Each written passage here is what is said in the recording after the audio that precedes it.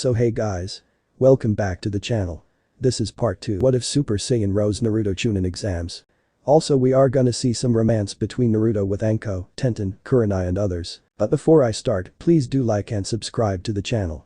Now let's start the story where we left off. No respect towards us vixens during our time of relaxation, said QB, as she along with Naruto could hear the screams of Jiraiya being music to their ears and loving every second it. Says the demonic vixen who wants to be free and rot with me for the next 2000 years, thought Naruto with QB blushing. Shut up. Said QB before going deeper into her cage while muttering about hot Saiyans being unfair and what they do to hot vixens like her. Chapter 4. Great Ape Fun. Shikamaru went sailing into the wall. In one single shot by Tamari, he had just had an up-close and personal relationship with the stone section of the stadium. Many winced at the sound of the impact, which was mostly male, and even a few females too, since they knew it could be them that was hit by the wind jutsu the Suna Kunwaichi hit him with to cause that event. Of course the only one actually enjoying the sight of Shikamaru getting his handed to him was harshly enough was his own mother. Not in a cruel way mind you, like I hope you die a slow painful death kind of minced, but rather, this is part of your punishment for being lazy and in a way to get revenge on the boy for calling her a pain in the ass. Maybe she was, but it was for Shikamaru's own good, and a woman in that particular clan always knows best over that of the lazy males it held. Winner by knockout. Sabaku no Tamari. Said Genma while Shikamaru fell from his position on the wall and groaned out in pain. Even then, Genma thought he heard Shikamaru mutter troublesome under his breath and wondered if the boy took the attack just to get out of this right away. Wouldn't put it past the boy either. Next match is Uzumaki Naruto vs Sabaku no Gaara, said Genma, as Gaara appeared once more to fight and Naruto doing the same with a grin on his Saiyan face. Only for their soon-to-be match to be interrupted by Hada Kakashi and Uchiha Sasuke entering in their own dramatic fashion. Something that was pathetic when compared to Naruto's ability to fly around the stadium both in and out before landing gracefully when it was his turn to fight Neji. Are we late? Sorry, but Sasuke's fangirls were blocking our path and we had to take the long route around, said Kakashi, which was partially correct, but no one needed to know his excuse was half true and not a full-blown lie like all the others. Not only are you late, but Uchiha Sasuke was disqualified and lost to Sabaku no Gaara in the process, said Genma, who saw the Jounin was shocked and Sasuke was livid with rage. What? That's not possible. I'm an Uchiha. This is my turn to show everyone what I can do. I'm fighting Sabaku no Gaara. Not this loser. Said Sasuke pointing at Naruto. Someone explained to him what I did Neji and that I'll do worse if he doesn't get out of here in the next 10 seconds. Also note that the length of time I'm giving is me being generous. Said Naruto with Gaara grinning at him and giving a nod to show he respected the blonde's need to use the threat of violence on one's teammate. You freak of nature. Said Sasuke while Kakashi put a hand on the Uchiha's shoulder and held it firmly. Calm yourself Sasuke. After all, such threats to a teammate will get him in trouble with the Hokage and will deal with Naruto accordingly, said Kakashi sweetly, but there was nothing sweet about it and everyone knew that too. We'll see who deals with who Kakashi. Now get the hell out of my arena before I smear your guts all over the place, said Naruto coldly while Kakashi's eye narrowed at him. You'll regret that Naruto, said Kakashi before leaving with Sasuke. Doubtful. Let's begin. Said Naruto seeing Gaara grin even further at him. Uzumaki Naruto vs Sabaku no Gaara. Ready? Fight. Said Genma as he got the hell out of their way and watched the battle of the titans unfold. Instantly, Gaara launched his sand at Naruto, but the blonde just batted it away and just motioned the red-haired boy to try again. Scowling, Gaara moved more sand towards Naruto, who just moved with incredible speed from where he was standing to Suna boy's right about 20 feet away, and it was clear the blonde Saiyan was toying with his fellow Jinchuriki. You're too slow Gaara, said Naruto smiling at the angry redhead and kept dodging the different streams of sand Gaara sent his way. Shut up and die. Said Gaara as he weaved his sand and aimed it at Naruto like angry snakes trying to strike out against their prey. Not happening, said Naruto as he moved from one place to the next and it was pissing Gaara off with each passing second. Enough. Time to end this. Sand shield. Said Gaara as he was going to perform the plan ahead of schedule and preparing to unleash Shukaku in the stadium. I don't know what you have planned in there Gaara, but it won't work against me. This will end everything. Last riot javelin. Said Naruto as he took the memory of Bardock using this attack and used a more thinner yet still potent version of the original form that the Saiyan had once used. The attack destroyed, which merely grazed the sand shield, still had more than enough power behind it to make the Suna Genin's ultimate shield be obliterated and injuring Gaara's left shoulder, while the wall behind the Suna boy had a massive hole right now. The blonde didn't want Gaara dead, as he was like the only slightly psychotic Jinchuriki and deserved to live a life without the insanity that had clearly been consuming him. When Naruto first asked Jiraiya about Gaara, the Sannin was surprised that Suna even brought their Jinchuriki to the Chunin exams, as it was to be considered overkill by many, and decided to do a little digging around the supposed allied village's reasons for it. And discovered a very ugly truth about Suna not being so very friendly. Listen Naruto. I've heard Gaara's unstable, which I imagine involved his seal being too weak to properly contain his demon and is mentally unstable.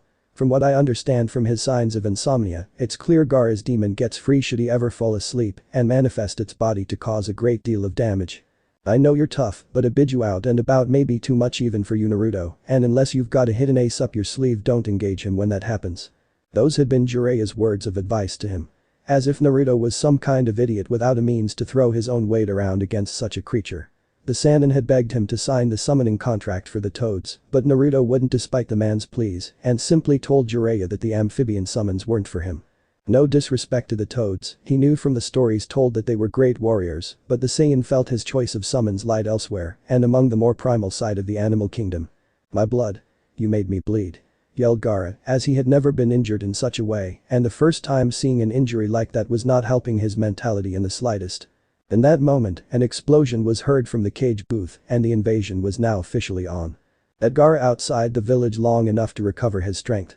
We need him to bring out Shukaku to attack the leaf, said Baki, as he was in front of Gaara and the boy's two elderly siblings beside him. That smell. You have the smell of blood on you, said Naruto narrowed his eyes at Baki with the Jounin narrowing his eyes at him. And if I do? Said Baki while Naruto growled at him. The blood belongs to a Jounin of this village, one of the few really, who holds a special place in my heart and is one of the few I ever respected. Do you know why that is Suna Jounin? Said Naruto, his anger spiking with his power. What are you getting at kid? Said Genma, as the Kazukija's children made a run for it. The blood of the Jounin I'm referring to belonged to one Gekko Hade. One of the few shinobi of the leaf trained in swordsmanship and a very skilled master, and the one of the even rarer few that actually saw me for me. Not QB. Not a monster. Not a demon. Just me. And you snuff him out, said Naruto, as the ground around him cracked around him, and it was clear to Baki that the young Saiyan was not in the mood to play nice. It was just business. Nothing personal. He was spying on a meeting, a spy for sound and Orochimaru on the details set in motion for the mission. If anything, I respected his skills and abilities. He was truly a credit to Konoha's forces, said Baki, though it did little calm the Saiyan in front of him. Naruto, I'll deal with the Suna Jounin, you need to find Gaara and stop him from doing what he's supposed to do. Hate was a good friend of mine too. Let me handles this, said Genma, as he also didn't have any animosity towards Naruto, and Hade had talked to him about the boy with only good things being spoken each time. When he wasn't coughing or in between coughing to gasp for breath. Fine. When I'm done with Gaara he is next. Said Naruto before taking off after the Suna siblings while Genma just chuckled. What are you laughing about, Leaf Shinobi? Said Baki, seeing the man grin at him with an almost sympathetic look. You're a dead man no matter what you do. That boy has so few people that trust him in this village. Barely a handful of them are close to him, and two for you to kill one of those few people, that kid is going to kick your ass, said Genma grinning at Baki. We'll see, said Baki while noticing Uchiha Sasuke also going to pursue Gaara in hopes of defeating him. Or perhaps Naruto. Baki never did trust the Uchiha to stay loyal to a fellow leaf shinobi anymore, then he trusted Gaara not to kill someone just for accidentally sneezing in his general direction. But Naruto. The blonde Saiyan soon caught up with the Suna siblings, as all three were trying to get far enough away so Gaara could regain his strength and unleash Shukaku on Konoha. The youngest of the three, who was also the most mentally unstable, turned to see his fellow brother of burden in the air looking down at him, and the other two siblings soon looking up to see Naruto for themselves. I'll hold him off. You protect Gaara, said Temari, as she got her fan out to fight the blonde, but Kankuro stopped his sister and pulled out his puppets. No. I'll stay. You can move with Gaara and fight. I can't, said Kankuro with his puppets at the ready and saw Naruto scowl at him. You make it sound like I'm going to stop Gaara from transforming, said Naruto while he slowly descended to the ground. You're not. Said Temari while voicing her surprise for the group. No. To be honest, I have a transformation of my own, and I want to face off against the monster Gaara keeps locked away while using mine, said Naruto with the siblings going pale with fear since they assumed the worst. You can change. Into the QP. Said Temari fearfully, knowing that while Shukaku was powerful in its own right, the creature was nothing compared to the QP. No. This transformation is all me. The fox has no connection to my change, said Naruto with a grin, while the siblings wondered what this change was and if it was connected to his rapid change since the time they saw him before the Forest of Death. Not going to happen, said Sasuke as he charged out from his hidden position up in the trees, Chidori in his right hand and Sharingan eyes active with the intent to kill someone below him. Given his angle, velocity and direction Sasuke was headed, Kankuro was his intended target. The puppet master wielded his tools of the trade that Suna was known for and blocked the attack with ease before knocking the Uchiha back. Sasuke was going to once again charge through them but was blindsided by Naruto's tail, hitting him in the face with enough force to knock the boy back against a tree. Such arrogance. The Uchiha thinks he can win simply because of his bloodline. That all are naturally weaker than him simply because they aren't of Uchiha descent, said Naruto calmly while scowling at the Uchiha currently knocked down and then turned to see the shocked looks on the faces of the Suna siblings. So what do you plan to do? Just wait for Gaara to transform, said Kankuro while still skeptical of the boy in front of him. I want Gaara to bring everything he's got to the table. I like to fight opponents when they are trying their hardest and fighting me with everything they've got. So come on Gaara. Bring out the demon that's begging to come out. Unless of course big bad Shukaku is really just a big fat chicken shit pansy, said Naruto knowing the demon inside of Gaara would hear him. Oh, you did not just call me that. Let me out. Let me out so I can kill him, yelled Shukaku inside of Gaara's mind and the poor boy winced in pain from the demon's voice. Mother wants out, said Gaara with Naruto smirking. Good. You two may want to run. This is going to get nasty, said Naruto as he formed a ball of energy into his hand and made them tense. Hey wait. I thought you said you were going to transform when Gaara was successful in unleashing Shukaku, said Temari wondering if the Saiyan had gone back on his word. I am. This little number in my hands is key to my transformation, said Naruto while he just smirked at them. What? How? Said Kankuro while seeing the light from the energy ball look familiar. This is energy ball mimics the kind of output of energy the moon makes when in the sky at night by combining with the atmosphere. Once I launch it into the sky, the ball will explode into a much larger one, all I have to do is look it, said Naruto like it was the most simplest thing in the world. And then you transform? Into what exactly? Said Kankuro while Naruto just grinned at him. You should never ask. It spoils the surprise, said Naruto simply while his grin never left him. Leave. Both of you, said Gaara as he felt his injury healing and strength returning to the point where summoning Shukaku wouldn't be a problem. But Gaara, said Temari, but the look in his eyes told her that he was in no mood for debating this and would not debate it no matter what. Do as I say, said Gaara while feeling Shukaku slowly taking over now and the siblings reluctantly nodded before taking off. What do you think you're doing, loser? Those are getting away from us, said Sasuke, who had just come back to the land of conscious thinking and saw the blonde look back slightly at him with those cold blue eyes. Shut up Uchiha. If you want to fight so badly, then pursue the two siblings and leave this one to me. If not, then go back to the village and leave me alone with my fellow brother of burden, said Naruto as he saw the psychotic smile on Gaara's face now and what the boy was transforming into that wasn't human. How dare you talk to me like you're in command? I'm an Uchiha. We follow orders from the like of you. Some commoner with a power they don't deserve or should have in the first place, said Sasuke venomously while Naruto refused to look back at him. Either purse the siblings or leave. If you don't I'll kill you, said Naruto as he was now losing his patience with Sasuke and ready to kick the Uchihas in the next 5 seconds. You don't have the guts. You're nothing. You're all talk, said Sasuke getting closer to Naruto and confidently got in the blonde's face. Really? I'm all talk, huh? We'll see about that, said Naruto before punching Sasuke in the gut so hard the Uchiha fell to his knees and throwing up what he ate 3 days ago. That was a mercy hit, Uchiha. The next one breaks your ribs and crushes your heart the moment it's in my hand. Now get out of my sight, said Naruto before kicking Sasuke through a small army of trees and returned his attention to Gaara. If you are going to use that thing, then now is the time and not a moment too soon, said QB in his head and Naruto nodded in agreement before launching the power ball into the air while watching it do what it was intended to do. Showtime? Thought Naruto with his grin never leaving his face as he looked up at the giant ball of energy which now looked like the moon in a foggy haze and soon felt the change coming to his body. Elsewhere not far away. Morino Ibiki wasn't having a good day. Hence why he looked even grouchier than usual and even the usual gave him more than a wide space by those around him. Whether out of fear or respect was irrelevant, the point was no one even dared to so much as sneeze in his general direction. The last person that did while honestly had been accidental, learned that the hard way and was locked away in a psych ward in a padded cell for the remainder of his natural life. As to why Ibiki wasn't having a very good day, there was an invasion happening, which had involved not one, but two villages attacking, and one was a former ally. Not what you call a good thing when you're at a disadvantage when in a 2-on-1 fight and your village is the singular number. And a giant three-headed snake was attacking the wall of the village and was fully intent on charging in deeper into Konoha. Not to mention there was this really nice house he was interested in buying with some money he had saved up for it just got demolished by some flying wall debris. Damn. Why me? Thought Ibiki as he saw the giant three-headed snake summons demolishing just about everything in its sight and felt powerless to stop it. The summons of Orochimaru seemed dead set on coming towards his general direction when a ground-shaking roar erupted nearby and Ibiki along with everyone else looked at the source of the sound. It was then that Jounin in charge of I&T felt his day go from worse to downright shot to hell as he saw the infamous one-tailed Biju manifest itself in all its glory and a giant ape-like creature battling it out with Konoha being their chosen spot to do it. The three-headed snake summons not knowing what to do in terms of this development as it was not expecting either creature to be involved and didn't like how the two were fighting near its own intended course. It liked it even less when the giant ape threw Shukaku into him and the three were soon fighting in an all-out in a triple threat to the death. Ibiki could only watch in fascination as the giant ape wearing a Konoha headband, which was shown brightly when the sun hit it, fought both enemies at the same time, ignoring the snake bites and wind jutsus of Shukaku when the raccoon wasn't trying to tear the ape's guts out.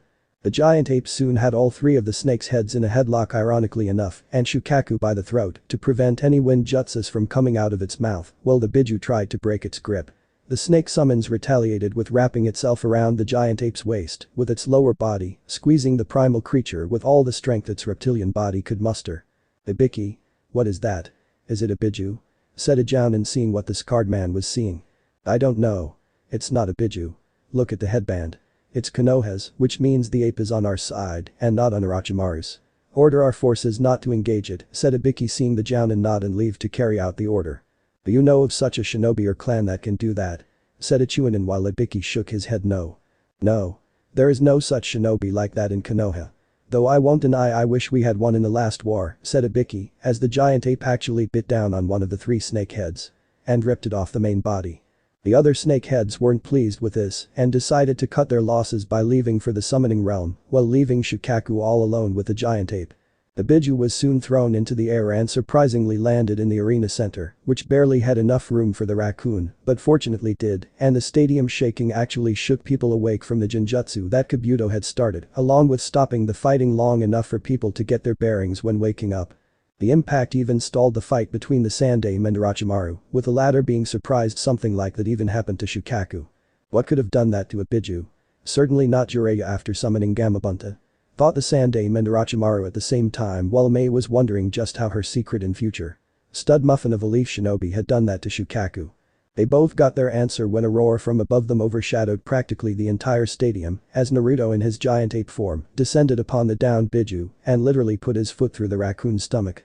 The move sent sand everywhere. Gaara himself had been forcefully awakened during the entire thing and could no longer maintain control over his chosen element. The boy had been sent flying into a stadium wall, the sand on it, the only thing cushioning his impact and saving him from serious harm given his already drained condition when awakening Shukaku. As for Naruto, he stared down at the downed Tsunade Jinchuriki, anger at the red-haired boy for being so weak when it came to his demon and letting the raccoon fight his battles for him. He was a disgrace. Letting such a mentally unstable demon run amok in his head, not even bothering to have the seal fixed and possibly control the Biju's power better without the drawbacks. So this is the might of Sabaku no Gaara. Ha. I thought you said I was going to be your greatest victory. More like defeat. Maybe I should put you out of your misery. Said Naruto seeing Gaara crawling on his stomach to find a way to escape him and moved to reach for his fellow brother with a burden. No. Said Temari as she moved to block Naruto and her fan at the red to defend Gaara from him.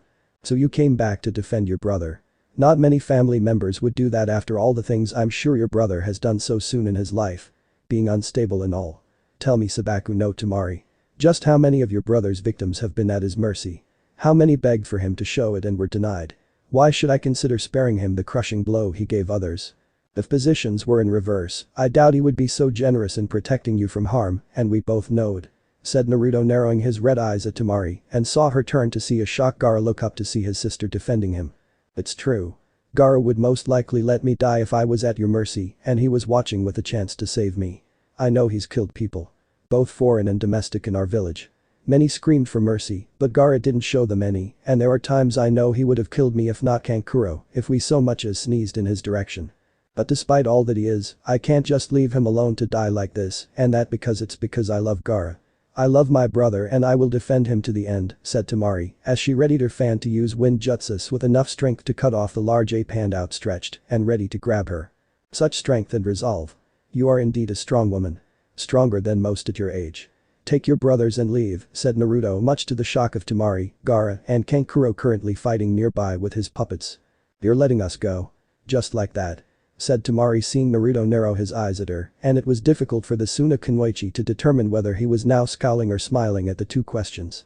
Would you prefer a painful alternative? It can be arranged. Said Naruto, as he was not going to have his gesture of mercy be scrutinized and questioned by this woman, no matter how impressed he was with her. No. I'm sorry. We'll leave, said Temari, as she picked up Gaara and began to flee with Kankuro right behind her to protect their rear. Good. Now to deal with some unfinished business with the Hokage, said Naruto, as he turned to see the purple-colored prison the 3 cage level shinobi were in and saw the Anbu outside of it arming themselves to fight him. Back. Stay back, demon. Said the Anbu captain of the group as he threw wave after wave of shuriken and kunai at his body, though it didn't do much good. Even now you scorn me. Fools. I don't have time to deal with such stupidity.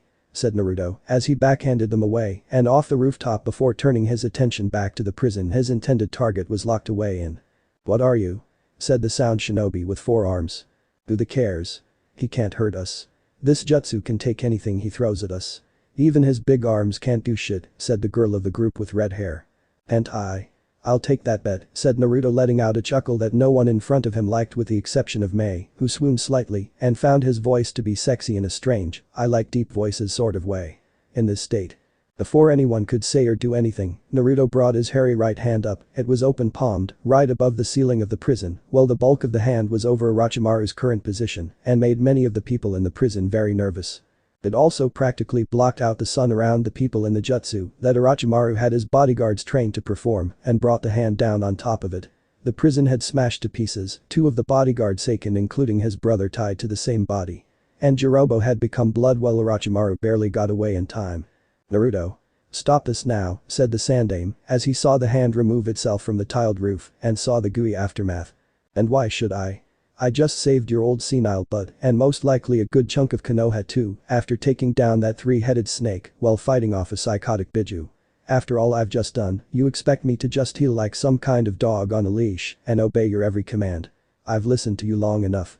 Putting up with your lies, deceit, thinking you can control me for what I hold and just do your bidding like a well-trained attack dog. Be honest and just admit you hate me, old man. Admit you hate me for the loss of your wife when the QP attacked Konoha. Admit it. Admit it.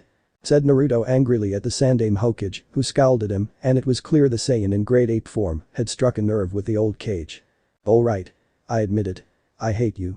I look at you and see my dead wife. Tsunade wasn't able to make it to your mother before the pregnancy, and time was of the essence. My wife had decided to step in and take over for Tsunade until she arrived to give her a checkup after the pregnancy was over to prevent any complications. Then that night, the QB breaks free, my wife is dead, and you are all that remains from it when the nightmare ends. I see you and I see my dead wife. So yes, Naruto, I do hate you, and I'm no longer ashamed in admitting that. Said the Sandaime Hokage, while Orochimaru looked at the 2 different beings staring at each other and decided now would be the time to make a strategic retreat from this battle. Why bother getting his hands dirty when someone else was going to do it for him? However, before he could even signal his remaining 2 subordinates to follow, one was cut down by Ao and the other one, Taiya, had been knocked out by the Mizukage. The first female cage turned her attention to Orochimaru as she knew a future threat to Mist when she saw one and knew this man was her enemy no matter what. Plus the sand and death by her hands might get her in good graces with her future husband and the 2 could build relationship over the man's rotting corpse. Mei had to fight back the romantic and slightly disturbing fantasies that played out in her head over how that would happen so she could actually kill the snake bastard. However, Orochimaru was already on the move and she motioned her subordinate Ao join her in the pursuit before the Sannin got away. You senile hypocrite. You told me to tolerate those fools and that it was best to ignore their misguided hatred of me for holding QB. And yet here you are hating me for that very same reason. You are not worthy to carry the mantle of Hokage. Your will of fire is practically snuffed out, said Naruto with the Sandaime Hokage glaring at him, and to both of their surprise the Monkey King broke free from the latter's hand before turning into his monkey-like form. I agree. You have disappointed me for the last time, Hiruzen. At one point, you were indeed a great man, worthy of being Hokage and being my summoner in battle. But now that time is over, and you are not the man I respected many years ago under the eyes of the two previous Hokages before your own reign as Fire Shadow, said Enma as he leaped away from the Sandaime, and the old cage had a look of betrayal written all over his face. What? Said Hiruzen in surprise to this sudden move. This is a long time coming, Hiruzen. First, you let Orochimaru escape you when your body is still young enough to do the job, losing several Anbu in the process, and then you caused this boy pain out of spite. Needless spite since we both know the child was not capable of murdering your wife and did not deserve the pain you allowed to be inflicted on him, said Enma, while the Hokage just scowled at the Monkey King. And you're going to leave me to face his judgment? Said Hiruzen while pointing at the giant ape in front of him. It's no less than what you deserve, Hiruzen. You are hereby removed from the monkey summoning contract and your name will be forever marked down as a disgrace of a summoner. The boy you scorned, however, I think he will be a nice addition to having being our summoner and I will speak to him soon in the near future about such an offer, said Enma before disappearing from sight back to the summoning realm to tell his kin. I don't believe this. Said Hiruzen before he was grabbed suddenly by Naruto and was forced to look the great ape in the eyes. Believe it, old man. You betrayed my family. You betrayed the principles the village was founded on. You betrayed yourself. You betrayed me. Said Naruto seeing the old cage staring defiantly at him. And I would do it all again just to get back at the QB. Said Hiruzen while Naruto just laughed at him. You really are a fool. QB didn't kill your wife. Uchiha Madara did. Said Naruto, his voice echoing throughout the stadium for everyone to hear. You're mistaken, Naruto. Madara is dead. He has been for years since his fight with the Sandaime Hokage. Said Hiruzen while Naruto growled at him. QB says otherwise. She showed me her memories of the year leading up to that night. How Madara somehow learned of the location where my mother was giving birth, killed the Anbu and your wife before holding me hostage long enough to get my father away before moving to free QB. Madara used his Sharingan eyes to bring her under his control and attack Konoha to weaken the village if not destroy it. Said Naruto while his words echoed throughout the entire stadium as clients, daimyos, civilians, and shinobi heard him. Then she's a liar. You can't trust what that demon says to you, Naruto, said Hiruzen, who winced in pain at being squeezed harder and the growl from Naruto increased. I trust her a whole lot more than you. At least QB tried to help me when given the chance.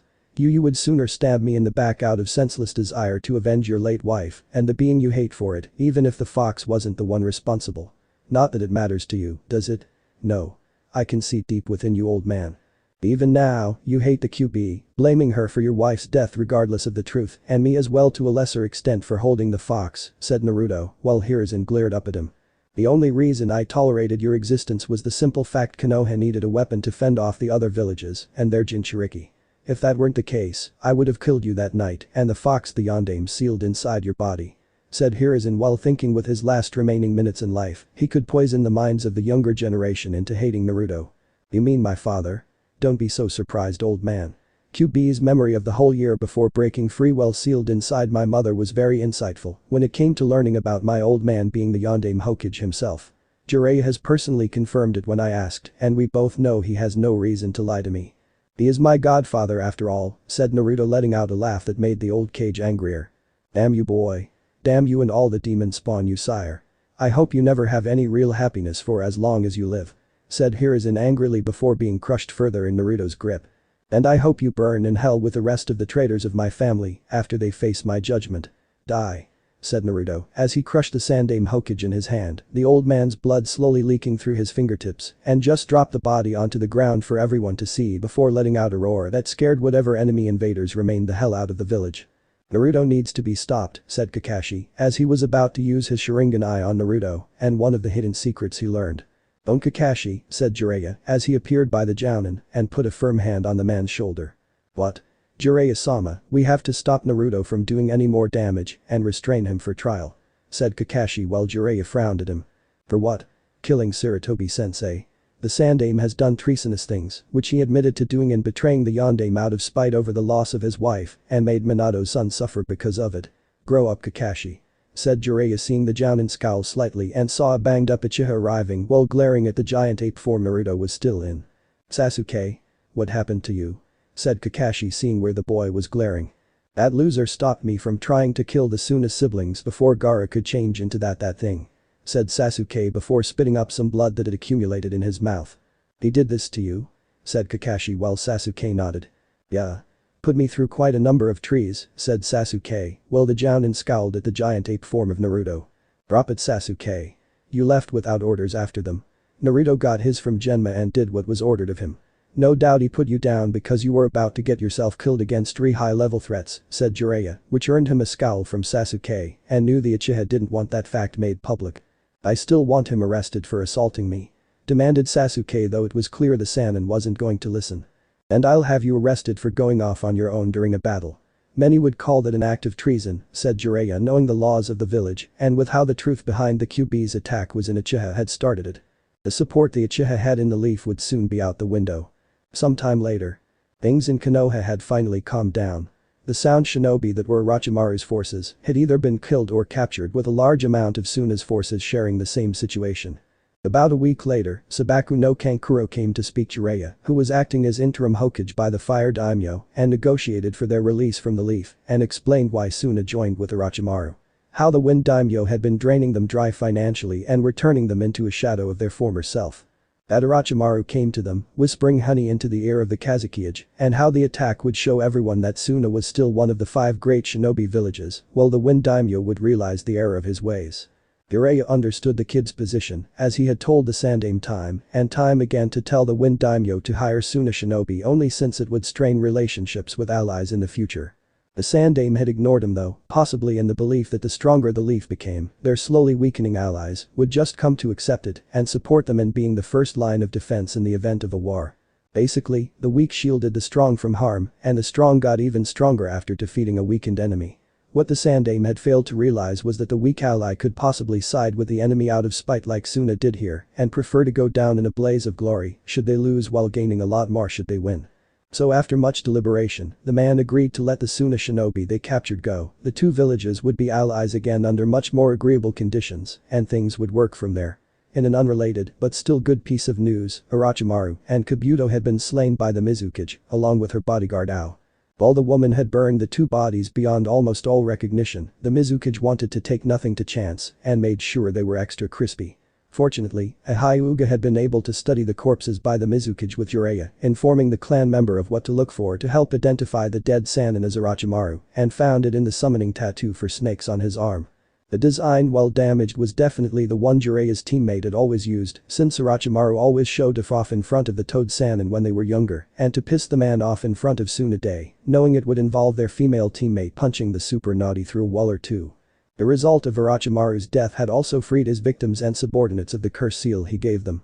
The names of such individuals were Taiya, Sasuke, and even Anko, with the woman giving the redhead a big fat kiss with tongue attached. While Mei Tamuri would have preferred a kiss from Naruto for her actions, Anko made sure she didn't dislike it, and the Mizukage wondered deep within herself if she was secretly bisexual. Not that it mattered, since Mei saw Naruto was a bit intrigued by that move Anko pulled, and the red-haired woman could only blush a bit in embarrassment before sending a death glare to Ao to keep his mouth shut about this until the day he died. As for Naruto himself, he had faced a bit of questioning from the Fire Daimyo with the councils, clan heads, and Jiraiya in the room, though the latter of them all was there to give him moral support.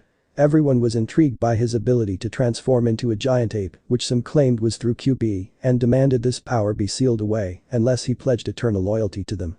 To put seals on his body that would prevent the boy from ever turning on them and basically mark Naruto as slave in all but name. Others thought of it as a new bloodline that had surfaced, which called for Naruto to be used as a stud to sire an army of children and thus basically use them to make the Leaf invincible. Others wanted to know about the power in a more civilized way, as they asked about how this change came to be, and Naruto had told them everything, since there was no point in hiding it. How a being known as a Saiyan warrior from another dimension, who was near death, had fallen into their own when the Yondaime summoned the Shinigami and landed on the QB before being sealed into his gut. How the 2 had made alterations to him so he would have Saiyan blood in him and basically merge the spirit of that Saiyan with him after Orochimaru hit him with the 5 elemental seal. That the tail he had was the mark of being a Saiyan, which could grow back if ever removed, and that the giant ape transformation they saw required the tail along with the moon. Or an artificial moon made of energy that he had created should such a transformation be needed during the day. He should be restrained.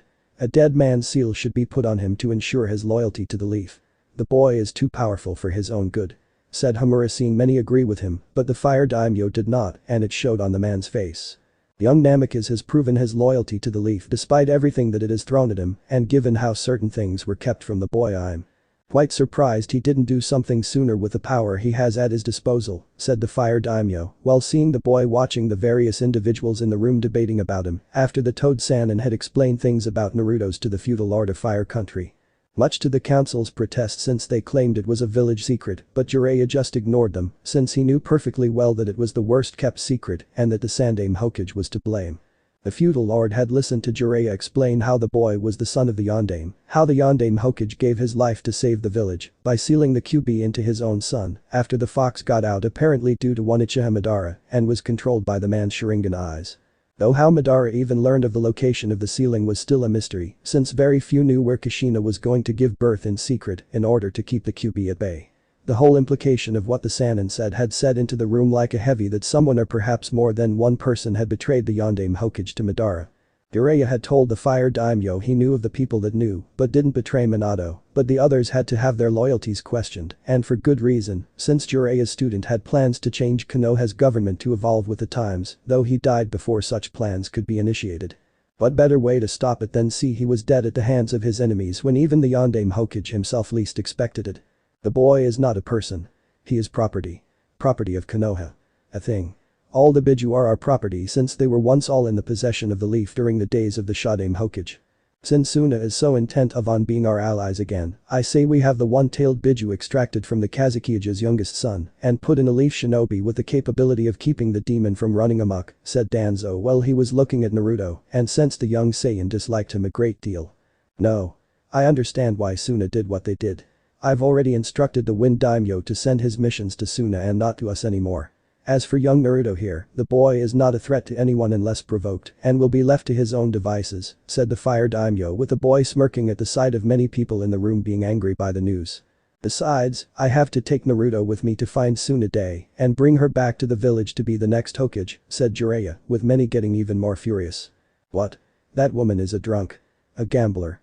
Tsunade will ruin the leaf the moment she step into it, and I won't stand for such a person being the Hokage, said a civilian council not wanting the Senju back in the village, since he had helped block her desire to set up the medical program, where one of the shinobi on a team had a medic to keep fatalities down. Why should he pay extra taxes for them?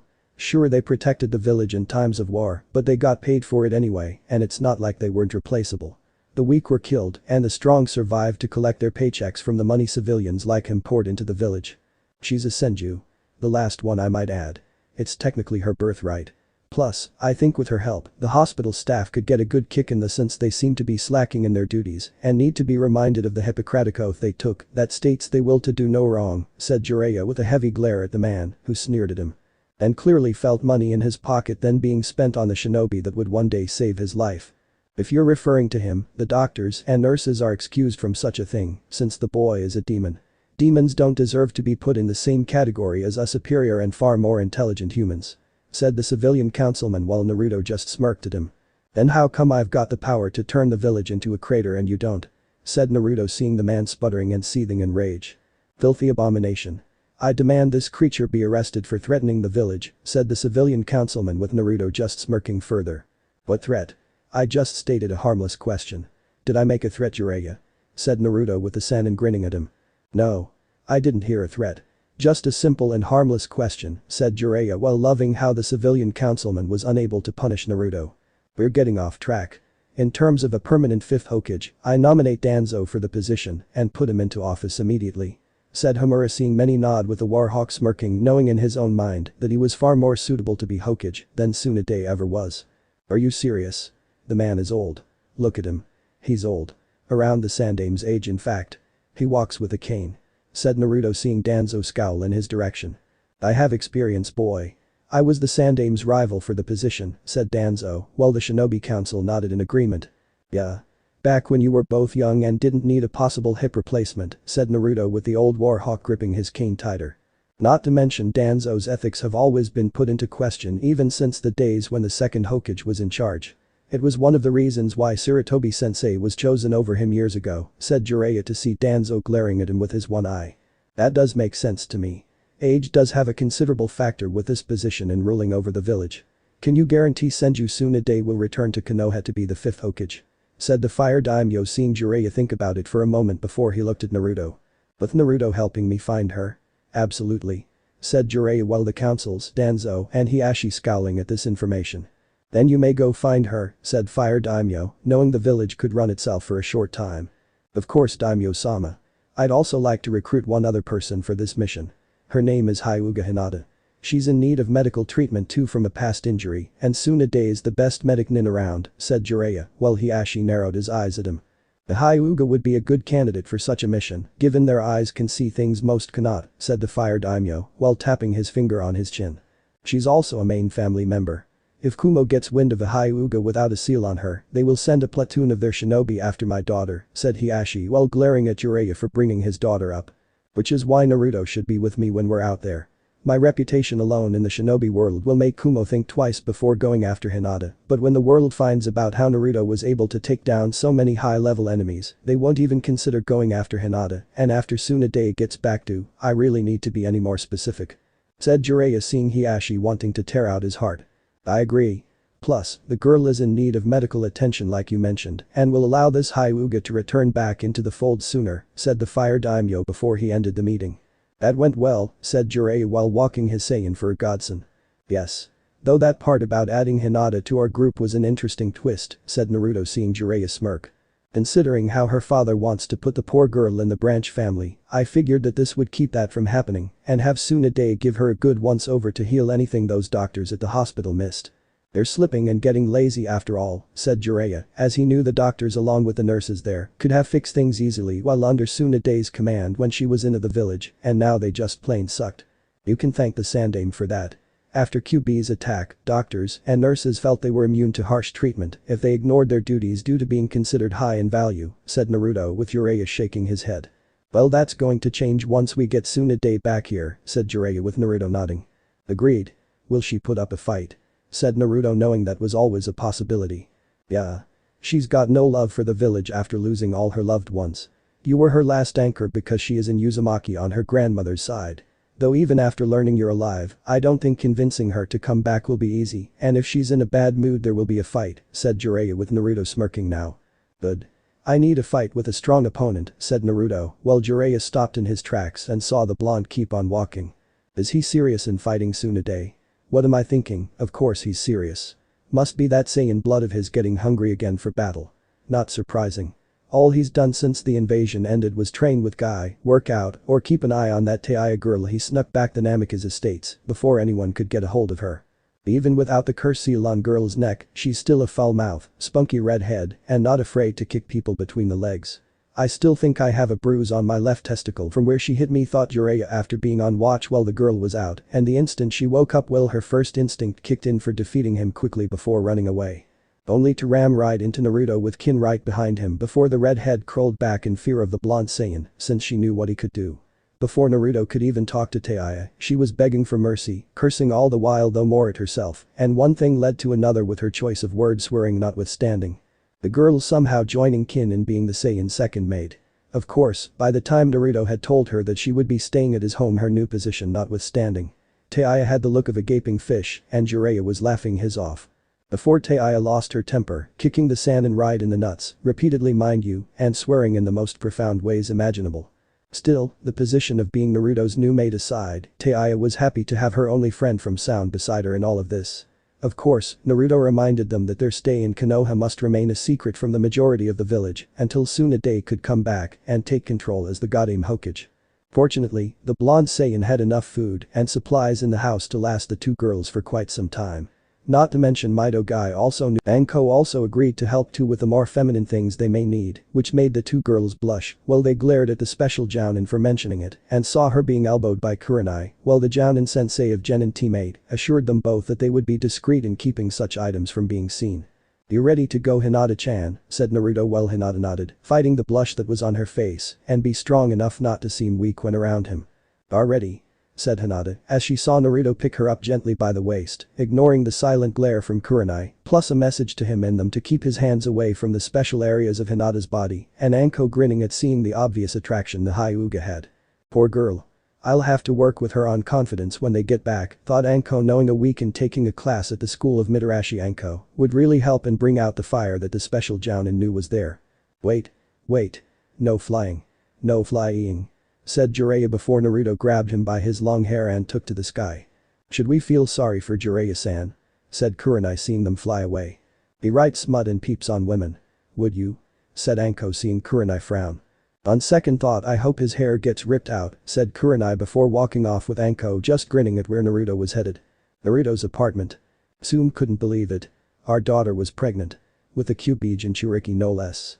Granted, the boy was strong, had a sense of loyalty, and from the way Hana's eyes glazed over after asking how such a thing happened was well endowed for his age.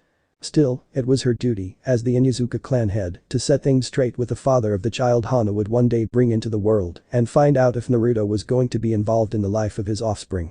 Knocking on his door, Tsume saw Naruto was in training pants, but he was shirtless and from the looks of the room behind him, along with the sweat off his body, had been doing some training.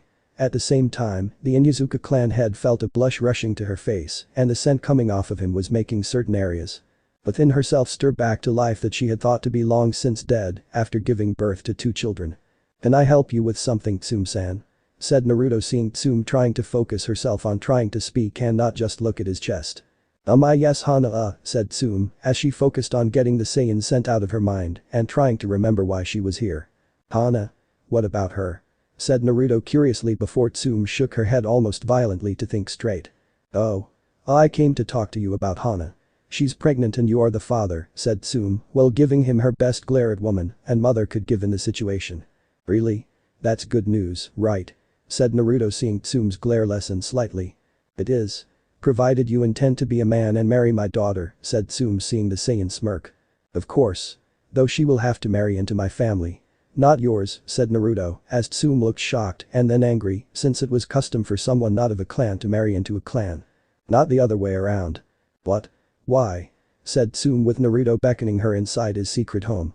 Come inside and we can talk about this, said Naruto, seeing Tsume narrow her eyes at him and reluctantly entered since the last time a woman her daughter. In here, well, the woman ended up pregnant.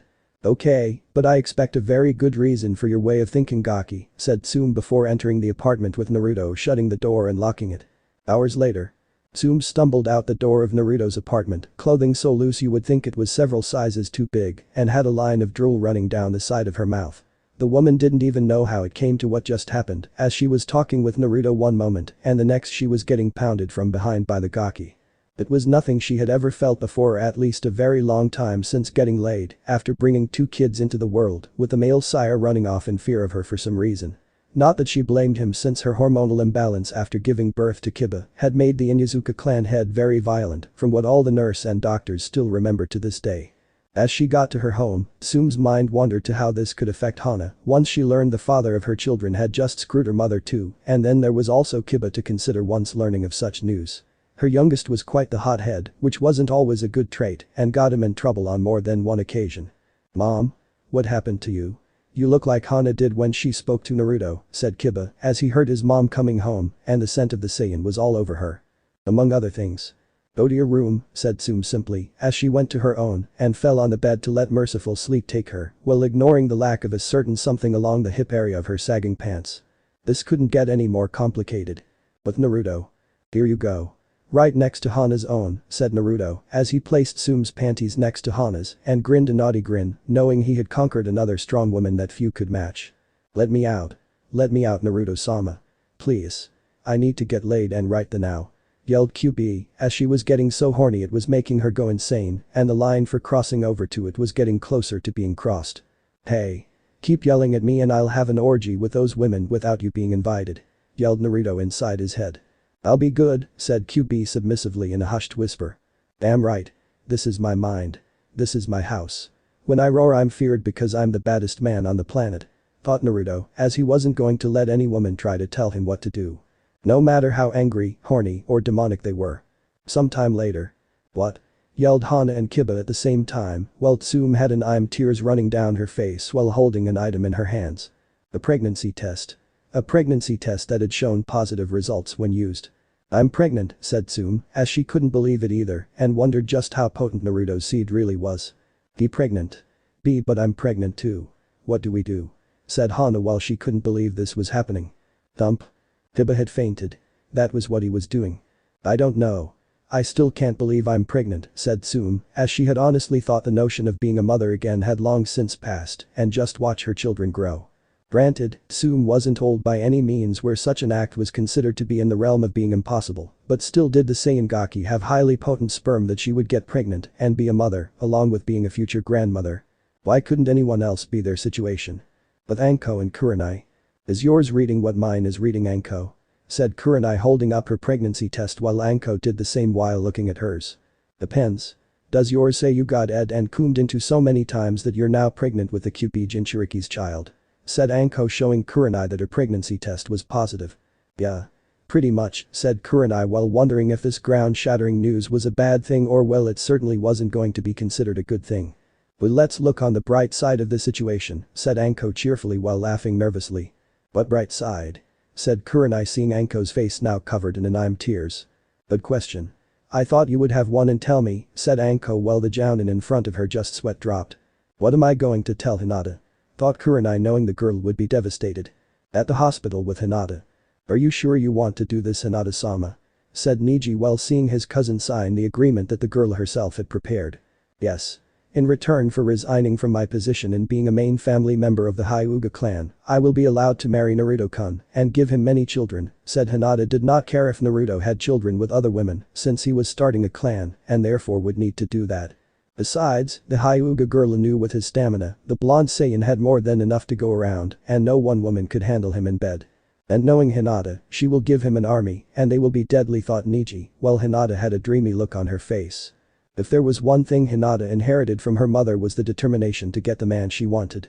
Well, the choice in future husbands on the mother's part had been, well, let's face it, bad. The daughter had chosen from much better stock and knew Naruto was the right man for her. Now leave me alone.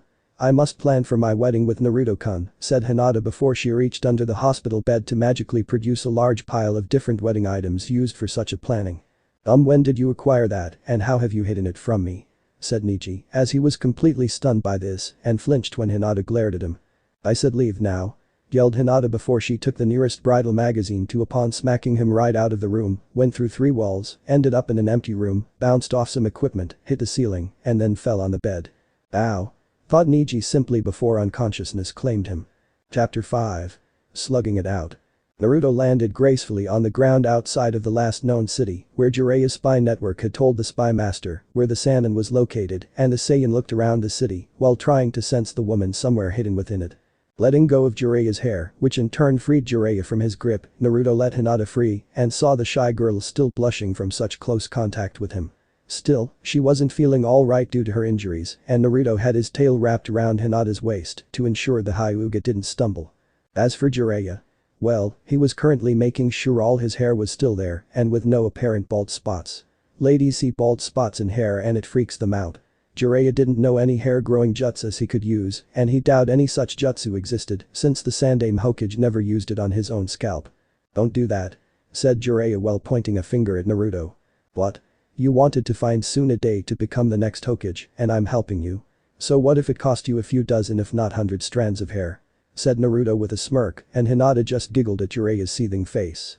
I'll get back at you for that, said Jiraiya while Naruto just smirked.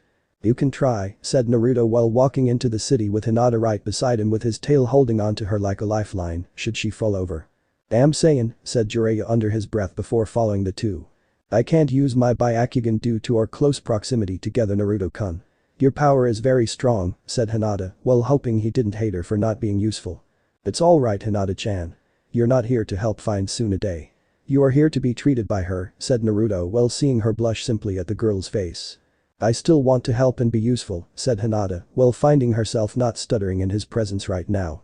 I know, but for this mission, you are simply the patient and should not strain yourself unless necessary, said Naruto while sensing her hands were playing slightly with his tail and had to fight back the shiver of pleasure she was generating from it. My condition aside, Naruto-kun, do you really think Tsunade-sama will become the new Hokage and lead the village? Said Hinata while Naruto just frowned and thought. I honestly don't know. We won't find out until we meet and ask her to take the position, said Naruto with Hinata nodding in agreement. It won't be easy, you too. Tsunade has lost a lot of love for the village after all her loved ones died. She would have stayed if Tsurutobi-sensei hadn't lied to her about you being dead, Naruto. I suspect the old man did it to make sure you weren't raised properly by one of us, since we were your appointed godparents by Minato and Kushina in the event of their deaths, said Jiraiya with Naruto growled angrily, while feeling he had given the old Kage a merciful death compared to what was deserved. Perched on a roof, two figures watched them with interest, and the taller one grinning a shark-like grin at their target. The shorter man had an unreadable face, his dark eyes were seeing everything around him and currently focused on the target with the tail. Neither of them understood how their target got a tail, nor did they really care, since both believed it was a side effect of holding QP and just filed away such information for their leader when they got back. He looks different than what our spies in Konoha told us, Itachi. The Gaki is giving off a lot of power. It's making Samahata hungry, said the taller blue-skinned man. I know, kiss him. I feel his power too. It's different from QP's chakra though. I don't know what it is, but we will have to handle this carefully and without hesitation due to Jiraiya of the Sanin's presence, said Itachi, while seeing his partner grin hungrily for battle. And the Hyuga? Said Kisame, seeing Itachi focus on the girl and seeing she was being supported by their target to a degree on account of some injury. We quickly knock her out. She is of no value to us or the organization. Any other kind of involvement with the Hyuga girl would direct Konoha at us, and Pain-sama does not want that. Not yet, said Itachi before they moved quietly to take their target from under Jiraiya of the Sanin's nose. Naruto stopped and turned his head slightly to look behind him and frowned while his senses told him someone was watching them. Naruto himself more precisely. The one with the higher power level was oozing bloodlust and it was clear the man with the sword had the urge to kill. The other one surprisingly not so much, if not at all. Naruto-kun. Said Hinata while looking where he was glancing and wished she could use her Byakugan to help him. Jiraiya was looking too and frowned. We're being followed, said Naruto, while his tail instinctively tightened around Hinata's waist. Who? Said Hinata, as her first thought was Kumo wanting the eyes she possessed or herself to become a breeding factory. I don't know. They were aiming their intentions at me, said Naruto, seeing the girl was a bit nervous at facing a pre-verbal demon from the past in the form of Kumo Shinobi if the village was using this opportunity to grab her. We still have to find Tsunade. For the moment, we'll ignore them, but keep an eye out for anyone suspicious and hurry in our search for Tsunade before things become even more complicated, said Jiraiya with Naruto frowning, but agreed nonetheless since he had to consider Hinata and one more Sannin meant better odds of the injured girl not being harmed on this mission. What does she look like? Said Hinata while trying to steer everything away from their mysterious observers. Blonde hair, sharp eyes, jewel on her forehead, and a pair of breasts the size of said Jiraiya as he dodged the energy blast Naruto sent him and it almost took a sizable chunk of his hair off. Keep your naughty thoughts to yourself. Besides, I can sense her power and it's in this direction, said Naruto, while Jiraiya grumbled before seeing them head to what many would consider the party district of the city. Tsunade loves to drink and gamble. She sucked poorly regarding the latter. Hence her title as the legendary sucker. Said Jiraiya with Naruto scowling slightly at hearing such vices. Drinking he didn't mind, but the gambling, then losing, and not having the sense to stop when you're behind. Unacceptable. If she loves to drink like you say, Godfather, then Tsunade is in one of these bars and enjoying herself, said Naruto, while trying to pinpoint the woman they were searching for in the city. Chances are she blew her money at a casino earlier and is now drowning her sorrows at the loss of so much currency, said Jiraiya with Naruto scowling slightly. She doesn't know the meaning of the word sorrow, said Naruto before sending out a harmless pulse of his power forward and felt a wave of energy clash with the people in front of him.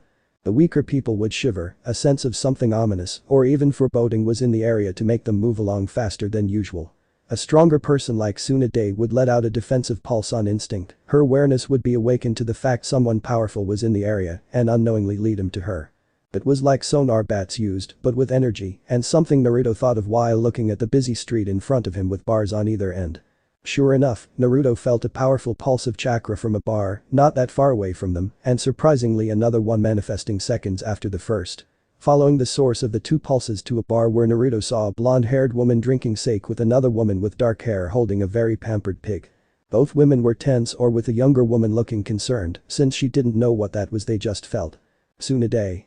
Said Jiraiya calling out to he blonde while moving ahead of both Naruto and Hinata to greet his old teammate.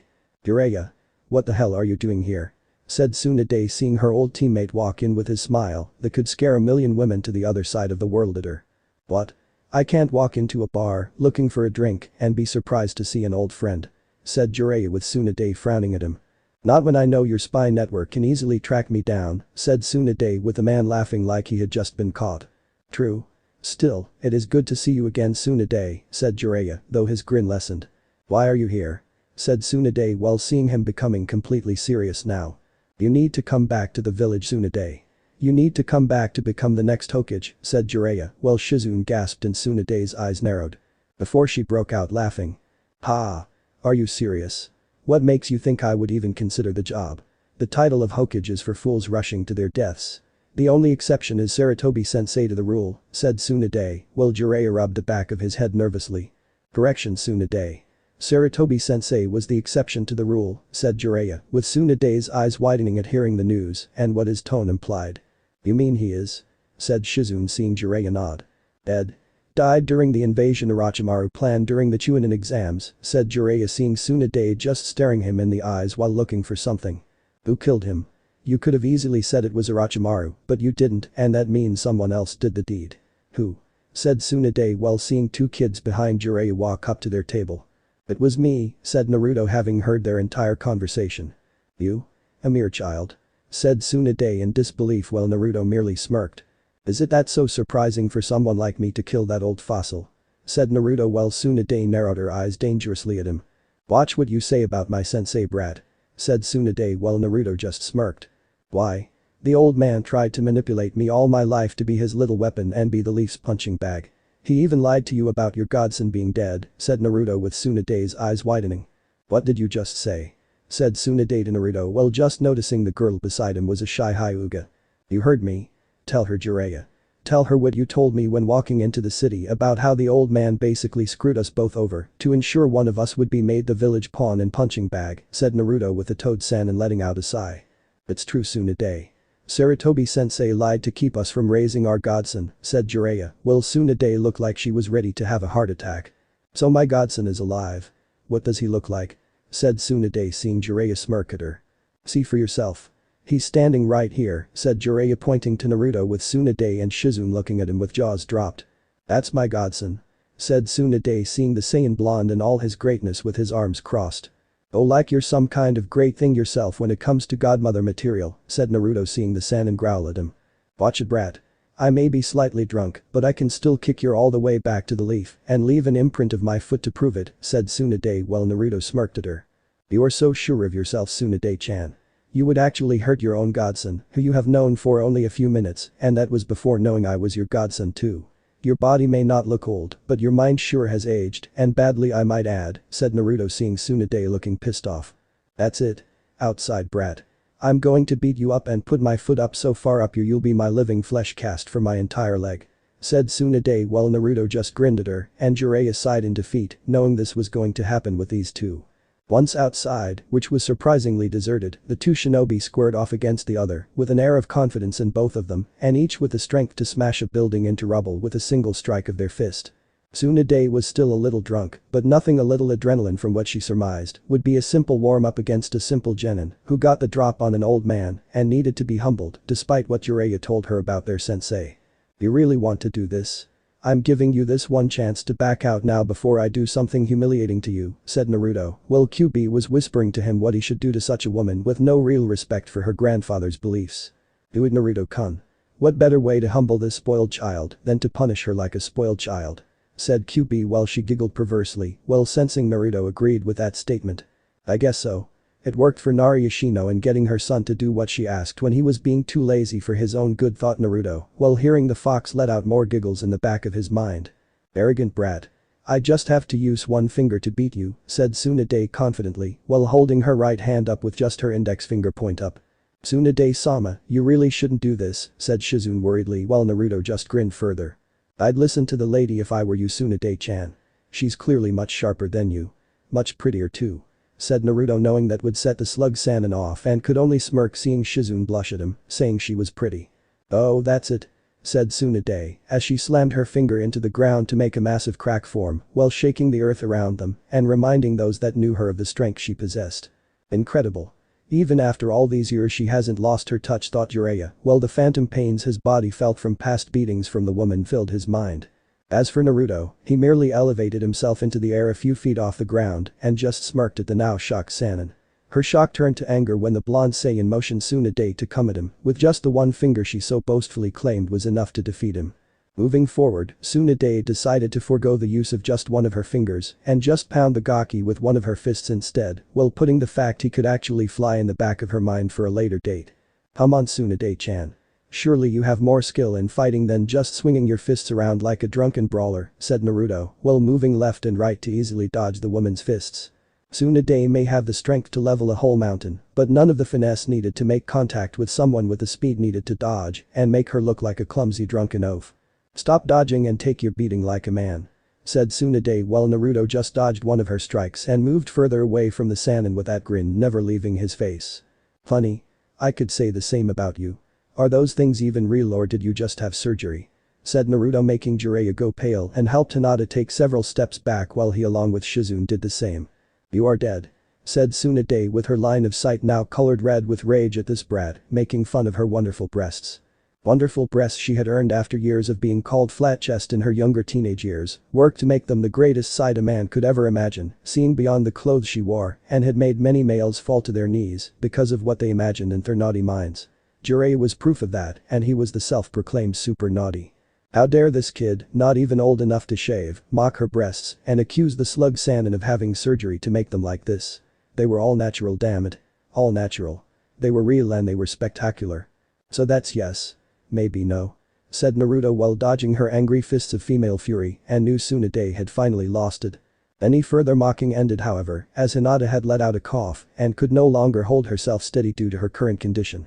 Turning his head slightly to see this, the blonde Uzumaki for a Saiyan ignored the look of triumph on Tsunade's face and let the woman land her long-desired punch to his face. Not that it did much. Everything shook around them as the fist made impact with his face and Naruto blocked it out to look at Hinata while Shizune began to run a diagnostic jutsu on the girl. Seeing his main reason for this trip coughing again brought Naruto's attention back to Tsunade, who was shocked to see the Saiyan was still in the one spot without so much as budging a single inch and not even showing signs of being in pain. How is this possible? No one could stand a hit like that and not feel it. Thought Tsunade as she saw Naruto look from Hinata to her and he was clearly no longer in the mood to toy with her anymore. Remove your fist from my cheek. It's being troublesome like your sake-smelling breath, said Naruto while Tsunade's eyes widened and then narrowed in anger. Shut it, brat. You claim to be my godson, but we both know the village would just treat him like a spoiled child and the fact you killed Sarutobi-sensei makes you nothing more than an ingrate. Said Tsunade as she drew her fist back and planned to punch Naruto even harder. Only for Naruto catch her hand easily. Ingrate. Said Naruto before closing his hand tightly over her fist. Oh no. Bad choice of words Tsunade, said Jiraiya to himself while Shizune looked from Hinata to the Toad Sannin and then over to the two combatants. If anyone is an ingrate it's you. If anyone has been treated like a spoiled child it's you. And if there is anyone that deserves to get punished like a spoiled child it's you. Said Naruto before pulling Tsunade's outstretched arm and kneed the woman in the gut with the leg still supporting her after hitting the Sannin with a blow. Such power. Is this what it's like to be hit by one of my punches? Thought Tsunade as she had always taken a sense of pleasure in being able to punch Jiraiya clear through an entire city and into another country. Now though she was finding a new line of respect for her fellow Sannin in taking such a hit from one of her own punches. However, Naruto wasn't done with Tsunade yet as the fox inside of him had basically suggested with a hint of perversion in his voice on what to do and while the Saiyan was against it at first the slug Sannin's behavior showed she had more than earned this particular attack. You want to put a boot to my with a hard enough imprint for everyone to see huh? Well I think I can do something that will top that. Said Naruto as he grinned evilly at Tsunade even if she couldn't see it and grabbed top of her pants before pulling them down. What hell do you think you're doing? Yelled Tsunade struggling to get free before feeling her panties get yanked down too and increasing her efforts before the Saiyan grabbed her arms with one hand holding them both behind her back.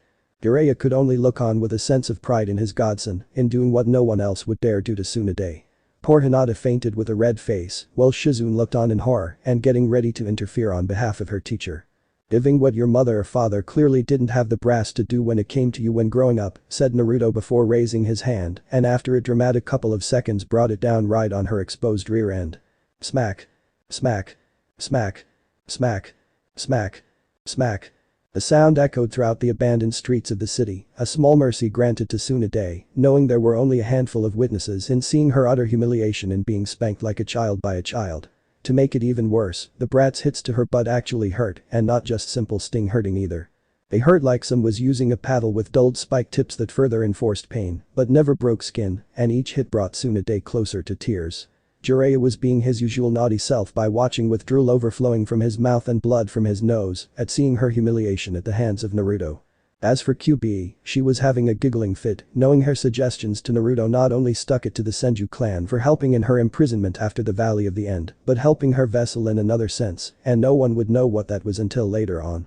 For with each strike to Tsunade's nicely shaped in QB's mind.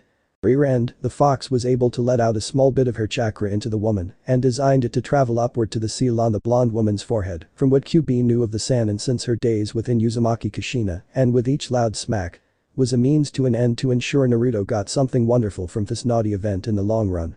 "Release Tsunade-sama at once," said Shizune, as what she was witnessing could no be allowed to continue on, and sight of her teacher in the medical arts be humiliated from this could no longer be tolerated.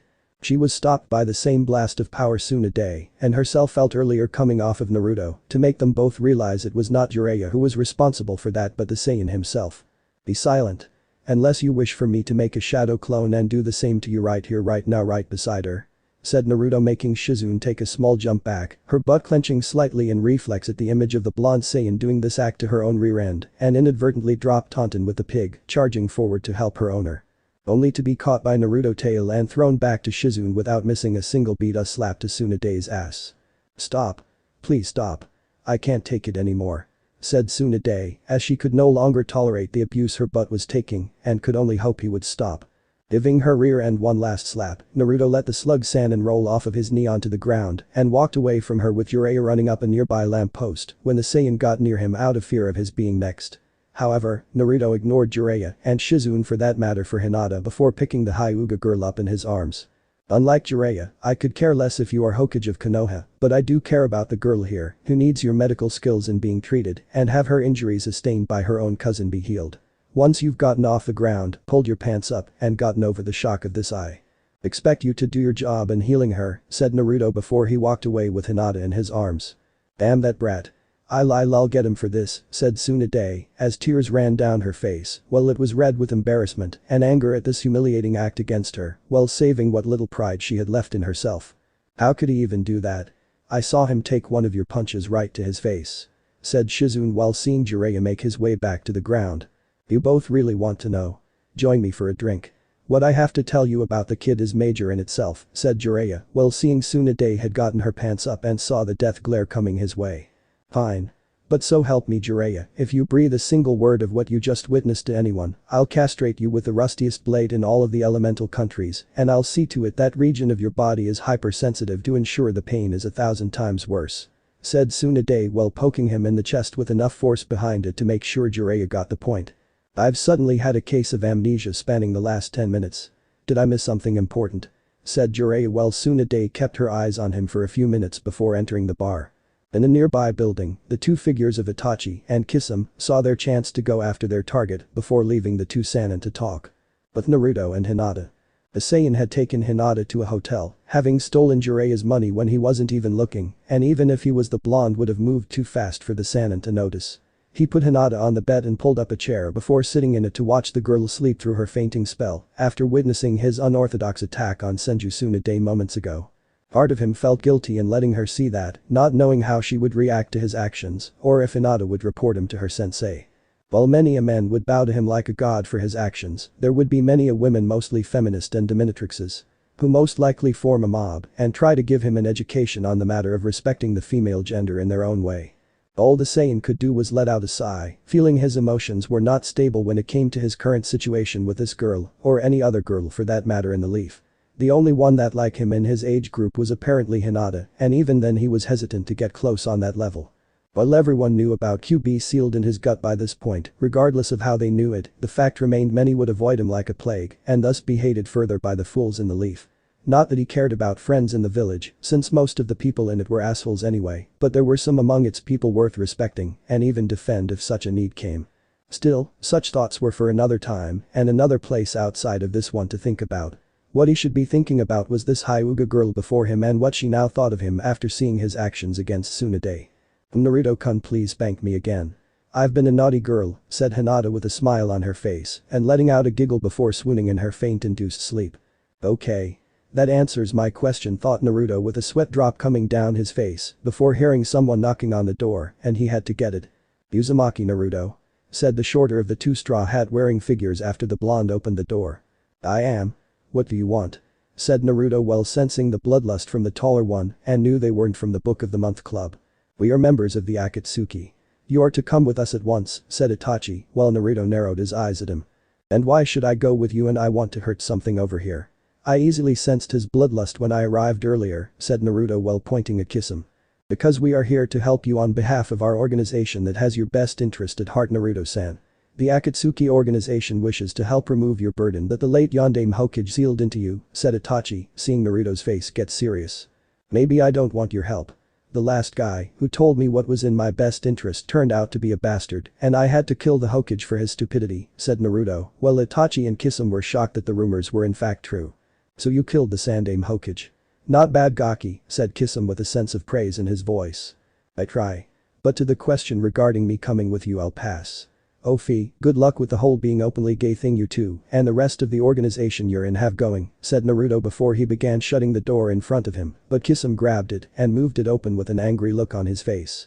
We're not gay. Kisame with his face nearly in Naruto's own while the Saiyan smirked at him. Says two guys in an all-boys club with no women. You guys must really be sausage lovers, said Naruto seeing Kisame's race going purple since his face was naturally blue and was going red with rage to cause the facial coloring. There is one woman in the group, said Itachi while Kisame was reaching back to grab his sword. One woman? Out of your whole damn group? She must be lesbian then. Shame really. So many guys around her and yet not a single woman for her to be happy with while in your little gay group. That's just sad, said Naruto while Kisame looked even madder and even Itachi had an eyebrow twitching. We're not gay. Yelled Kisame while unwrapping a part of his weapon and got ready to bring it down on Naruto. Are you metrosexual? Said Naruto curiously. No. Yelled Kisame with Naruto just smirking at him. Then you're gay, said Naruto before finally shutting the door on the two. Oh that little shit is so dead. Said Kisame before kicking down the door and Itachi just sighed knowing his partner was being provoked on purpose. Though to what end, the Uchiha didn't know and was beginning to think that the Kyuubi Jinchuriki was suicidal.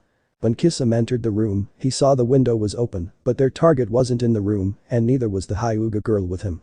Heading to the window, they both saw a blonde-haired boy flying off and carrying the Hyuga girl with him in his arm. The two members of the Akatsuki were baffled by this, despite seeing this more than once, and wondered how this was even possible. Was it a bloodline? A high elemental affinity for wind perhaps? What should we tell Pain-sama? Said Kisame seeing one of the last Uchiha in the world beside him. We will tell him what we saw and what we know Kisame. We then will figure out how to answer these questions at a later time. All the boy knows is that our organization is interested in him. Nothing more, said Itachi before they left and Kisame sneering at the direction Naruto flew off to. You don't think I'm gay, right Itachi? Said Kisame to his partner. Said Itachi, well Kisame didn't like that response. And what the hell does that mean? Said Kisame while Itachi refused to answer him with a single word or sentence. Said Itachi, while Kisame looked even more pissed off. Itachi? Come on. Answer my question damn it. Said Kisame while still looking upset by his partner's actions. At Tsunade's hotel suite. So that's what happened, said Tsunade, as she was in a chair, sitting on an ice pack and hearing how Naruto became what he was now. Yeah. Sarutobi-sensei really screwed him over when growing up and ironically enough it was Orochimaru's interference on the seal that caused the change to occur. The old man quickly feared Naruto's new power, his attitude, and what he would do with it now that secrets were revealed to the blonde Gaki, said Jiraiya, while just finished his explanation of just about everything he knew about Naruto's appearance and power to Tsunade. What about the Hyuga girl? He said she was injured. Said Shizune having sit through the entire explanation with Tsunade and to admit the blonde Saiyan did scare her a bit. Hyuga Hinata. Her cousin Niji, who is in the branch family of the clan, nearly killed her during the Chunin exam preliminaries and the action itself pissed off Naruto to no end. Beat the Hyuga brat within an inch of his life. Reminds me of the beating you gave me when I saw you naked in the hot springs when we were younger, said Jiraiya, seeing the Sannin in front of him look surprised by how far Naruto was willing to go for that girl. Is this a private party or can anyone join? Said Naruto as he entered the room via the window and put the still out of it Hyuga girl on the bed. I hope you weren't getting fresh with her while she's unconscious in your arms Gaki, said Tsunade with narrowed eyes, while Naruto just smirked at her before his face turned serious. Spare me the pointed look. I need you to examine Hinata of her injuries. That's the only reason I'm on this trip, said Naruto before leaning against the wall while his tail moved around him. Nodding, Tsunade along with Shizune began to do an examination of the Hyuga girl on the bed, and with Jireya's information on what Neji did to her, was able to pinpoint the problem easily. The problem now was the girl needed to be in a hospital where surgery was required to operate and fix the severity of the injury. I can fix this, but I need to do surgery, and the only place with the advanced equipment to do it is in Konoha, said Tsunade while sighing to herself knowing this was not her day. Great. All the more reason to come back with us to become Hokage, said Jiraiya, but his face of joy became one of fear at the sight of Tsunade glaring at him to shut up and then Naruto for other reasons. I never said I was going to be Hokage, Jiraiya. If I did come back, it would be to do the surgery and then I'm gone, said Tsunade while Naruto scoffed at her. And leave your grandfather's legacy in the hands of someone like Danzo. He's already made a move for it in the event you don't do the job. What do you think he's going to do should that old bastard become Hokage? Said Naruto seeing Tsunade flinch and knew she had a good idea of what was going to happen. Such a scenario is not my problem, Gaki, said Tsunade while hearing a growl come from Naruto's throat. Your grandfather's village is not your problem. I don't believe this shit. What happened to the feared Senju Tsunade, who could shatter a mountain with a single punch and make the ground shake with stomp of her foot?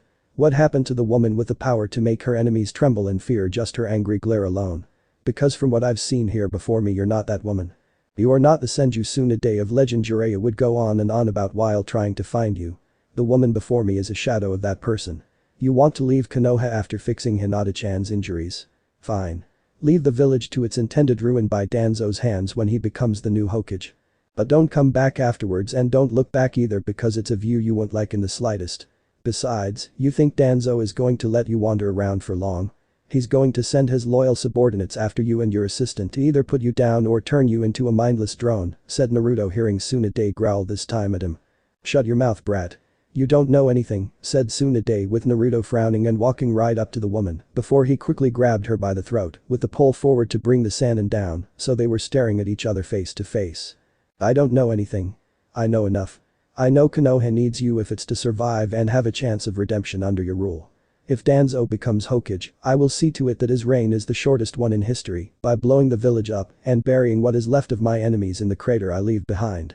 After I'm done with that, I'm coming after you, and the spanking I gave you earlier today will seem like love taps compared to the beating I'll give to your body for neglecting your birthright, said Naruto while glaring daggers into the slug Sannin. Tsunade's face went pale with fear as her rear end was still sore from the assault Naruto had launched against it not that long ago and knew the Saiyan would make good on his threat.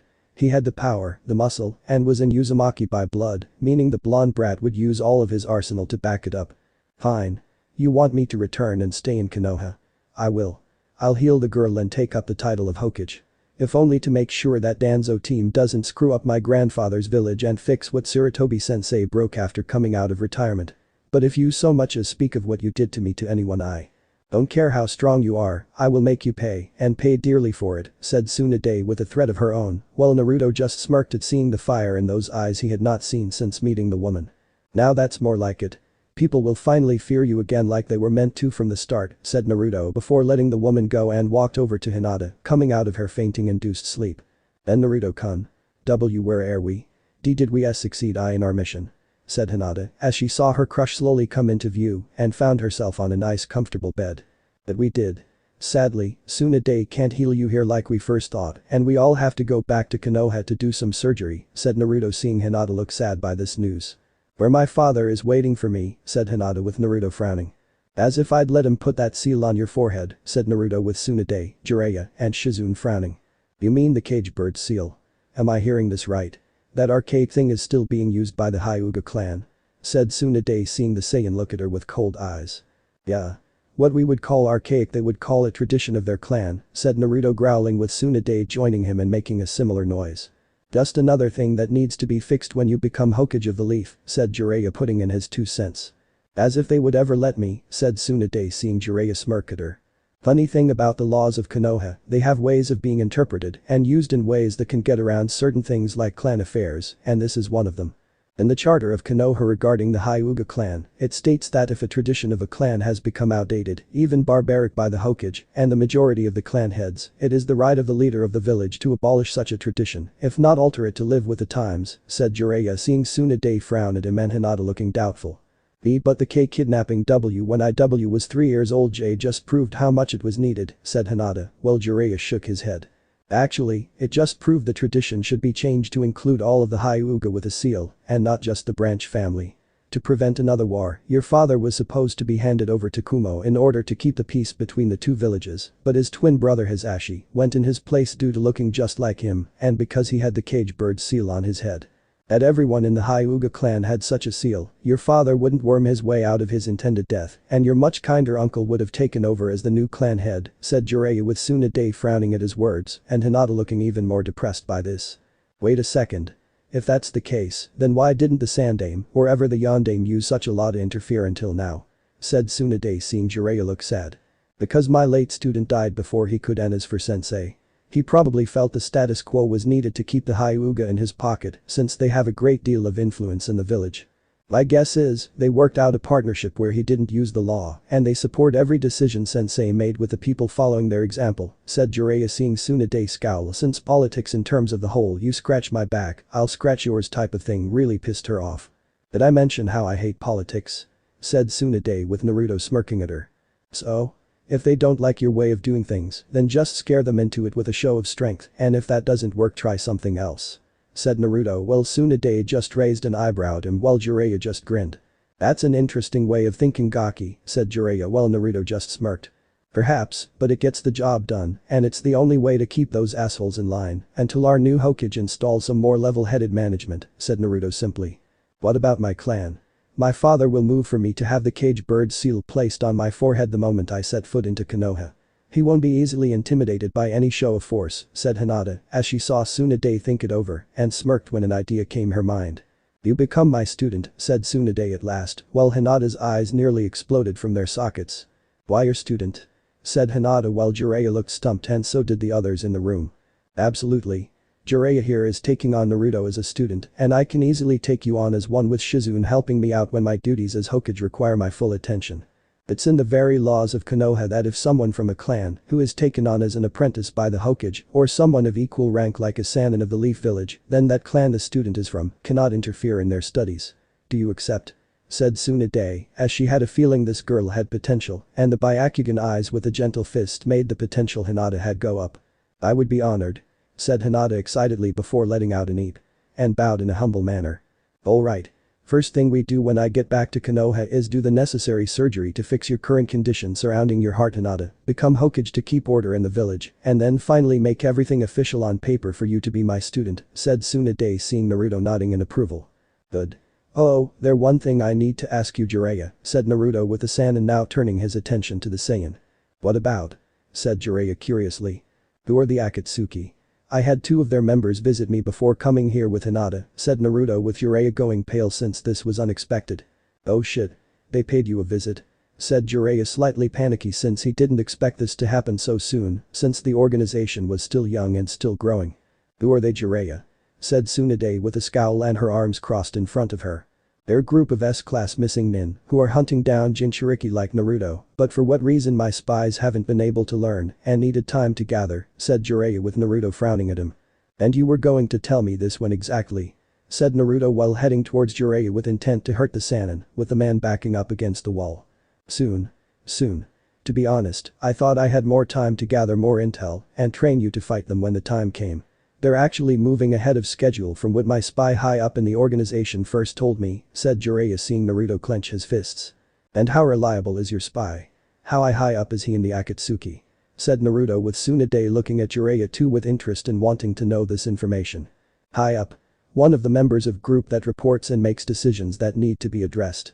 I can't go into further detail, but make no mistake, the source is reliable and can be trusted with giving me key information. I imagine this recent action by them was unexpected for my spy and didn't have a means to tell me about it sooner. If he did, then I could have prepared for it and given you some additional training while here. Who was it that paid you a visit? It has to be a pair that are among those assigned by the leader of the organization himself, said Jiraiya seeing Naruto remember the 2 that visited him. One was a tall guy with blue skin, sharp teeth like a shark, and had a sword on his back with a scratched-off mist headband. The other had black hair, black eyes, shorter than the first guy, and looked like an older version of Sasuke, said Naruto with Jiraiya's eyes now widening in shock. Ashigaki Kisame, formerly of the Seven Swordsmen of the Mist, and his partner Uchiha Itachi, formerly of Konoha, with the title of murderer of the Uchiha clan under his belt, said Jiraiya with Naruto's eyes widening now. Uchiha? He's related to Sasuke? Said Naruto curiously with Jiraiya nodding. He's Sasuke's older brother. When you and Sasuke were 8 years old, he set out to kill every single Uchiha in the village, with Sasuke being the only one to survive it. Since that night, word got out about how Itachi killed almost everyone, and the councils along with the village itself have seen fit to spoil the child at every turn, in hope such acts would be returned upon ascending to a high rank in Konoha. Said Jiraiya with Tsunade letting out a growl, knowing those idiots would get poor results in giving things to an Uchiha and get absolutely nothing in return. And how has that been working out for them? Said Tsunade, though she already knew the answer to the question. He's eating out of their hands and has grown arrogant. Thinks the village and the world should bend to his whims simply because he's the last Uchiha in Konoha, said Jiraiya, while Naruto scoffed since that wasn't the half of it. Add to the fact my so-called Jounin sensei is giving him secret training on the side while I was left to do nothing just makes it worse. Gave the team to jutsu training while he had me work on chakra control. I did D-ranked mission myself since my so-called teammates didn't want to lift a finger doing manual labor and they still got paid for it, said Naruto, since he felt it was a travesty in his mind. You do work and get paid. You don't and you get nothing. I'll look into that and handle things accordingly when we get back. As for the Akatsuki hunting you, we'll have to deal with this without the council's knowing, since it will just give them ammo to use against you and use it as an excuse to control your movements in the village, said Tsunade, seeing Naruto nod in agreement. When do you want to head back? Said Naruto, seeing Tsunade considering her options for when they should return to the village. In a few days. I want another fight with you. A one-on-one fight. If you win I'll give you this. Said Tsunade, holding the necklace of her grandfather. And if I lose? Said Naruto, knowing that was how bets work. I get your tail as a trophy, said Tsunade, seeing Naruto's eyes widen and then narrow at her. Hell no. You won't touch his tail. Let me out. Let me out so I can kill that bitch. Yelled QB, as she wasn't going to let the Senju pull her hunky vessel's precious Saiyan tail from his body and wanted to do her own damage to the woman. Deal, said Naruto, while QB was telling him to be careful since she may go for it from the start. The next day. Are you two ready? Said Jiraiya with Tsunade looking focused, and so was Naruto since his Saiyan tail was on the line. Ready? Said Naruto and Tsunade at the same time. Fight. Said Jiraiya while Hinata and Shizune watched silently from the sidelines. Tsunade charged at him first, intent on hitting him full strength and completely sober so there would be no excuses. Naruto wrapped his tail around his waist and began blocking Tsunade's attacks using his skills into jutsu he had learned from Guy when training for the entire month before the Chunin exam finals. Blocking a punch to his face, Naruto countered with an open palm thrust to Tsunade's stomach, sending the woman skidding back roughly 10 feet, but her use of chakra to the feet prevented the loss of balance, and the Saiyan soon-to-be Hokage rubbed her stomach. She knew Naruto was holding back his strength as he used much more of it to hold her down when the Saiyan had spanked. Red and no doubt wanted to keep things from getting too crazy on his end. Tsunade healed her injury and came at him again while finding her body was feeling more energy than usual, though the slug Saiyan chalked it up to not being hungover from the previous night of intense drinking. What Tsunade didn't know was the QB's chakra from the time Naruto spanked the woman the day before had made its way to the jewel seal on her forehead, designed to help heal either herself or others in need of such severe medical treatments to save them from death. However, the QB's chakra had effectively altered the makeup of such a thing and began to turn back the clock on the woman and give her renewed life to a certain point. It wasn't hard for QB to figure it out, as Uzumaki Mido had a similar jewel seal on her forehead too, and the fox knew all about Tsunade adopting it since time within Uzumaki Kushina had allowed the vixen now residing in Naruto to learn about what it did. Kushina always assumed that because the fox was pinned down at the time by her own complex seal, the vixen herself had her ears up and listening to every word spoken. Tsunade had explained the design of her seal to Kushina, telling her it was just like Mido's and could do wonders for those in need of saving. Not bad, brat. You got some skills, said Tsunade, throwing out a leg to kick Naruto in the ribs, but the Saiyan had caught it and smirked at her. Same to you. You're not near my level of strength, but I have to admit that kick tickled my ribsage and much better than the punch you threw at my face yesterday, said Naruto before throwing the woman away from him. I have to admit, I'm feeling a bit better today than I did in quite some time, and for some strange reason I suspect you had a hand in it somehow, said Tsunade before rushing him once again with more speed in her steps. Really? Well then, if that's the case I should spank you more often, said Naruto, while Tsunodae's face became red and so red before charging at him with the intent of causing the boy pain. I'm going to take that tail and I'm going to stick it on the wall above my chair for all to see, said Tsunodae as she threw another punch, but Naruto went to the air and let her fist hit the ground to make a nice crater. You have to catch me first, and until you let that temper of yours settle down I'm not heading down, said Naruto with a grin that would have made another Saiyan in another dimension proud. What? Get down here and take your lumps Gaki. You can't stay up there forever, said Tsunodae while shaking her fist at him. Want to make a bet Tsunodae-chan? And to make it interesting the loser of the bet gets their spanked, said Naruto seeing Tsunodae narrow her eyes at him and saw Jiraiya snicker while Shizune looked away while blushing. From the look on the slug Sannin, this may be the one bet Tsunodae dare not take and for once would err on the side of caution by not taking the bet. Naruto's hotel room. Shizune didn't know why she was heading to Naruto's room. Maybe it was to warn him about the significance of the necklace he now wore from winning the bet after the beating Tsunodae in combat. Maybe it was to scold him for spanking Tsunodae in the middle of a public street, which she still couldn't believe happened, and even more that no one was around to see it outside of their little group. In any case, Shizune needed to see Naruto and set things straight before they left for the leaf. Naruto-san, said Shizune after knocking on his room's door. What is it? Said Naruto when he opened the door, sweat coming off his exposed upper torso from doing intense physical training, and saw Shizune's face turn red from seeing it. How can he be that muscled? Thought Shizune Willinati things ran freely in her mind. Shizune. Earth to Shizune, this is ground control. Come in Shizune, said Naruto seeing the spaced out look on Shizune leave the woman and refocus on the task at hand. Oh. Sorry, Naruto-kun. I was distracted by something, said Shizune while trying to focus on talking to Naruto instead of picturing herself doing things to Naruto. Clearly. Why are you here? Said Naruto with Shizune moving her eyes from his to his body and back again. I needed to talk to you about Tsunodae-sama and that necklace you're now wearing, said Shizune while seeing the necklace on Naruto's sweaty body made him even hotter. Is it really that important? Said Naruto while seeing the blush rising on the woman's face. Yes.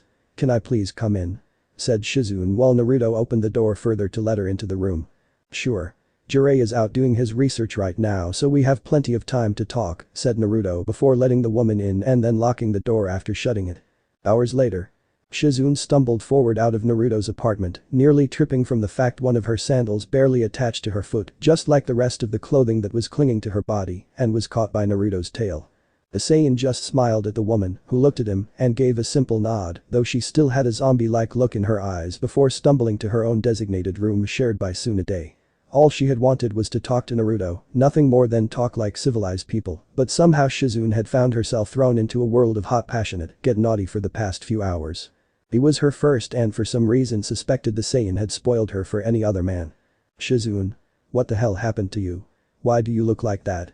Said Tsunodae seeing Shizune ignore her when entering their shared hotel room and reach for a bottle of sake the woman knew the soon-to-be fifth Hokage carried around to drink herself silly before guzzling it down like it was water. Can't talk. Drinking sake. Tired. Need nap, said Shizune before downing the sake and then headed for the bed while Tsunodae feared the worst from Jiraiya and searched him out. But Naruto. The Saiyan blonde smiled at another conquest which was unintentional at the time and knew that eventually Tsunodae would find out. Though whether or not Tsunodae suspected Naruto being intimate with Shizune was entirely up to the fifth Hokage to figure out. She could question the younger woman later of the events, but the Senju woman would have taken out her anger on someone else and Naruto had a pretty good idea on who the poor soul was that Tsunodae was going to lash out at. Jiraiya takes Tsunodae's hits and I get the spoils of conquest, thought Naruto with a grin while safely putting away Shizune's panties in a ceiling scroll. Then turned to the sound of things being destroyed outside and the girly screams coming that followed soon after. Get back here naughty. You deflowered Shizune. Yelled Tsunodae while the sound of things being destroyed, smashed, obliterated and annihilated were heard all over the city. I didn't do anything to Shizune. I swear it. Wait. No. Stop. Have mercy. Yelled Jiraiya as he tried to dodge Tsunodae's unexpected fury and failing miserably since the woman caught his leg before slamming him onto the ground with a massive beating soon following. Never. Yelled Tsunodae as she proceeded to beat Jiraiya's body without mercy and once more within an inch of his life. Soon Naruto-kun. Soon I will be free and then all the world will shake from our time together. Said QB as she could wait until it was time to be free and get a piece of her stud for a vessel with naughty ideas running through her head. In her own private room, Hinata was thinking the same thing and naughty thoughts also flood her mind. Niji's punishment. "Release me at once, Naruto-san," said Neji, as he was tied to a training post, wearing the horrible green spandex and the orange leg warmers with his hair being cut to mimic that of his own weird Jounin sensei. "Nope. This is your punishment for hurting Hinata. So suck it up and deal with it," said Naruto before putting a seal tag on the Hyuga's mouth with a simple genjutsu attached to make it seem like the Hyuga's mouth was shut. "You're truly evil, Naruto-kun," said Kyuubi as she giggled perversely in his head and had to admit his sadistic streak was turning her on. "I know. Now for the last piece for his teammate in Jounin sensei to see," thought Naruto before placing a simple note on Niji's body and then left while ignoring the muffled cries from the Hyuga boy. Sometime later. Tenten and Lee headed to their usual training ground to train while being unable to find Niji. Tsunade had healed Lee up and told him to do light training, while emphasizing on the light part with the threat of doing worse than Gaara did to his body in the Chunin exam preliminaries if the genin over-exceeded the order. When they got to their intended destination, Tenten's jaw dropped while Guy and Lee were ecstatic at the sight currently before them. Hyuga Niji was almost an exact clone of them in almost every single way minus the hair color not being the same and eyebrows not being bushy. Naruto didn't know how to make them like that and personally didn't want to know should the knowledge ever fall into the wrong hands to make an arm of Mido Guy lookalikes. Though who would do that was beyond anyone's guess. Attached to Niji was a note which they all read and the Hyuga could only look on in shame, knowing his ability to speak in his defense was secretly taken away from him. "I, Hyuga Niji, am a poor misguided soul in need of help in igniting my flames of youth and to start myself on the correct path, have done this to myself. I have also sealed my mouth shut to ensure that my Hyuga pride does not become vocal in ordering my sensei and teammates in freeing me from this position. Please use whatever means necessary are at your disposal, Guy sensei and Lee-san, to help me find my flames of youth. Sincerely. Hyuga Niji." "Yosh. Niji is trying to embrace his flames of youth," yelled Guy with Lee shouting how he would help Guy sensei with Niji igniting his flames of youth. Thence began an infamous three-way hugging with a sunny backdrop genjutsu appearing out of nowhere in a background between Mido Guy, Rock Lee, and Hyuga Niji. The poor Hyuga wanted to scream out in protest but was unable to as his worst nightmare came to pass and his mind forever scarred if not shattered by what he was experiencing at this very moment. As for Tenten, she got the hell out of there since the sight before her was just too much. "What's the rush, Tenten?" said Naruto, having secretly moved into position so she would conveniently bump into him. "Oh. Naruto-san. Sorry for running into you. I just had to get away from my team," said Tenten while finding her hands were on his shirt-covered torso and blushed feeling the muscle behind it. "What's wrong with your team? They're acting stranger than usual," said Naruto, though he already knew why. "Yeah. You could say that," said Tenten nervously since he didn't want to tell him about it on account of it being so embarrassing. "We can go to my home and you can tell me about it. I don't mind listening. We can trade stories about our senseis," said Naruto with Tenten looking unsure at first, but the echo from where she fled of her team shouting flames of youth ignite helped and decided to take the Saiyan up on his offer. "Sure. Lead the way. Though I need to do some intense training afterwards," said Tenten while Naruto just smiled and showed her to his home. Hours later. "Wow," said Tenten as she was in Naruto's bed, naked, her usually well-kept bun hair now flowing freely, her body glistening with sweat after she had get naughty with Naruto, who was beneath her, and humming to himself. "How's that for training?"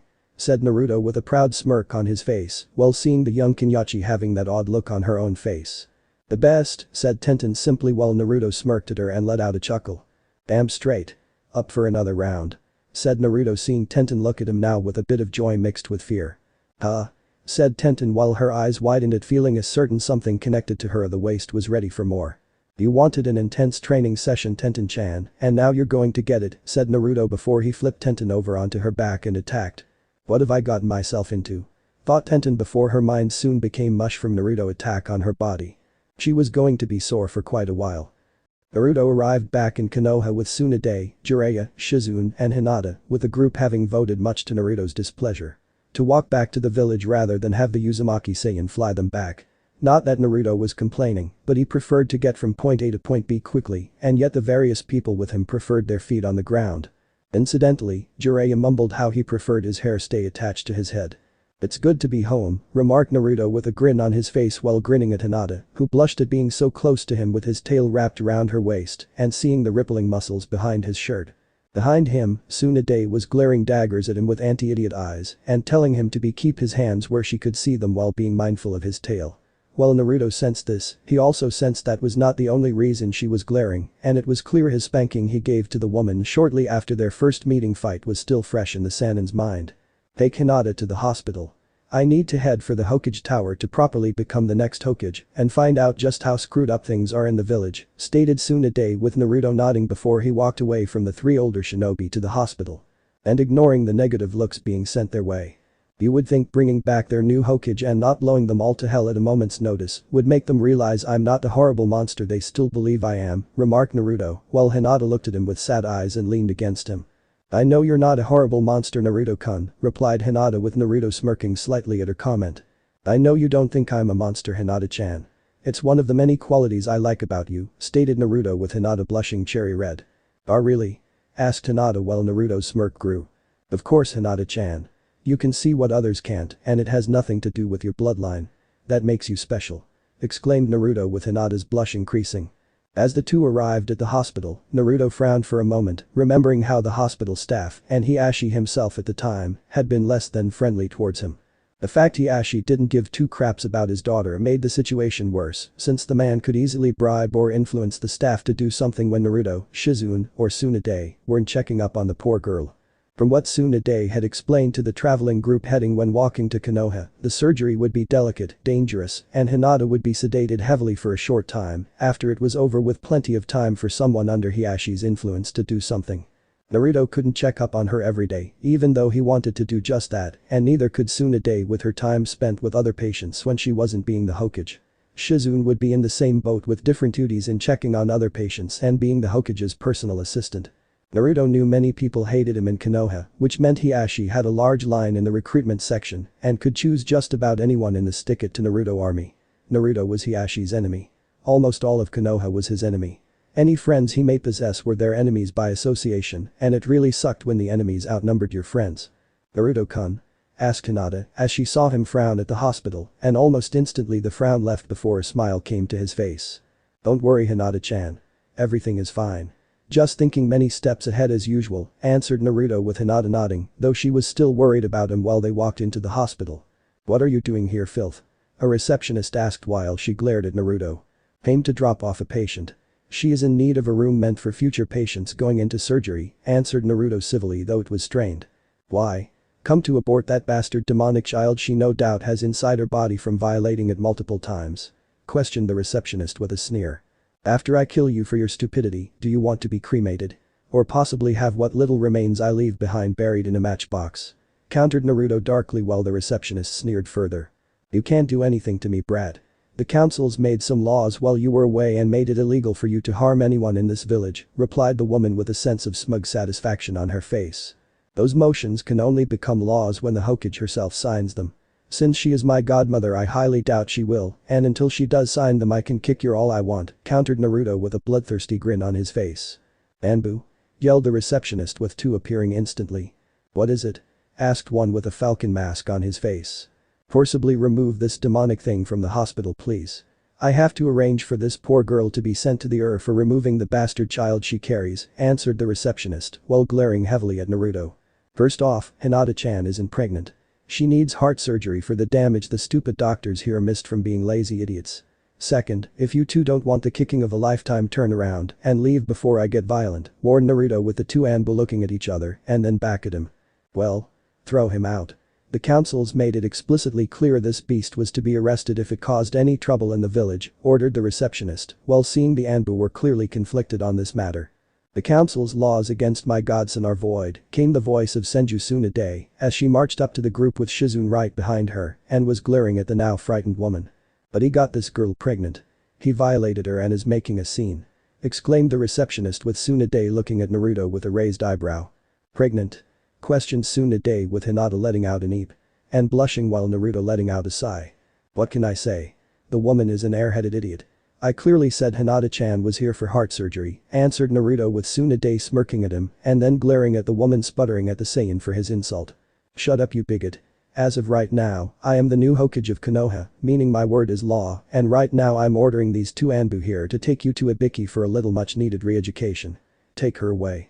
commanded Tsunade and watched with a great deal of satisfaction that the Anbu were listening to her and doing their job for once, if what Jiraiya told her about their questionable actions being true. You just can't get good help these days, remarked Naruto with a smirk on his face, and Tsunade let out a small sigh, followed by an equally small laugh. How very true. Come on Hinata. I need to get things set up for your surgery. The sooner you have it the better, replied Tsunade while escorting the girl away from Naruto. Don't worry Hinata-chan. I'll visit when I can. Naruto called out with Hinata blushing at the idea. I'll get strong for Naruto-kun. He likes strong women so I will show I can become such a woman, thought Hinata as she considered how Tsunade's apprenticeship would do just that and show how strong a woman she could be under the right teacher. With Naruto's time done at the hospital, he took off for his home via flying super fast and landed at the front door before opening it. When he got inside, Naruto was greeted to the sight of the house being clean, new furniture, and the smell of food being cooked in the kitchen. Homie damn it. This shit is pissing me the fuck off. Yelled the familiar voice of Taiya being unhappy with something. And of course the sound of swearing that came with it. Taiya, you know if Naruto-sama hears you say those horrible words he's going to be very upset and be forced to punish you, scolded Kin, while neither girl was aware of him having entered the house and watching them from his position just outside the kitchen. How will he know if you don't tell him? Asked Taiya before a throat-like sound from behind the two was heard and they turned to see Naruto standing there with a smirk on his face. I'll know about your swearing Taiya because I and possibly everyone in Iowa heard you yelling in anger, commented Naruto with Taiya going pale in the face and Kin giving a small smirk in amusement. Sorry Naruto-sama. It's just well cooking has never been my strong suit, answered Taiya with Naruto nodding, since he could see that since Orochimaru no doubt had his forces live off the land rather than use the basic house necessities to make food. Considering the now dead Saiyan had spent a great deal of his finances on researching ways to achieve permanent eternal life it was no great surprise. Did I miss anything while I was away? Asked Naruto while seeing Taiya relax and not being punished while Kin pouted. Not much. Kurenai and Anko came to visit to bring things over. They told us that some members of the councils are searching for us, so they had to come here discreetly to ensure no one else knows we're here, answered Kin with Naruto frowning, since he didn't like how the council's sniffing around for people around him that they can use for their own twisted purposes. I'll deal with them eventually. Until then, you two still need to keep a low profile, and that means staying here away from the public eye, stated Naruto with the girls nodding, since they were pretty much considered scum in the eyes of Konoha, and walking around in public right now was unwise at this point. Hey, I just thought of something. You're in Uzumaki, right? Questioned Taiya with Naruto nodding. On my mother's side. Why? Replied Naruto curiously. Because I know of a girl back in Rice country who works for Orochimaru at one of the main bases there named Karen and she is in Uzumaki too. Answered Taiya and was surprised she didn't think of it sooner. Damn, was she stupid. Really? Interesting. Distant family on my mother's side are still alive. This is something that can't be ignored. Was she still at the base when you last saw her? Asked Naruto with Taiya nodding. Yeah. She was actually here for the Chunin exams disguised as a grass nin, but her team got killed by a bear and she got disqualified later on since she didn't have any of the scrolls needed to pass. Karen should be back at the main base Orochimaru used in Rice country to plot his invasion and watching over the different experiments therewith. Kabuto, answered Taiya with her making a face when mentioned the medic nin. Did Orochimaru or Kabuto know about her being in Uzumaki? Asked Naruto with Kin and Taiya giving a shrug. I doubt it. Orochimaru was obsessed with finding a way to continue his life even after he learned to leap from body to body and wanted to extend it past the 3-year time frame. The Uzumaki clan were known for living long-lasting lives beyond the normal human lifespan and would have harvested it from her by this point. I think Karen didn't tell him anything for the sake of staying off the operating table. I only learned about it when we had a rare girls' night out and on impulse she wanted to have some sake. She's a bit of a lightweight in that regard, replied Taiya, since being the Sannin's bodyguard had its perks in knowing things that others didn't. Good. The sooner I get her away from Kabuto the better. I don't want the idiot to take up Orochimaru's work and use her as a test subject for his own purposes. The only thing I can think that's worse than Orochimaru is someone taking up his work and surpassing him in it, stated Naruto with the girls nodding. You're not leaving now, are you Naruto-sama? You just got back. Exclaimed Kin with Naruto sighing and rubbing his forehead. I suppose I could wait a few days. At least let Tsunade know about Karen's existence and get the green light to go to Rice country to extract her from that place, said Naruto and felt his stomach rumble violently. After your bottomless pit of a stomach has been filled with food of course, remarked Taiya with Naruto letting out a sheepish grin. Well, it's a good thing Kin-chan make a lot of food then, isn't it? Questioned Naruto with Taiya going red in the face with anger and Kin herself laughing at her friend's misfortune. Hey. Just because I'm not naturally gifted in the kitchen like some people doesn't make me a bad cook. Yelled Taiya before glaring at Kin currently whistling nonchalantly. Perhaps not. Still, I think from now on I'll have Kin-chan be the chef from now on, said Naruto with Taiya grumbling with steam coming out of her ears. I'm not that bad a cook, mumbled Taiya while Naruto looked behind her. The stew you were making is on fire, remarked Naruto with Taiya looking behind her, and sure enough the stew she was making had somehow caught ablaze. Oh holy crap. Exclaimed Taiya as she worked to put the fire out and Naruto just sighed while Kin was looking at the scene with curiosity. How did she make the stew catch on fire? Asked Kin with Naruto looking at her and then at the redhead, trying to put it out while swearing profanity after profanity added. That Kin-chan is a mystery only Kami can solve, remarked Naruto with Taiya still trying and failing to put out the fire. Would it kill one of you two? Oh I don't know, help me. Exclaimed Taiya while the fire seemed to grow and threatened to consume her. Yep. No cooking for Taiya for a while. Okage Tower several days later. Another Uzumaki? Questioned Tsunade with Naruto nodding. Right under the late Orochimaru's nose. Whether or not his wanted successor Kabuto knows of it is unknown. I'm not about to take that risk and have her be put on a slab to be dissected or experimented on, answered Naruto with Tsunade grimacing. Agreed. Still, from what you were told about her, this Karen was willingly serving my now dead teammate and is most likely serving Kabuto now too, stated Tsunade with Naruto sighing. That's a distinct possibility. Even if she is, I'd rather go to Rice Country and at least extend the invitation to being away from that kind of life, countered Naruto with his godmother for a Hokage sighing. Can't argue with you there. Considering she's family, I won't risk her being corrupted even further by Kabuto and give the girl a chance to live here in Konoha, said Tsunade with Naruto smiling, since it would be nice to have another Uzumaki in the village. I leave tomorrow morning for the mission, stated Naruto with Tsunade nodding since it was late in the afternoon and tonight was a full moon.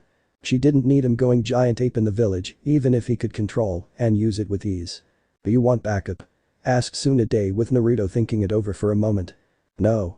This will be a simple smash and grab mission, answered Naruto with Tsunade nodding slightly before she remembered something. Oh. Before I forget, I've decided to promote you to Chunin rank and make this mission to retrieve Uzumaki Karen your first mission with that rank, stated Tsunade before she tossed him a Chunin vest and he caught it with a raised eyebrow. I thought the councils and the late Sandaime Hokage before you were against any form of promotion, questioned Naruto with Tsunade scoffing. They were. But my sensei is dead and the councils can bad girl all they want, you're still getting promoted regardless, answered Tsunade with Naruto smirking, and it made the woman fight not to blush. Honestly, what the hell was wrong with her body? Awesome, was Naruto's only reply before he left the room. Konoha's streets. Naruto. Called out Tenten running towards the Saiyan. What is it, Tenten? Asked Naruto with the girl panting slightly from running since she had been doing it for a while and trying to find him. I just wanted to thank you for bringing Tsunade-sama back to the village to be the next Hokage, replied Tenten with Naruto smirking. You're welcome, Tenten. The world needs stronger women and not those weak fangirls the academy has been producing in waves, stated Naruto with Tenten nodding, since the academy did do a lot of that. You won't get any arguments from me on that. Also, Tsunade-sama is going to work on Lee's back and says he has a chance to recover, though the chances are nearly 50-50 in terms of success, said Tenten with her eyes showing her sadness at the idea of her ever-energetic teammate being crippled for life. I have faith in my godmother, as should you, Tenten, and believe that Lee will walk again from this ordeal, replied Naruto with Tenten looking at him in surprise, and her determination returned. You're right. Tsunade-sama is the best medic nin in all of the elemental countries. If anyone can heal Lee, it's her. Exclaimed Tenten with fire in her eyes that strangely resembled Guy and Lee during one of their extra energetic days. It seemed Tenten-sensei was rubbing off on her after all. Now you only need his green spandex, a bowel-shaped haircut and leg weights to be a female clone of Guy. Though you in tight-fitting spandex wouldn't really be a bad thing, stated Naruto with Tenten looking at him with an angry look and he quickly took to the air, laughing with the girl chasing after him with weapons in hands shouting curses. Who knew she would take his word so personally? After flying around the village towards the training grounds, Naruto smirked at seeing an out of breath, glaring at him for that earlier statement and began throwing weapons at him. He easily dodged them, his smile never leaving, and it was clear that each miss on her part was driving the weapons user slowly insane. Stand still and take your hits like a man. Exclaimed Tenten as she unleashed more of her weapons and Naruto let out a laugh that only made the girl angrier. How about no? Mocked Naruto before laughing further at Tenten's angry face. Oh, you are so dead. exclaimed Tenten as she threw more and more weapons at him with Naruto, wondering how she had so many on hand. That and where she stored them all on her person. Naruto was so caught up in his musings that almost got hit with a weapon, but while it wouldn't hurt his skin, the sharp short sword had torn into his new Chunin vest, and that was upsetting. Narrowing his eyes, he turned from the damaged vest and turned to the now smirking Tenten before seeing the smirk fade when seeing the slightly peeved look on his face. This vest was just given to me by Tsunade. I was hoping to wear it tomorrow for a very important mission and break it in there. Stated Naruto angrily with Tenten going pale in the face and saw him get a sinister twinkle in his eyes. The kind of look that was similar to a certain sadistic for a special jounin kunoichi who liked to hurt people for fun and got paid for it. I'm sorry. I thought you would dodge it. Exclaimed Tenten while backing away from the now slowly descending Uzumaki for a Saiyan. An error on your part. Something that you should be punished for, Ten-chan. Stated Naruto with Tenten now sweating in fear. Go on, Naruto-kun. Give her the Tsunade treatment, remarked QB in his head and giggled perversely. Come here, Ten-chan, commanded Naruto playfully with Tenten backing up further with her hands waving defensively to possibly have him reconsider. I just remembered that I have to do some last-minute work at my family's weapon shop, stated Tenten before turning to run away. Only to be caught at the waist by Naruto and held like a sack of potatoes with her feet off the ground trying to run. And you spent all that time chazzing me. Naughty girl. Naughty girls need to be punished accordingly, remarked Naruto in a mischievous tone. Knock it off, Naruto. It's not funny.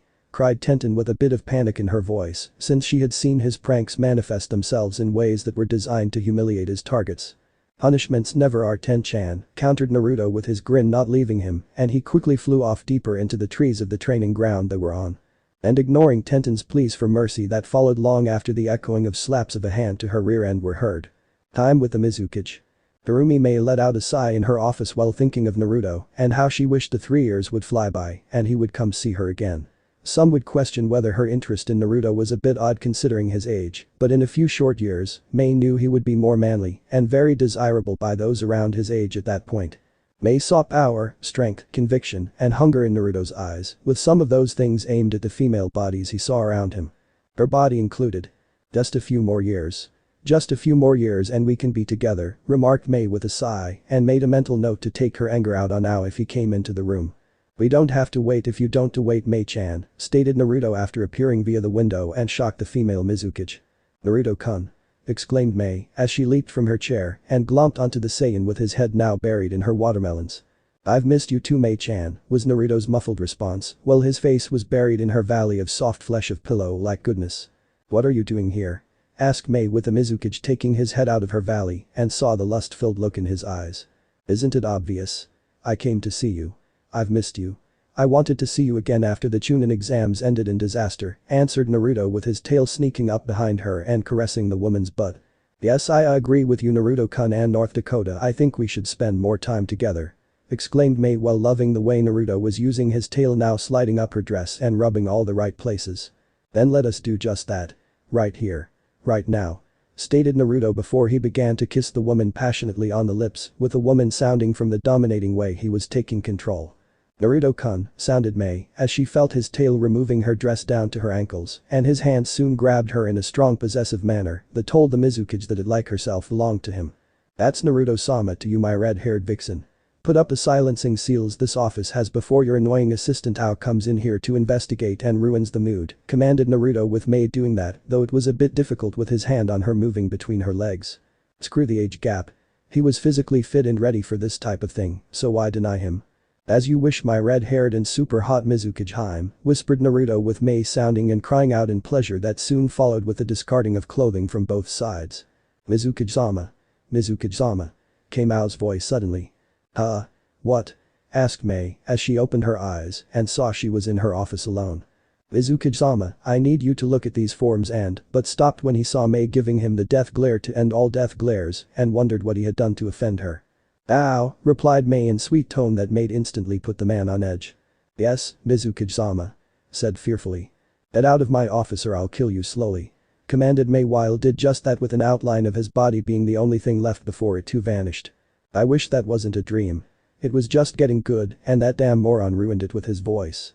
I should have killed him, remarked Mei as she got out of her chair and to her surprise, felt like her legs were made of jelly. And it was during that time that May now felt a cool draft between her legs from where her underwear should have been. Shocked by this strange yet wonderful revelation, May felt where the fabric that was her dress should have been and felt a hint of wetness there before she noticed a piece of paper on the floor. Reaching for it with her other hand, the Mizukage saw it was from Naruto, and reading the contents nearly made the woman squeal in delight. Had a great time, May-chan. No, it wasn't a dream. You blacked out. I don't hold it against you. It was an intense and pleasurable memory for me too. As for your missing dress, I've decided to hold on to them so I can remind myself of our time together in your office, and yes, I did redress you, so no one would know of our intimacy. I'm the only male who gets to see that stunning hot body of yours, and if any other guy sees it, I'll kill them slowly. Hope to see you again soon when time allows it. Stay hot. Naruto. But Naruto. Another woman conquered. One might think you were a womanizer, Naruto-kun, remarked QB in her humanoid form, while Naruto mentally smirked.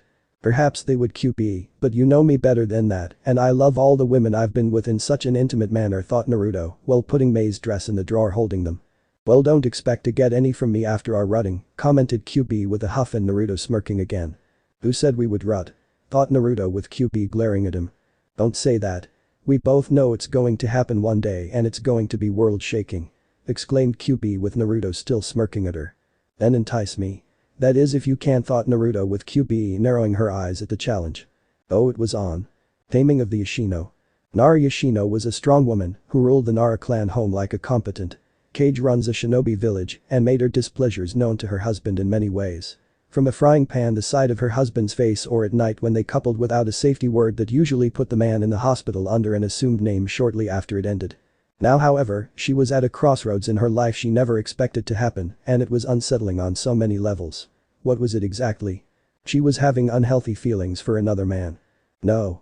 Not another man. A boy. A boy her son's age. Yoshino had seen him fight during the Chunin exams, seen him dominate Hyuga Niji, seen him become a symbol of absolute male power and dominance that no one could escape if they tried. His transformation into a giant ape, fighting the one-tailed Biju and Orochimaru's giant three-headed snake summons while still having more than enough gas in his tank to fight. Yoshino, he was the pinnacle of male supremacy, and a part of her mind, the feminist part of her to be exact, kept telling the woman that she should get close to Naruto. To be nice, sweet, to gain his confidence, and then when he was least expecting it, bam. Break his male pride and be any woman's submissive bad girl long after marriage. Part of Yoshino even wanted to break the boy in just to make him her personal toy to lash out on due to her husband starting to get a little sluggish and recovering. Maybe it seemed wrong to many, mostly men. But damn it, Yoshino was a strong woman, and as such she had strong feminist needs that required a strong man be broken by her hands. Uzumaki Naruto would become the symbol of male masculinity in a few years' time, and if she didn't break him soon, women everywhere might not be able to keep their invisible iron-fisted grip on men in general. So with that in mind, Nara Yoshino made her way to Naruto's real home after getting the information out of Anko and Kurenai through various means of persuasion that would make a certain Toad-san blush. When she rang the doorbell, Yoshino waited for a few moments before it opened and revealed a sweaty shirtless Naruto with a small towel around his neck. "Can I help you?" asked Naruto with Yoshino smiling at him. "Yes. I'm Nara Yoshino. Shikamaru's mother," stated Yoshino with Naruto nodding. "Oh yeah. I heard about you. Shikamaru is terrified of you for some reason." "I don't see it," replied Naruto with Yoshino holding back the tick mark that wanted to appear on her face. "Really? Imagine that," exclaimed Yoshino with a small friendly laugh. "What can I do for you, Yoshino-san?" asked Naruto with the woman's smile increasing slightly. "Well, if it's not too much of a bother, I was wondering if I could come inside and discuss some things about my son," answered Yoshino with Naruto raising an eyebrow. "About Shikamaru? In what way?" asked Naruto curiously. "It's in regards to motivation. My son is so lazy, just like his father. All my usual methods in motivating him seem to be having less of an effect on him each day, and I need new ideas to keep both lazy deadbeats on their feet rather than on their backs looking at clouds all day. Since you are creative in doing things in an outside-the-box manner, I was kind of hoping to run things by you and come up with new ways to motivate them into being better shinobi," answered Yoshino with Naruto smirking, since it was clearly something he would enjoy discussing. "Come on in. I'm sure we can work something out," said Naruto with him letting the woman in, and saw Yoshino's smile turn slightly evil. "Yes. Yes, we will, and very soon," thought Yoshino while cackling evilly inside her head. "Be careful, Naruto-kun. I sense a feminist plot against you with this woman," warned QB with the Uzumaki for a Saiyan smirking at her. "I know. I sensed it during our conversation. Still, I'm not about to fold simply because a woman with a desire to break men has her sights set on me and my manhood, thought Naruto before shutting the door. I don't expect you to fold. I expect you to break the woman's flower and conquer her instead, replied QB, with Naruto smirking further at the sight of Nari Yoshino's well-formed rear swaying slightly when she walked into his home. That is the plan, thought Naruto with his smile increasing. Sometime later. Nari Yoshino walked out of the Namikaze estates, her clothing ruffled, disorganized, the usually well-kept hair was out of place, and had the woman been more mindful of her own attire she would have realized her dress were missing. Yoshino couldn't believe she lost against the boy her son's age and had the handprint on her to prove it. One moment, the woman is talking to him about Shikamaru, then she moves in close, a smile here, a soft chuckle there, and just when Yoshino thought his guard was down. She struck. Fiercely too. Like a predator having caught her prey, Yoshino moved to force him into submission, kissing the boy passionately, moving her hands over his exposed torso, trying to get his motor running, while keeping him unaware of her true intentions right before bringing out the cuffs, the restraints. And all her usually favorite dominating toys that made her husband know better than to not say no when she wanted something. When she tried to move in for the kill, though, that was when things backfired. She underestimated him. Underestimated his power, his strength, his naughty hunger, and the most important part of all. He was a dominant like she had been. Yoshino could tell he was into the idea of them kissing and going at it like naughty teenagers. She still had an amazing figure, despite giving birth to Shikamaru. In his house. What she didn't know was that Naruto was onto her, didn't like how she planned to restrain and ultimately break him for the good of the female gender. He took offense to that, and his Saiyan blood felt the same way too, since Yoshino could almost hear it within him roaring with fury, since trying to restrain a Saiyan for any reason from what he told her was blasphemy in the eyes of the entire race. She tried to counter. Tried to get free from his grip. But his blue eyes were sharp, intense, piercing, and intimidating, with a hint of red forming to show he was seconds away from unleashing some form of QB's power if the need arose. The punishment for trying to dominate a Saiyan. Getting dominated. Hence the hours they spent on that couch, clothing discarded, the feeling of him between her legs with his mighty masculine thing screwing her senseless. Him in control, the one thing she had never let happen to her before now, and what shocked the hell out of the most arguably feminist woman in all of Konoha was, she actually liked it. Liked it. Her of all people liked being taken like a submissive bad woman and sounding like one the entire time. As for Naruto himself. He didn't care she was married. Why should he? The boy no man she had just got dominated naughtily by had done nothing wrong. She had come to him, she had planned to seduce and break him in her unique way. No one could say what happened in his home was Uzumaki Naruto's fault because Yoshino had been the one to approach him and Yamanaka and Noichi could easily dive into her head to learn the truth. I can't believe that just happened. I've been tamed. Me. Tamed. Thought Yoshino as she made her way home and saw her husband looking at her with a worried expression on his face. Yoshino-chan, are you alright? Asked Shikaku, seeing his wife in her haggard state and didn't know what to make of it. Normally that was him after one of their nightly sessions together and it was weird seeing the woman in this state. We're getting a divorce. I'm leaving you, was her only response, with Shikaku looking at his son, who was spitting out cereal in a stream before looking at his father and then at his mother's form heading upstairs. Did mom just say what I think she just said? Asked Shikamaru with his father nodding. Yes. Yes she did, replied Shikaku before looking at his son. We are free. We are finally free. Stated Shikamaru before taking his father's hand and the two left their house before walking off into the rising sun in the distance. And ignoring the people staring at them with raised eyebrows. But Naruto. Another one bites the dust. And another one gone. And another one gone. Another bits the dust. Said Naruto in a sing-song-like voice while he put Yoshino's dress in the special drawer that held all his conquests. I never doubted you for a second, Naruto-kun, said Kyuubi with Naruto chuckling. Sure you did, thought Naruto, since he sensed the vixen had wiped sweat off her brow after he finished naughty dominating Yoshino. Naruto's merry ex-Maz. A 16-year-old Naruto came home, his good deeds for the day that helped in protecting Konoha from its enemies being completed, and was ready to relax. He wanted a warm meal, a nice bath, and maybe find a woman for the intense amount of pleasure that would happen as a result of it. So when Naruto came home for the holidays, that was Christmas, it was snowing heavily and was a wonderful Christmas day when he woke up that morning. During that time, the kids opened their presents, thanked Naruto, his wives that were their mothers or their aunts for the gifts they received before they spent the entire day having fun together. By nightfall, the dinner had been served and Naruto along with his children ate enough to make the Akamichi clan bow in submission to their mighty stomachs. Some time later after that point, the kids were in their rooms tucked away and got kisses goodnight by their parents before sleeping happily. As for Naruto, he was the last one to finish kissing his children goodnight and knew that things were pretty good right now with everything that was happening in his life. And it was going to get even better because when he entered the living room area, he came to see a sight that a certain super idiot no doubt would have wished for many times over. And would always be denied because Santa had put Jiraiya on the naughty list every year for his perversity. As for Naruto, in the bedroom, wearing skimpy tight red bikinis, with Christmas caps, gloves, and shoes on was every single hot kunoichi he had ever met. Each of them was by the Christmas tree, looking lovely, hot, and it was clear by the looks in their eyes, they were feeling hungry for something that wasn't a Christmas feast. Well, look who woke up. Merry Christmas Naruto-kun, said Anko with a sultry wink, and Naruto smirked. Merry Christmas to you too, Anko-chan. And of course a Merry Christmas to Kurenai-chan, Shizune-chan, Hana-chan, Tsume-chan, Ten-chan, Kin-chan, Taiya-chan, Hinata-chan, Tamari-chan, Mei-chan, Tsunade-chan, Kyubi-chan, and Yoshino-chan. Exclaimed Naruto while seeing the hot beauties before him. Wait.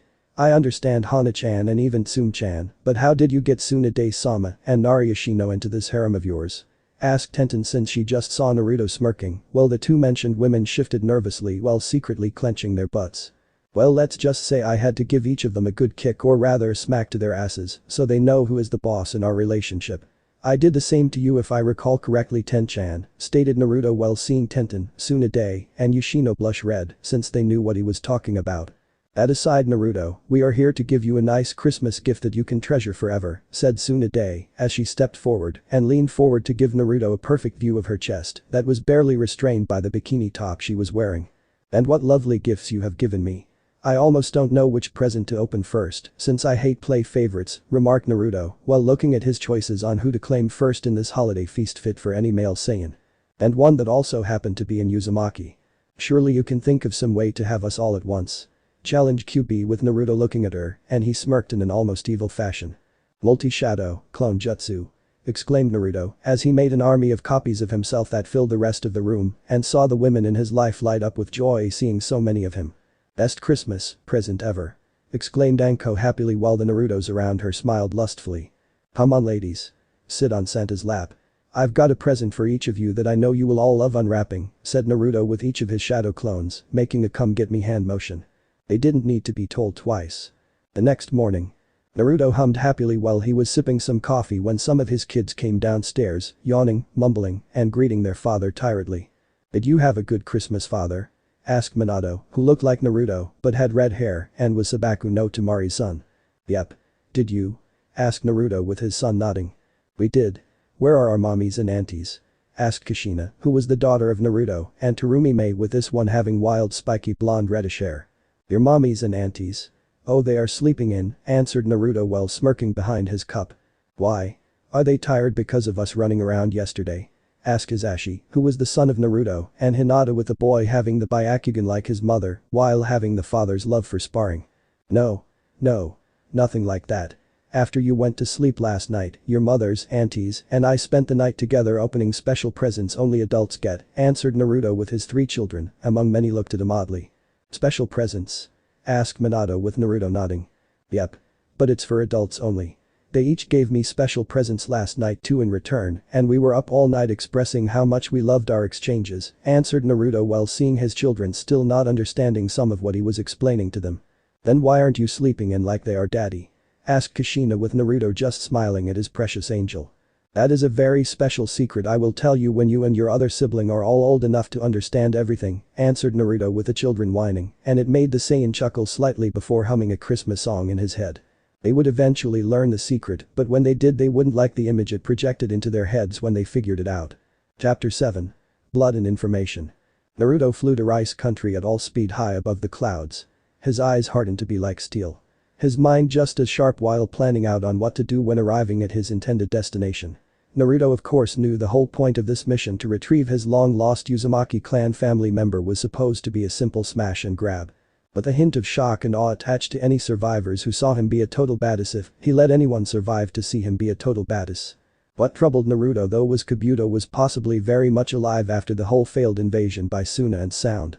Until Naruto left for this mission, the young Saiyan wondered just how that was possible, and only gazing into the various jutsus Konoha had regarding disguises did he find his answer. The corpse clone jutsu. An intriguing jutsu meant to be Konoha's version of dabbing into puppetry in a crude yet subtle way based on deception. The trick of this particular jutsu was to disguise yourself as one of the enemy or someone else. Meanwhile, you used a corpse of someone who was basically the same height, weight, and even blood type as you be put in a temporary reanimated state. They were secretly tied to you via chakra strings, which played the dead body like a puppet to walk, talk, and even act like you as if it was you. And of course one of the major requirements for this rarity of a jutsu to even work was medical knowledge of the human body at an almost unprecedented level. Sasori of the Red Sands, formerly of Suna, had done significant study on the human body in order to make his puppets and get them fight just as well as if they were actually alive. Heiya had mentioned to him before he left that Kabuto had been a former spy of Sasori, sent to keep an eye on Orochimaru when the Sannin left the Akatsuki to ensure the man would not become a threat to the organization. Only for Orochimaru to catch on and turn Kabuto to his side. Both missing nin had put quite a bit of knowledge into the silvery-haired boy during his time with each of them, and Kabuto proved to be a quick learner. It was no real surprise to Naruto that Kabuto could use and did use the corpse clone jutsu, given his upbringing in Konoha when he was not under the guidance of either missing nin. Clearly the student had surpassed his teachers in terms of treachery and escaping from the enemy when needed. Though I wonder if Orochimaru is alive. If Kabuto is alive, could the Sannin be too, and just lost his one arm to throw people off his trail? Thought Naruto to himself, since it was a possibility.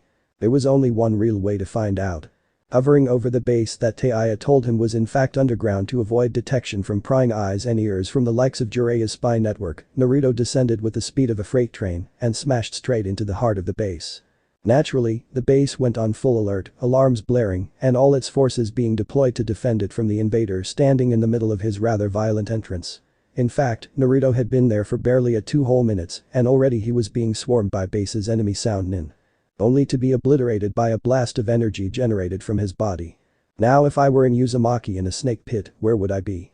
Thought Naruto while he began sensing the different energy signatures around the base, until 2 noticeable ones came to his mind.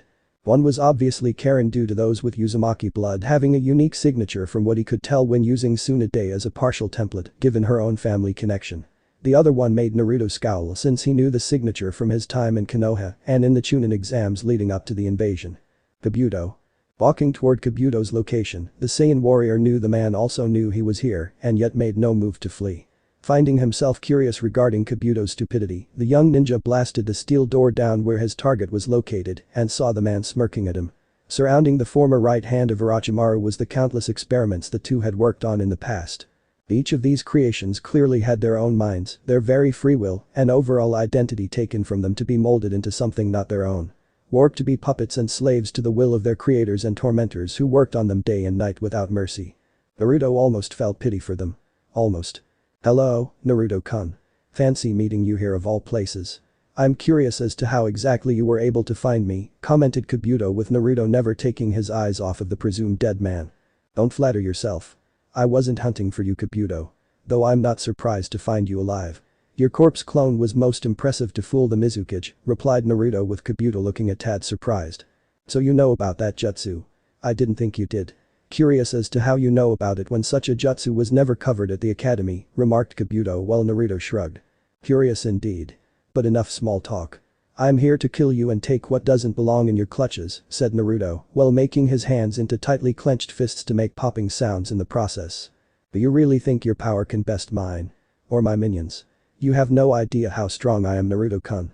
I am on par with Hada Kakashi himself, taunted Kabuto with Naruto raising an eyebrow at him. And? Is that supposed to frighten me? I took on the one-tailed Biju and won. I took on a 3-headed snake summons and won. I walked through the forest of death and threw a bag of headbands down at the feet of the Sandaime Hokage to show I could crush all who stood in my path. Everything and everyone who is essentially stronger than you, I have faced and won against. Do you really think your small army deformed test subjects and the albino in the shadows slowly rising from that lab table to my right over there have a chance at killing me? Questioned Naruto with the man in front of him frowning. Kill him. Kill the man who helped kill Orochimaru-sama.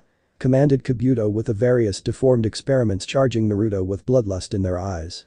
Naruto smirked before he met the large number of enemies head on to the surprise of the man who commanded them to attack in the first place. Moving with superior speed and skill, Naruto smashed his way through them all. His fighting skills decimated each poor, deformed, and ultimately mindless soul standing in his way. Behind him, the albino figure moved to engage Naruto from behind, but the Saiyan easily countered white-haired man with an arm block. But what slightly surprised Naruto was the fact this person could make bones come out of his body and use them as weapons. Not only that, but Naruto actually found this warrior to be quite skilled in jutsu. If the situation wasn't so serious, Naruto would have found more time to enjoy this fight. Sadly, all good things come to an end, and this fight was no different for the blonde Saiyan. "Sorry pal, but you are in my way." "Nothing personal," remarked Naruto before blasting the albino back with a ball of energy that would severely injure the man or possibly kill him. "Not bad, Naruto-kun. Kimimaro is one of the best warriors in Sound, but let's see you defeat someone of my skill in jutsu," commented Kabuto with his chakra scalpel in both his hands with the intent to cut through Naruto's various internal organs. "Your skills aren't bad, Kabuto, but I have and fought seen better fighters." "Much better fighters," said Naruto, as he easily blocked each of Kabuto's strikes with ease and just as easily knocked the Sound Nin back. Frowning, Kabuto realized that as good as his fighting was, and his healing ability when injured was almost on par with a Jinchuriki, the man knew he was no match for Naruto.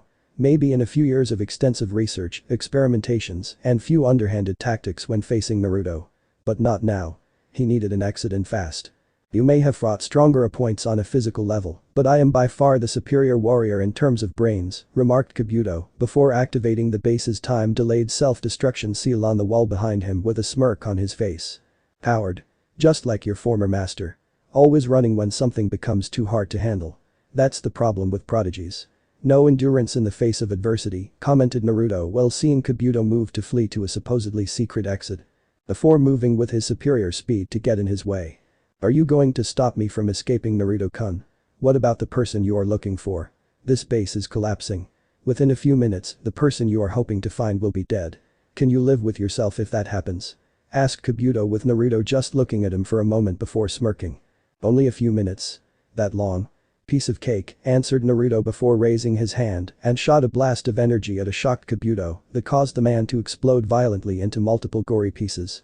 Seeing stirring and a sound of groaning echoing in the corner where he blasted Kimimaro not that long ago, the blonde Saiyan saw the albino was barely alive and refused to die despite his injuries. The man was losing a lot of blood and his injuries were very severe from what Naruto could see of the struggling albino. It was actually quite impressive. "You might as well take him, Naruto-kun. You may get a good sparring partner out of it if I can heal him," commented QB calmly while Naruto shrugged before picking the man up. "Ah, what the hell. I might as well grab as many people as possible," commented Naruto before he moved toward his intended target that was Uzumaki Karen.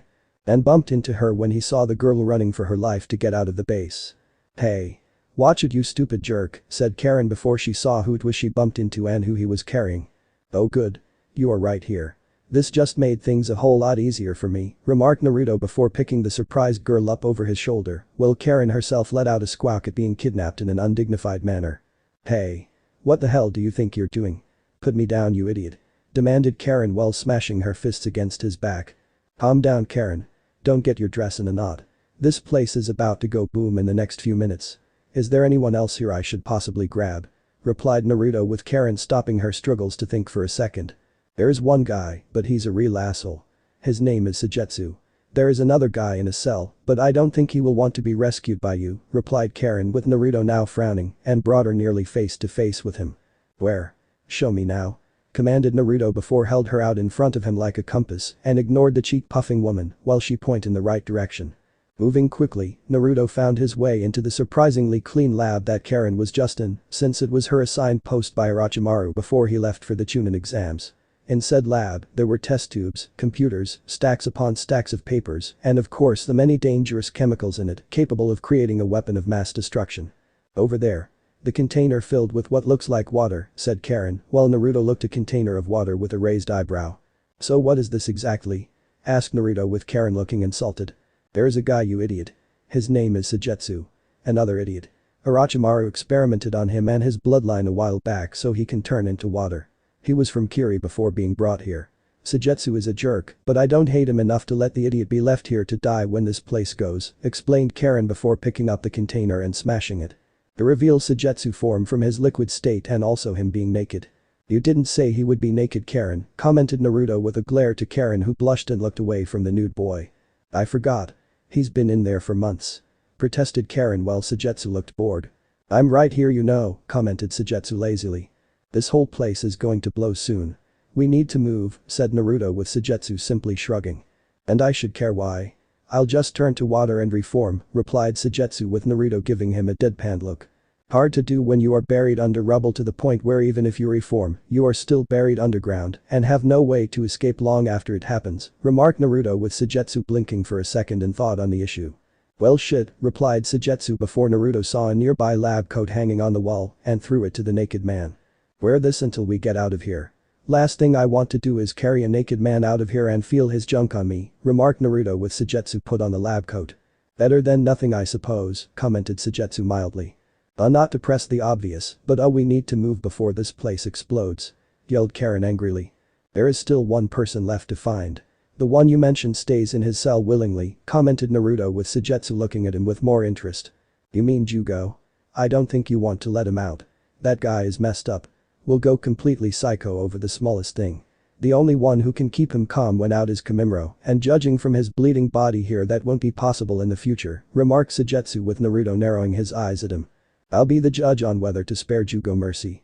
As for his outbursts and Kimimaro here being healed, you leave that to me when we're safely away from this base, commented Naruto before he grabbed Suigetsu and listened to Karen on where Jugo's cell was located before finding the man inside waiting to die. Leave me here. I want to die. I only hurt people when I'm outside, whispered Jugo in a depressing tone while Naruto ripped the cell open, grabbed him, and after putting Karen over his shoulder much to her displeasure, he blasted a hole straight through the ceiling straight to the outside. Following that, the young Saiyan flew up with those he rescued, ignored Karen's screams of fear and Suigetsu's cursing as he did so. Just when he landed a safe distance away from the sound base, the area where it once stood exploded violently, killing everything and everyone left inside of the base. Leaving only a crater in wake of the explosion that was worthy of praise from the mad bomber of Iowa if the man had seen it for his own eyes. Aren't you glad I rescued you all now? Asked Naruto with Karen nodding dumbly along with Suigetsu while Jugo looked blankly at the remains of the place that had been his crude home of sorts since coming into Orochimaru's service. So what now? Asked Suigetsu curiously while Kimimaro groaned in pain. Now I heal your albino friend here, replied Naruto before turning Kimimaro on his back and put his hand on the bloody man's body. What did you do to him? Demanded Jugo in a suddenly serious tone at seeing his only friend in this state and his power started to come off of him. He fought me and lost, replied Naruto while channeling QB's chakra into Kimimaro and began to slowly heal the albino's injuries. You attacked my friend? Demanded Jugo with his body and personality going through a change while Karen and Suigetsu backed away. He attacked me first. Also, I suggest you calm down before you do something stupid. If you interfere in what I'm doing now, the backlash of energy I'm generating will kill him, said Naruto with Jugo breathing heavily, his body and mind seemed to be struggling with itself in terms of what to do next. Calm down man. Look. The injuries Kimimaro has are healing. You don't want to risk his health, right? Said Suigetsu nervously while Jugo narrowed his eyes at the sight of Kimimaro's wounds being healed. Yeah. At least hear what this guy has to say before you go all psycho on him for what he did earlier, added Karen while Jugo slowly clamped down and still had a serious look on his face. Naruto ignored them by this point as he finished up healing Kimimaro, who at this point was coming back to the land of the living and saw he was surrounded by familiar faces. And one he did not. You. I remember you. I fought you briefly. Kabuto said you were the one who killed Orochimaru-sama, remarked Kimimaro with a hint of anger in his voice. More like assisted in stopping his plans for invading Konoha from actually working. The kill goes to the Mizukage. She melted him down with her bloodline limit. The only thing left to identify him was his arm with the snake tattoo used for summoning, which was destroyed later by me to prevent anything of him from surviving. Kabuto only said I helped in killing him, so you would go into a rage to fight me in the belief you would win, countered Naruto with Kimimaro scowling before he focused on the others around him. You saved them. Why? Asked Kimimaro curiously. Because Karen is in Uzumaki and a member of my family. Suigetsu might find some kind of purpose in Konoha when we head there. Jugo I saved because he was in that cell and looked days away from killing himself. Dying without a purpose is a horrible way to go, answered Naruto with Kimimaro looking at the other before focusing back on the Saiyan. Are you saying you can give me purpose? Give them purpose? Asked Kimimaro while seeing Naruto nod. If I did offer said purpose to you, all of you, would you take what I offered? Asked Naruto with Kimimaro thinking it over in his head before nodding. Yes. I would, answered Kimimaro since he had nothing now and it wasn't like killing the blonde Saiyan in front of him something to consider. Even if Kimimaro tried, he knew Naruto was the superior fighter and warrior between them. Even if Kimimaro had yet to use his full strength at the time and his bloodline to its fullest, the Kagaya knew simply from instinct alone that this boy was his better in just about everything regarding how to fight. Orochimaru had once given him purpose, and the albino man would always be grateful for it, but the disease he had obtained during his service had made him value to the Sannin go down drastically. Only now, after Naruto had healed him, did Kimimaro have a chance to be of use to his fullest, and had this boy to thank for it. And the three of you? Karen is family, so I do want her to consider Konoha, but the two of you, that's another story, said Naruto with Karen fidgeting. I don't really have another place to go, and if we are family like you claim, I'm going to stay with family, said Karen with Naruto smirking. We are family. Cousins actually. I will tell you more back in Konoha. What about you two? Replied Naruto with Suigetsu and Jugo looking at each other. Hell, I'm game. You helped me out with being freed and escaped being destroyed by that base. Anywhere else beats being in a glass tube naked, remarked Suigetsu casually, and wanted to see how Konoha did things when compared to the rest of the world. I am a danger to the world around me. My power is unstable. Orochimaru used it for his curse seals. I should have stayed in the cell and died, commented Jugo with Naruto now sighing at his defeated tone and smacked him in the head. You idiot. That is the coward's way out. The way of the weak. Look at me, Jugo. When I faced adversity, did I crawl up into a bowl waiting for death to claim me? No. I rammed my fist through it. You have a problem and I know the perfect person in Konoha to help you deal with it, stated Naruto with Jugo looking at him curiously. Who? Asked Jugo while Naruto smirked. My godmother. She also happens to be the best damn medic nin in the world and is the Hokage too. Her name is Senju Tsunade, answered Naruto, knowing if anyone could help Jugo with his problems, it was Tsunade. Are you sure? Orochimaru tried and failed to help me, questioned Jugo with Naruto frowning at the mention of the dead Sannin's name. That's because he most likely didn't help you at all. He probably only claimed he would help you so Kabuto could harvest your power to make those curse seals of his in order to jump from one body to the next, replied Naruto with Jugo looking unconvinced. He does have a point, Jugo. Orochimaru team was supposed to be like some kind of super genius or something. Not to mention Kabuto had skills second only to Tsunade herself. If Orochimaru's sick mind could make those curse seals from your bloodline, then there should be no problem curing you, no problem. I mean, couldn't the stupid team make you some kind of pill or serum to keep your temper tantrums in check? Questioned Suigetsu with Jugo not liking the idea he had been used falsely by Orochimaru. It's true, Jugo. I was Kabuto's assistant many times on many projects. All of them were designed to extend Orochimaru's life. Not once were they connected to help you, added Karen, while Jugo just sighed in defeat. How do I know I won't trade one false savior for another? Asked Jugo to Naruto, who simply smirked. Because unlike Orochimaru team, my godmother swore an oath to help those in need of treatment. She takes that oath quite seriously, said Naruto, while Jugo nodded. Very well. I will return with you to Konoha as well, said Jugo before bowing to the Saiyan. Get off the ground. I hate that formal crap. Come on. We have a bit of walk ahead of us to Konoha. I would fly us there, but something tells me most of you would hate the ride, remarked Naruto with Karen glaring at him. Considering you put me over your shoulders and carried me like a sack of potatoes, commented Karen with a heated glare at her cousin. Not for nothing, but before we get to Konoha, can I get some clothing? I have nothing to be ashamed of, but I'm not a nudist or anything, said Suigetsu with Naruto nodding, since they did need that for him and some new clothes for Kimimaro. Sure. No problem, replied Naruto before the group headed for the nearest town. Konoha Route HQ. Danzo frowned. Well, he always frowned, but this was more the usual. Why? Because his intended weapon in the form of Konoha's Kyuubi Jinchuriki was out of the village. His spies in the Hokage Tower informed him of the brat heading to Rice Country to attack one of Orochimaru's bases for a possibly long-lost Uzumaki clan member. While having another Uzumaki was a great boon for the village, Danzo was angry over the fact this girl couldn't be put into his route program without raising red flags with Tsunade and the boy himself. While Danzo was confident he could handle the blonde Saiyan easily enough with his own hidden assets, the officially retired Konoha wasn't about to force his hand when the time to do so was not upon him. The invasion itself, had it been entirely successful in defeating Konoha's primary force, would have allowed Danzo to flank Orochimaru's forces with his root shinobi and make himself out to be a hero to the survivors. Such a victory for him would have launched him to the status of Hokage and made Konoha the major military power he always envisioned it should have been for years. Sadly, things did not work out the way he hoped, and the elderly man once more had to wait until Konoha's overall shinobi force was too weak to repel his route from taking over. Again, the Kyuubi Jinchuriki had prevented this by using his power to prevent Konoha and its shinobi from falling in a way that would have proved Danzo's method of running the village was better than his predecessors. A setback he had hoped to counter in the years to come with the right resources and events following this, but Danzo was not what one would call an optimistic man. He didn't believe in optimism. He believed in realism. As in knowing the reality of the situation one was in. And sadly for him, the reality of his situation was with his main outside backer now gone, Danzo would have to seek others who could aid him in his plans to take over Konoha. But who? Iwa? Not a chance. They would sooner see all of Konoha destroyed in its entirety. Danzo and his root included. Hell, the man would sooner have the Kyuubi Jinchuriki become Hokage before him. Kumo. They would just pillage Konoha of everything valuable from jutsus to bloodlines and leave nothing left for Danzo to build on. Kiri. After the rebels won against the previous Mizukage. With the aid of the Kyuubi Jinchuriki no less. Not possible. Suna was out of the question given their current situation of needing to recover from the invasion too.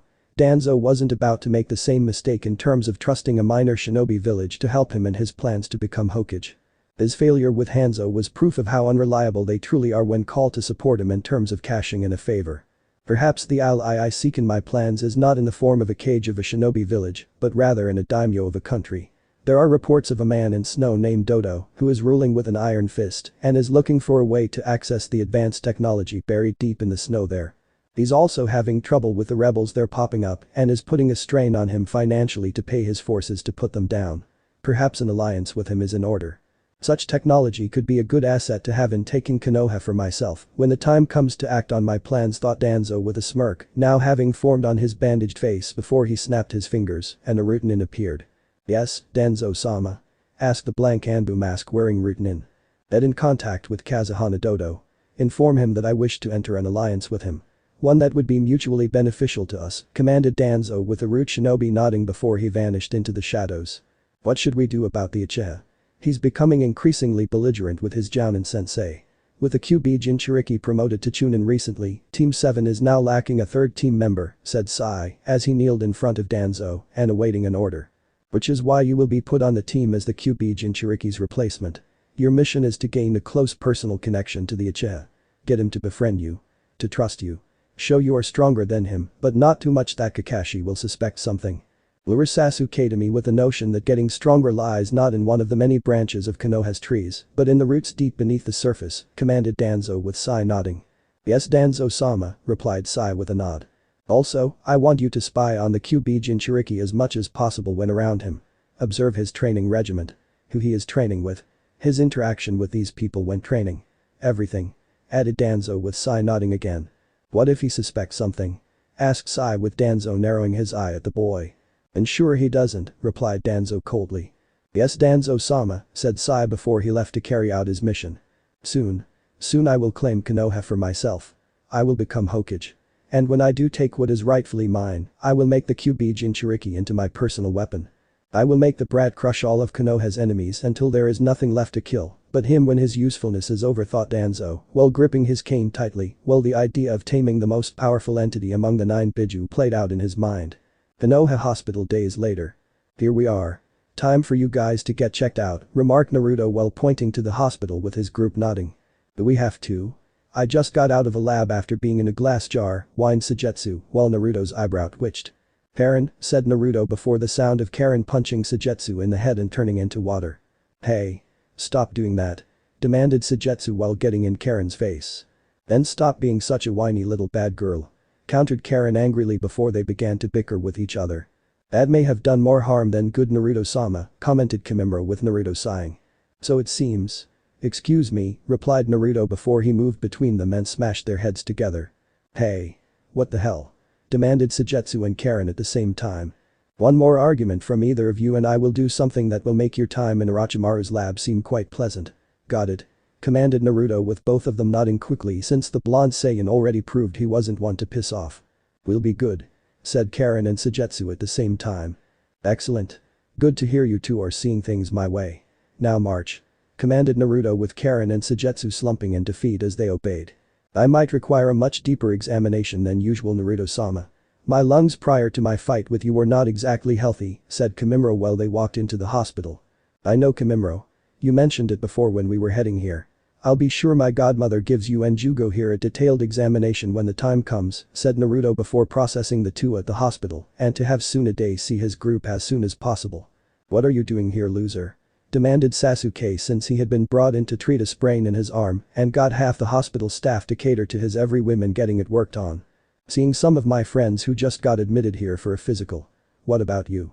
Getting surgery for a gender change you so desperately wanted? Asked Naruto with a smirk. No. Besides, if anyone needs a physical alteration it should be you with that damn tail of yours, commented Sasuke with Naruto smirking further. You're just jealous I have one in the perks that come with it, commented Naruto with Sasuke scowling since that was true. Sasuke knew if he had the tail, it could act as a secret appendage in a pinch when fighting an enemy, and there was also the transformation done during the presence of the moon. If Sasuke could do that, Itachi wouldn't stand a chance, and everyone would bow before his very greatness whether they wanted to or not. Shut up. Your newfound power is nothing compared to the might of an Uchiha elite like myself, Sasuke shot back. Considering there are only a handful of Uchiha alive outside of yourself who are much stronger than you, the standards for the title of Uchiha elite has gone down considerably here in Konoha, taunted Naruto while Sasuke scowled angrily at him. It was only because of Sasuke's quick glance behind the blonde and the fact Naruto could sense the person behind him did the Saiyan use his tail to smack the person behind him into a wall. Turning slightly, Naruto scowled even further when he saw Sakura there with a kunai falling out of her hands and the boy put the pieces together. Sakura was going to either A. Cut off his tail to gain her crush's affection. Or B. Stab him in the back at the base of the spine in an attempt to cripple him just before going for the killing stroke that would most likely have been a slicing at the neck. I saw that Naruto. You are going to be reported for assaulting a fellow Konohanin with your tail, said Kakashi as he appeared seemingly out of nowhere and planned to take the boy in to have him demoted back to genin. I assume you also saw how Sakura had a kunai in hand and planned to use it on me, countered Naruto, while Kakashi frowned and saw the kunai barely being touched by his downed student. Are you sure? For all you know, she was handing it back to Sasuke from training with it earlier, offered Kakashi. Please. Sasuke wouldn't accept the kiss of life from Sakura if he was on his last breath and you know it, Naruto shot back while making sure his tail wrapped itself around his waist. That's a matter of opinion, commented Kakashi with Naruto scowling at him. Then report me to the Hokage. Go ahead. We'll see what Tsunade decides once she has Inoichi dive into her head for the truth and you explaining the convenient timing of your arrival after I stop Sakura's attack, said Naruto with Kakashi's eye narrowing at him and then at Sakura for a second. You can pass for now, said Kakashi with Naruto smirking. I thought so, replied Naruto while ignoring the glare Kakashi threw him. Don't get comfortable, loser. I'm going to show you my superiority soon, said Sasuke while Naruto smirked once more. But superiority? A single sprain in your body and you rush to the Talk to me when you have been beaten within an inch of your life and come back from it within a few days' time. Until then piss off. Replied Naruto before walking down the hall, through a flight of stairs, another couple of corridors, and finally stopped at the room meant for Hyuga Hinata. Only to hear voices. You are going to be branded when you have properly recovered Hinata. The Hyuga clan cannot and will not tolerate main family members of the clan losing to the branch family. It is a sign of weakness, and all weaknesses must be properly removed from the main family one way or another, said a man, who Naruto deduced was Hinata's father, Hiashi if the blonde recalled correctly, since the man appeared to be at that proper age. It is not weakness to show love for one's family, countered Hinata, while Hiashi just scowled at her for a second. That is where you are wrong. Love has no place in our clan. The cage bird seal has created a rift too powerful for such a thing to heal it, remarked Hiashi, while Hinata just frowned at his words. Maybe if the Hyuga clan stopped practicing the use of the cage bird seal on the next generation of Hyuga children, such a rift of which you speak could possibly begin to heal, offered Hinata with Hiashi looking at her in shock and anger. Out of the question. Never say that again. Do you understand I will not hear such a thing from you on this matter, commanded Hiashi with Naruto snorting at the idea of this issue going silent. And why is her idea so bad? I think it's great. No seal on the next generation of Hyuga means they don't have to be your slaves in all but name. No seal. No hatred, remarked Naruto with a smirk on his face at seeing Hinata blushing at the sight of him. This doesn't concern you, brat. Stated Hiashi with Naruto raising an eyebrow at him. Actually it does. You see, a short while back, I had this important talk earlier with a few people regarding the cage bird seal and the history behind its existence. Mainly because something about such a seal seemed off to me. Maybe it's the Uzumaki in me or maybe it's the curious nature of being a curious boy. But spending time in my home or at least having a shadow clone in my home doing research on seals has revealed some very surprising facts about the cage bird seal. Would you like to hear them? Replied Naruto with Hiashi beginning to sweat a little since he had an idea on what those facts were. I suggest you keep such information to yourself from now on. It is safer that way. For you and my daughter, warned Hiashi with Naruto scowling now. And if anything happens to Hinata, I'll go public with those secrets just to see your oh so-called noble clan be exposed for the pathetic pieces of human trash that they really are in life. Countered Naruto while Hiashi looked livid at his words. You wouldn't dare, whispered Hiashi with Naruto smirking. Test me and find out, replied Naruto with Hiashi narrowing his eyes. This is not over, said Hiashi before walking out of the room. I didn't expect it to be over. Not with assholes like you around, commented Naruto to himself before refocusing on Hinata. Sorry about my father, said Hinata sadly while Naruto waved it off. Don't worry about it. The guy is a jerk, but surprisingly you could do worse in terms of who you have for a father, remarked Naruto while walking over to her and pulled out a chair before sitting in front of the girl. Was your mission a success? Tsunade-sama told me you went on a mission to another country to find a member of your clan, said Hinata with Naruto smiling and making her blush. Yep. I found a cousin, a Kagaya, a water-turning guy formerly from Kiri, and someone who is depressed because of his power from his own clan being unstable. All of whom I sent to Tsunade for a medical checkup, replied Naruto proudly with Hinata smiled at seeing his first mission as a Chunin being so successful. You do realize that you need to give an official report on this soon, right? Asked QB with Naruto sighing internally, knowing the fox was right while ignoring the Biju's words at the same time. How was your operation to repair the damage the doctors missed? Asked Naruto since a change in subject was in order. Good. Tsunade-sama said I should be able to leave in another day or two, but no intense training until my body fully recovers, replied Hinata with Naruto smiling. That's good to hear. Once you have recovered fully, I think the best way for you to get stronger is through an intense training regimen and looking into a way into using your natural flexibility with gentle fist, said Naruto cheerfully. What do you mean Naruto-kun? Asked Hinata curiously while hoping he meant they would be doing some training together. What is the best way to get stronger? Training, training, and more training. How do we train? Practice, practice, and more practice. How are you going to practice? With me and the others at the Namikaze estates. Declared Naruto boldly to her.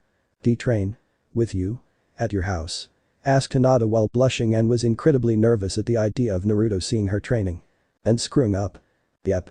It is the only way you can get strong enough to show your idiot of a father what he refuses to see for himself, answered Naruto knowing this was for the best. You mentioned my flexibility and gentle fist, commented Hinata with Naruto smirking at her now. Being a Saiyan allows for one fighter like myself to see things about another fighter that others cannot see. When I saw your fight with Neji, I saw your stand was rigid. You were fighting Neji on his terms. Using his fighting stance. Every move you made was almost an exact copy of his moves with gentle fist.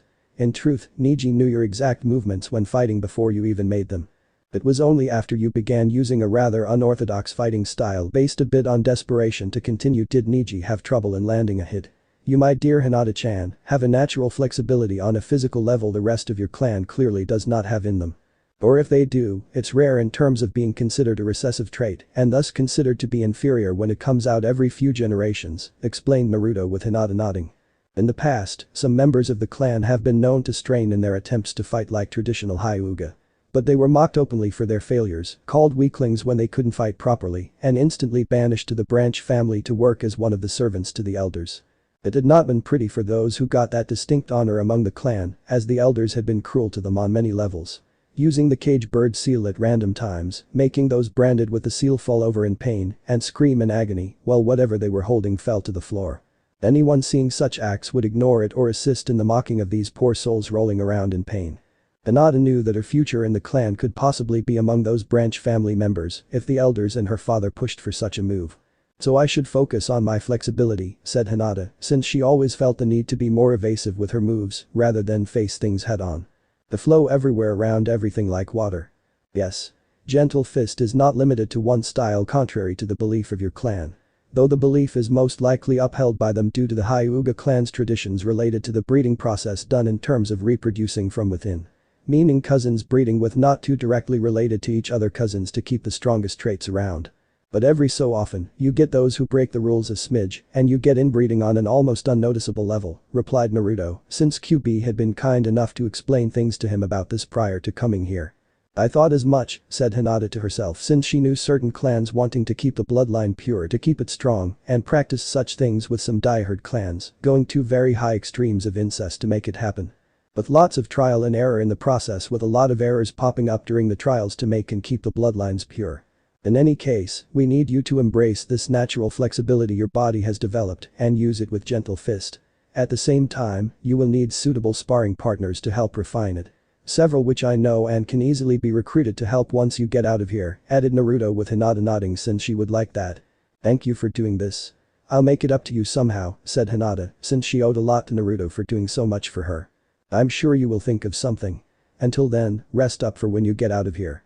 You'll need all of your strength for the intense training I have planned, said Naruto before he let out a boisterous laugh worthy of a Saiyan and flew out the window while Hinata just sweat dropped at the end. Why was the boy in her life she had a crush on so weird at times?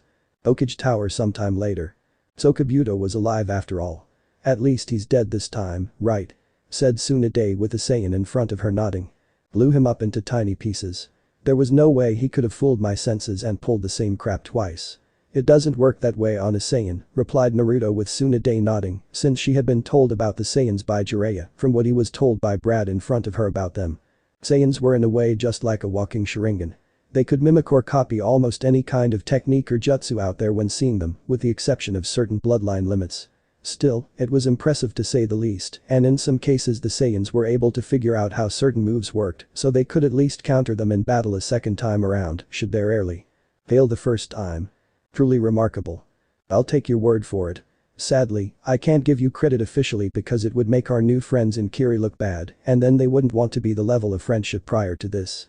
In any case, you did well in bringing that little group of yours here with one of them being an Uzumaki. Knowing there are still a few out there in the world brings a warm feeling to my heart and I'm glad my grandmother's clan wasn't snuffed out, said Tsunade with a smile on her face. That's good. But what can you tell me about the other three? Kamimaro, Suigetsu, and Jugo? Asked Naruto curiously since he did bring them to Konoha in the first place. All healthy. Which is a bit surprising considering Kamimaro had a lethal lung disease that should have killed him sooner than when you faced the guy. My guess is the use of QB's chakra when healing his injuries cured what he had left and repaired them to the point where the disease is gone. Suigetsu turns to water whenever struck and seems to be in good health despite his desire to cut into things with a sword. But Jugo he concerns me with his depression, replied Tsunade with a hint of concern at the end. Do you think Jugo is suicidal? Asked Naruto with Tsunade shaking her head no. Not really. Or rather not yet I should say. A few more years alone in that cell. Maybe a thought of it here or there. From what Jugo told me, the only reason he didn't go insane around you or me was due to Kamimaro being nearby. Their friendship and friends in general seem to keep that other part of him at bay. I've run some tests, but the results are unclear for now. I need to analyze his blood. Maybe even see his bloodline in action for myself, said Tsunade with Naruto nodding. Jugo told me it was Orochimaru's key to making the curse seal. Maybe that will help, offered Naruto with Tsunade nodding in agreement. That's what I thought too. I'm going to share my findings with Jiraiya on Jugo's power and how it could be used to make a curse seal. With any luck, we can find out what is causing his bouts of insanity and find a way to treat it properly, replied Tsunade while Naruto nodded. Until then, I want all of them staying with me. Kin and Taiya know them, so it will be good to have a few familiar faces around the house they know and trust, added Naruto with Tsunade nodding. The councils will protest this. They might find support with some of the clan heads in the belief you are gathering several strong warriors to take over Konoha, said Tsunade with Naruto scoffing. Let them bad girl. It won't change the simple fact it's necessary. Karen has legal standing to live with me since she's my cousin. Kamimaro was one of Orochimaru's chief bodyguards for many years.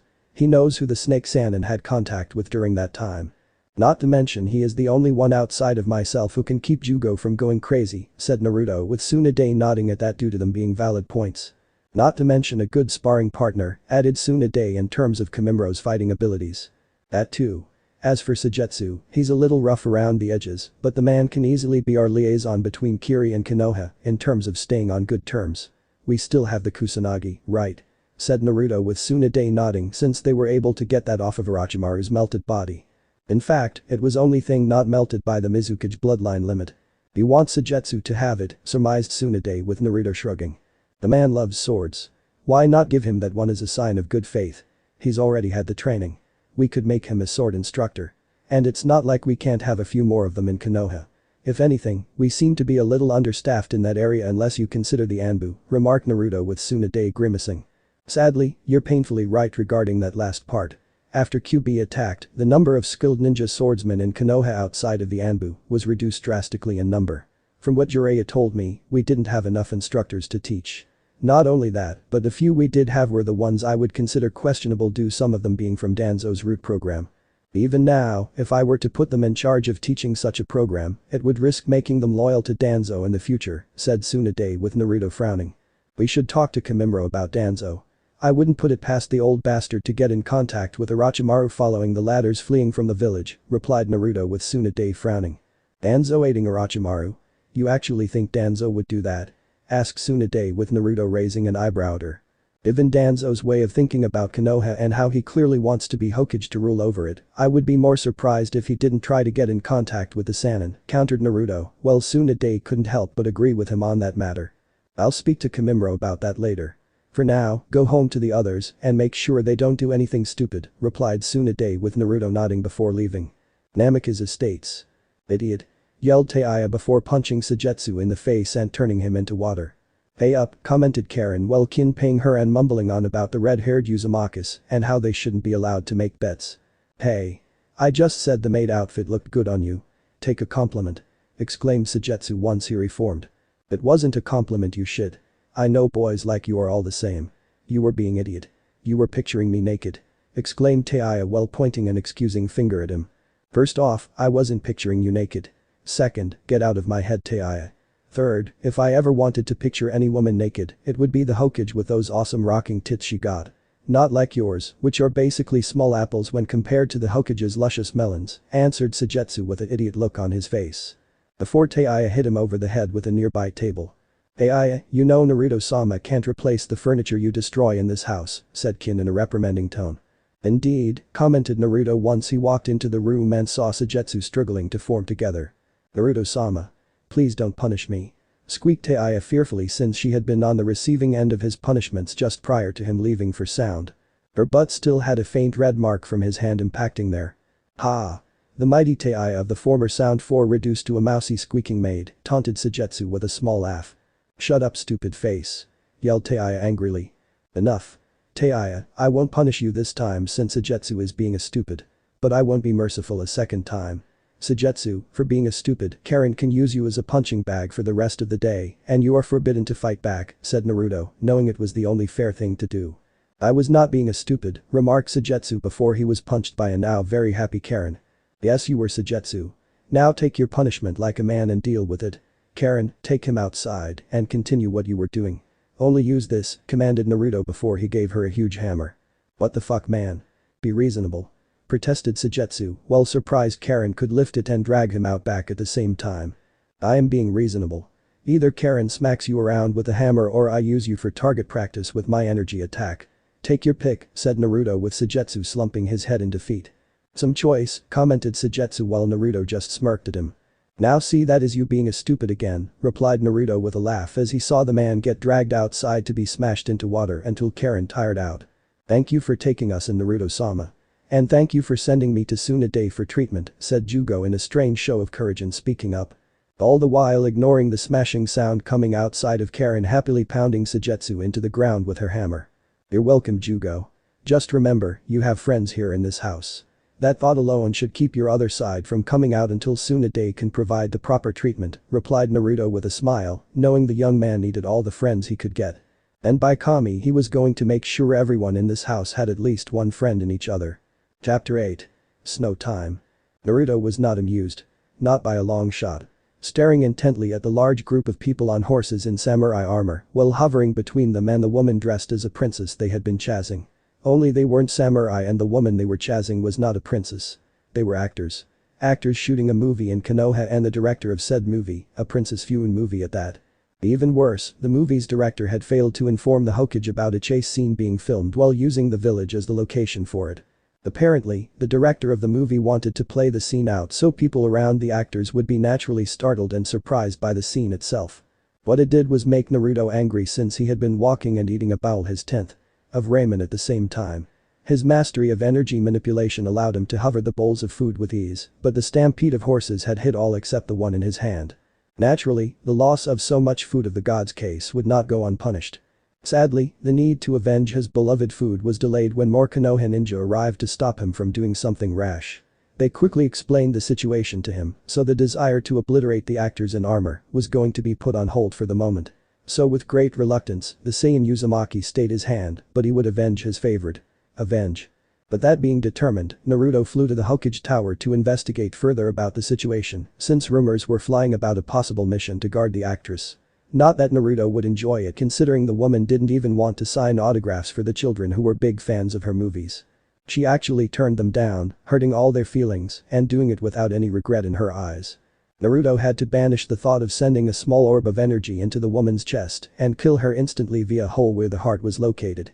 As much as the woman had deserved a much-needed reprimand, Naruto knew it would not be through him and went with to see if anyone else does it before I do approach. As it turned out, rumors were in fact true that the actress for the Princess Fuin movies was in need of protection per the director and manager of the spoiled actress's request. They had gotten word of some of the more rabid fans plotting something and it was whispered to be life-threatening. While the movie studio had hired standard security, the director and the woman's manager were not about to take any chances. This woman was the bread and butter for all the Princess Fuin movies ever made. If she died, the company would lose millions upon millions of ryo. It was better to spare no expense now over losing far more in future revenue, never getting into their pockets.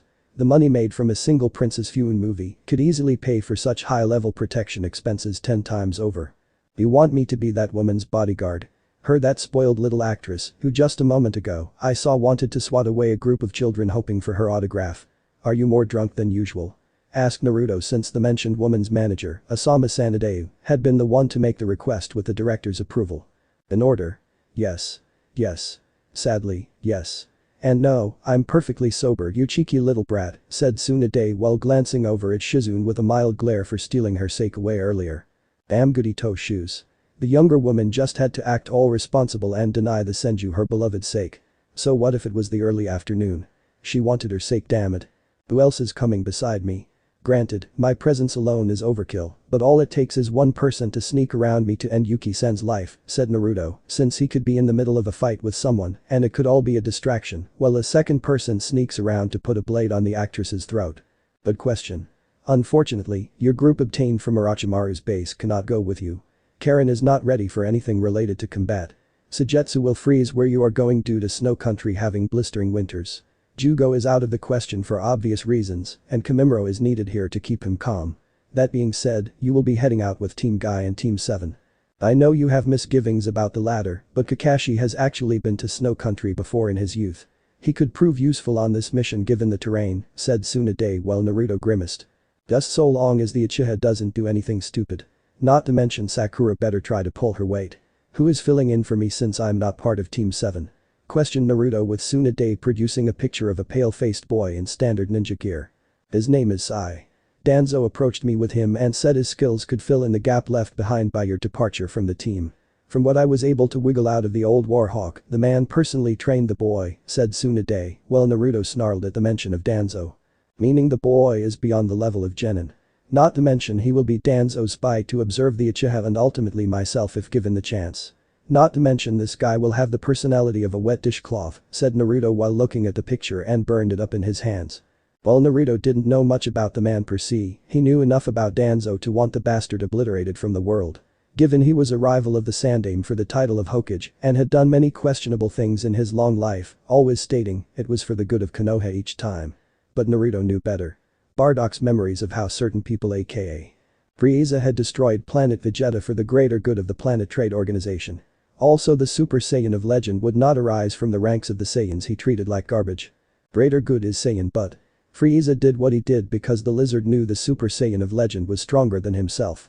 Frieza saw himself as unmatched and the idea, no matter how remote, of someone or something being stronger irked the cruel tyrant something fierce. I let everyone at my home know. I just hope they don't start killing each other while I'm gone, remarked Naruto with a sigh before he flew out the open window. Damn Brad is worse than Jiraiya. At least the idiot doesn't knock over my paperwork when he exists. Exclaimed Tsunade angrily. Paperwork you have yet to start, Tsunade-sama. As I recall, you delayed working on it by going to a meeting with intentions of extending the time frame of working at your desk, commented Shizune, while Tsunade laughed sheepishly. That obvious? Asked Tsunade while Shizune just smiled and as if by magic or possibly the use of a pocket dimension brought out another 6 stacks of paperwork to do. Right on top of the large pile she already had on the desk. Yes, replied Shizune while secretly enjoying her teacher crying at the sight of the pile of paperwork needed to be filled out. One of the many ways of paying the Senju woman back for all the years of gambling and drinking sake at bars. There was also one time when Tsunade tried when drunk to get Shizune to take a rather fat pimply man with a rather idiot look on his face on a date. Oh yes. Revenge was indeed sweet. Naruto's home sometime later. What? You get to go on a mission guarding the actress who plays Princess Fune while she is shooting another movie. And I can't go. Demanded Karen angrily while shaking Naruto with equal fury. Not my call. Take it up with the Hokage, replied Naruto with amusement in his voice, since he knew his cousin was going to raise all sorts of hell on the Senju woman. Oh, I will. Just you wait. Exclaimed Karen while shaking her fist with righteous fury in her eyes. The kind that made male Nara clan members run for the hills to get away from. Why can't we go? Asked Sujetsu with Naruto smirked. You can't go because the location isn't good for your body if it turns into water. I doubt you want to be turned into ice and risk being shattered into over 100 pieces, said Naruto with Sujetsu grimacing at the image playing in his head. And Kimimaro nor Jugo can't go because one needs to keep the other sane. The Hokage is still working on a treatment program for him, said Karen, since she had been tasked in assisting the Hokage and Shizune with the project. Hence why I am going with Team Guy and Team 7, said Naruto with those around him looking angry about it. What? Team 7, the one with the breedy emo jerk? The one with the banshee with a shriek strong enough to wake the dead? Asked Sujetsu while Naruto nodding. And the one with the sensei who is always late and reads porn openly without shame? Asked Karen while her eyebrow twitched with a tick mark. The very same. They also got a new teammate to fill the void I left behind. Some pale-faced and most likely emotionally stunted ninja named Sai, said Naruto while he saw the confusion on everyone's faces. How do you know or suspect the new guy is emotionally stunted? Asked Karen since she was sure Naruto wouldn't make such assumptions right away. Because he was recommended and trained by Shimura Danzo. The man hates all things related to emotions and stomps them right out of a person being trained under him, said Naruto, while everyone made I see type of noise. There is more to it Naruto-sama, said Kimimaro while everyone turned to the albino. Oh? What else is there? Asked Naruto curiously. As you know, I was one of the most loyal followers of Orochimaru. I knew many things. Saw many things. I never questioned him. Never challenged him. As such, my loyalty to the Sannin at the time allowed me to go with Orochimaru as his prized bodyguard. There were multiple times when Orochimaru would meet with various contacts personally for one reason or another. I was to ensure none of them tried to betray my former master and attack him from behind. One such contact was Shimura Danzo, said Kimimaro with the Saiyan's eyes widening in shock. Are you sure? Asked Naruto with Kimimaro nodding.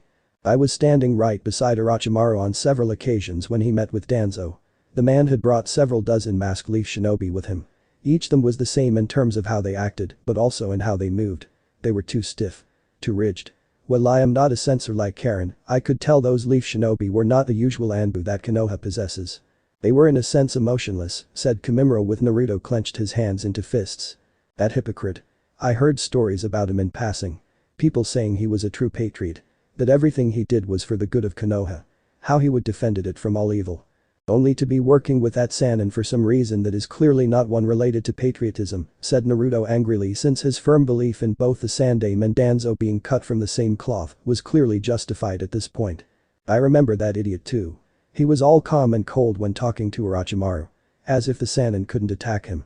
Or he knew something that kept Orochimaru from trying to attack him, added Taiya, while Kin nodded since she had heard the rumors about the man when it sound. Have you reported this to Tsunade? Asked Naruto while Kimimaro shook his head. I have not had the time. Your Hokage has been too busy with paperwork, meetings, and treating Jugo to be informed of this, answered Kimimaro, while Naruto sighed. Make time. Go into her office and tell her everything. At the very least, we can use the information against Danzo in the event he makes a move against me. Or the Hokage for that matter, replied Naruto with Kimimaro nodding. When are you heading out to take the mission? Asked Kin curiously. Soon. Within the next few days. The rest of the group needs to be told, supplies gathered for the trip, and several other things connected to our travel. Hopefully, nothing bad will happen while everything gets prepared, said Naruto, though he just knew the universe was going to do something to screw him over if it saw a moment to create some shits and giggles. It usually did. Several days later. Naruto was right. The universe was trying to screw him over for shits and giggles. First, Kakashi and Team 7 aka Team Unreliable. Arrived late to the meeting point.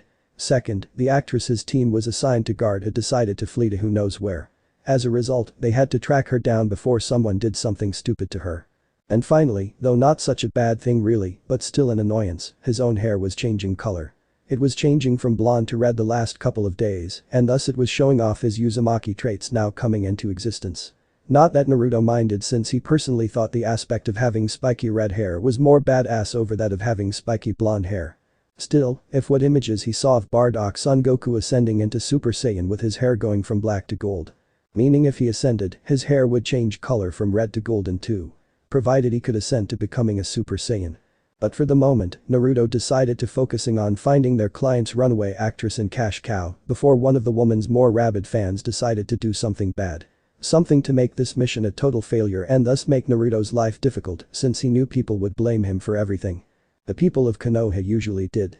"She is in here," said Neji while he used his Byakugan to see the target was hiding out in a bar and drinking heavily. "For someone who wishes to hide from the public, she is doing it in the most stupidest way possible," commented Naruto, since bars were public areas, filled with people, and the bartenders were known to give out information to anyone willing to pay enough for it. All the usually things they were trying to avoid. "I'll go in and subdue her. The rest of you should stay outside. We don't need anyone here making a scene," said Naruto while Team Guy understood while Team 7 frowned. Well, except for Sai. But he was an emotionally stunted tool, so no one focused on him. "Why you?" demanded Sasuke with Naruto glaring at him. "Because I can get her out of there without making too much of a scene, and I won't let my ego stand in the way of the mission," said Naruto while Sasuke glared at him. "You aren't exactly the embodiment of stealth, Naruto," commented Kakashi while he was reading his book. "And you are? What about Guy? Either one of you says Shinobi of Konoha," challenged Naruto while Kakashi had to admit it was true. "What about you?" asked Sakura while Naruto smirked. "Me? That's easy. I'm a Saiyan," said Naruto before vanished from sight one moment and was back the next with a now dizzy green in the face woman. Clearly the high-speed movement and drinking sake earlier didn't mix very well. The fact Fujika's Yuki had fallen to her knees and puked 2 seconds later confirmed it. "That's fast," commented Neji, since there were few who could move that fast or close to it. "Thank you," commented Naruto while keeping a firm hand on the woman at his feet, having just finished puking what she ate earlier that day out of her system.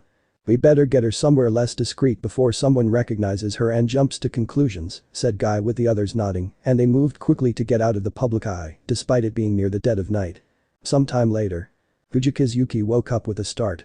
Looking around, the woman saw it was a cabin of sorts, and judging from the rocking movement around her, this room was part of a ship. A large ship meant to hold a large crew and guests on board, which she quickly deduced held the rest of the film crew for the next movie. How she hated acting. Putting on that fake smile every time the camera rolled. Pretending to be something she was not. To be this woman who she was not. It was a life of lies and deceit. She couldn't live like this. She needed to be herself. Her true self. She wanted to be free to walk in the street without being surrounded by fans of her movies. Free to walk around and not fear assassinations. Fear of her enemies knowing who she really was and have her life snuffed out at night. If not for being somewhat dignified woman with a secret past known to a few, Fujika's Yuki would have screamed out loud in frustration. Fortunately, a knock at the door, followed by it being opened, revealed the person who had caused her to pass out shortly after puking. "You?" exclaimed Yuki furiously before groaning as the hangover decided now of all times to kick in. "Yes. Me. The one who found you in a bar, the one who grabbed you from said bar, and the one who put you here in this room on this ship. You're welcome, by the way. You were in a public place where people could easily identify you if they looked hard enough with keen eyes. People like that bartender who was pouring you drinks, for example," said Naruto, who had gone back to the bar within the hour of dropping the woman off at their assigned hotel and interrogated the bartender to see if he talked. Which he did to an agent of an agent of an agent of this woman's true enemy. Even now, Naruto had informed his shinobi comrades of the snow shinobi, seeking to target them while their ship headed for snow country. All on the peril of one Kazuhana Dodo, who was not only acting as a warlord tyrant of his late brother's kingdom, but wanted his ever-elusive niece dead to prevent her from claiming said throne of snow. And it just so happened that said niece was heading home. If albeit unknowingly at the moment. But she would. The woman wouldn't like it, but that was life. Besides, from what Naruto had learned after putting pressure on the woman's manager, Dodo was an asshole bleeding the country dry all to unearth the advanced technology buried under the snow the winters here kept at bay from seeing the public eyes. The only reason the man was able to hold on to the country as long as he did was because the people below him did not have the strength or means to rebel, despite the slow gathering of said strength to do it one day. That and what money he didn't bleed from the people to fund his attempts at mining for technological wonders went to the snow shinobi who were the true muscle the man had in his employ. So long as he funded them and their village, as well as promises of grander things in the future, they would fight for him and crush his enemies wherever they tried to pop up. Unfortunately for the tyrant ruling this cold terrain, they didn't count on a Saiyan being the main opposition here. You shouldn't have done what you did. Your life is in danger, said Yuki while Naruto looked amused. What? You mean bringing you here on this ship? Please.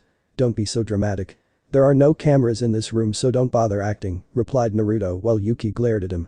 I'm not acting here you idiot. If you only knew who was beyond my name, you would take this seriously. Exclaimed Yuki angrily. Who says I'm not? Who says I don't know the truth? Asked Naruto while Yuki looked at him with suspicion. I doubt you truly understand, challenged Yuki angrily. She would be wrong.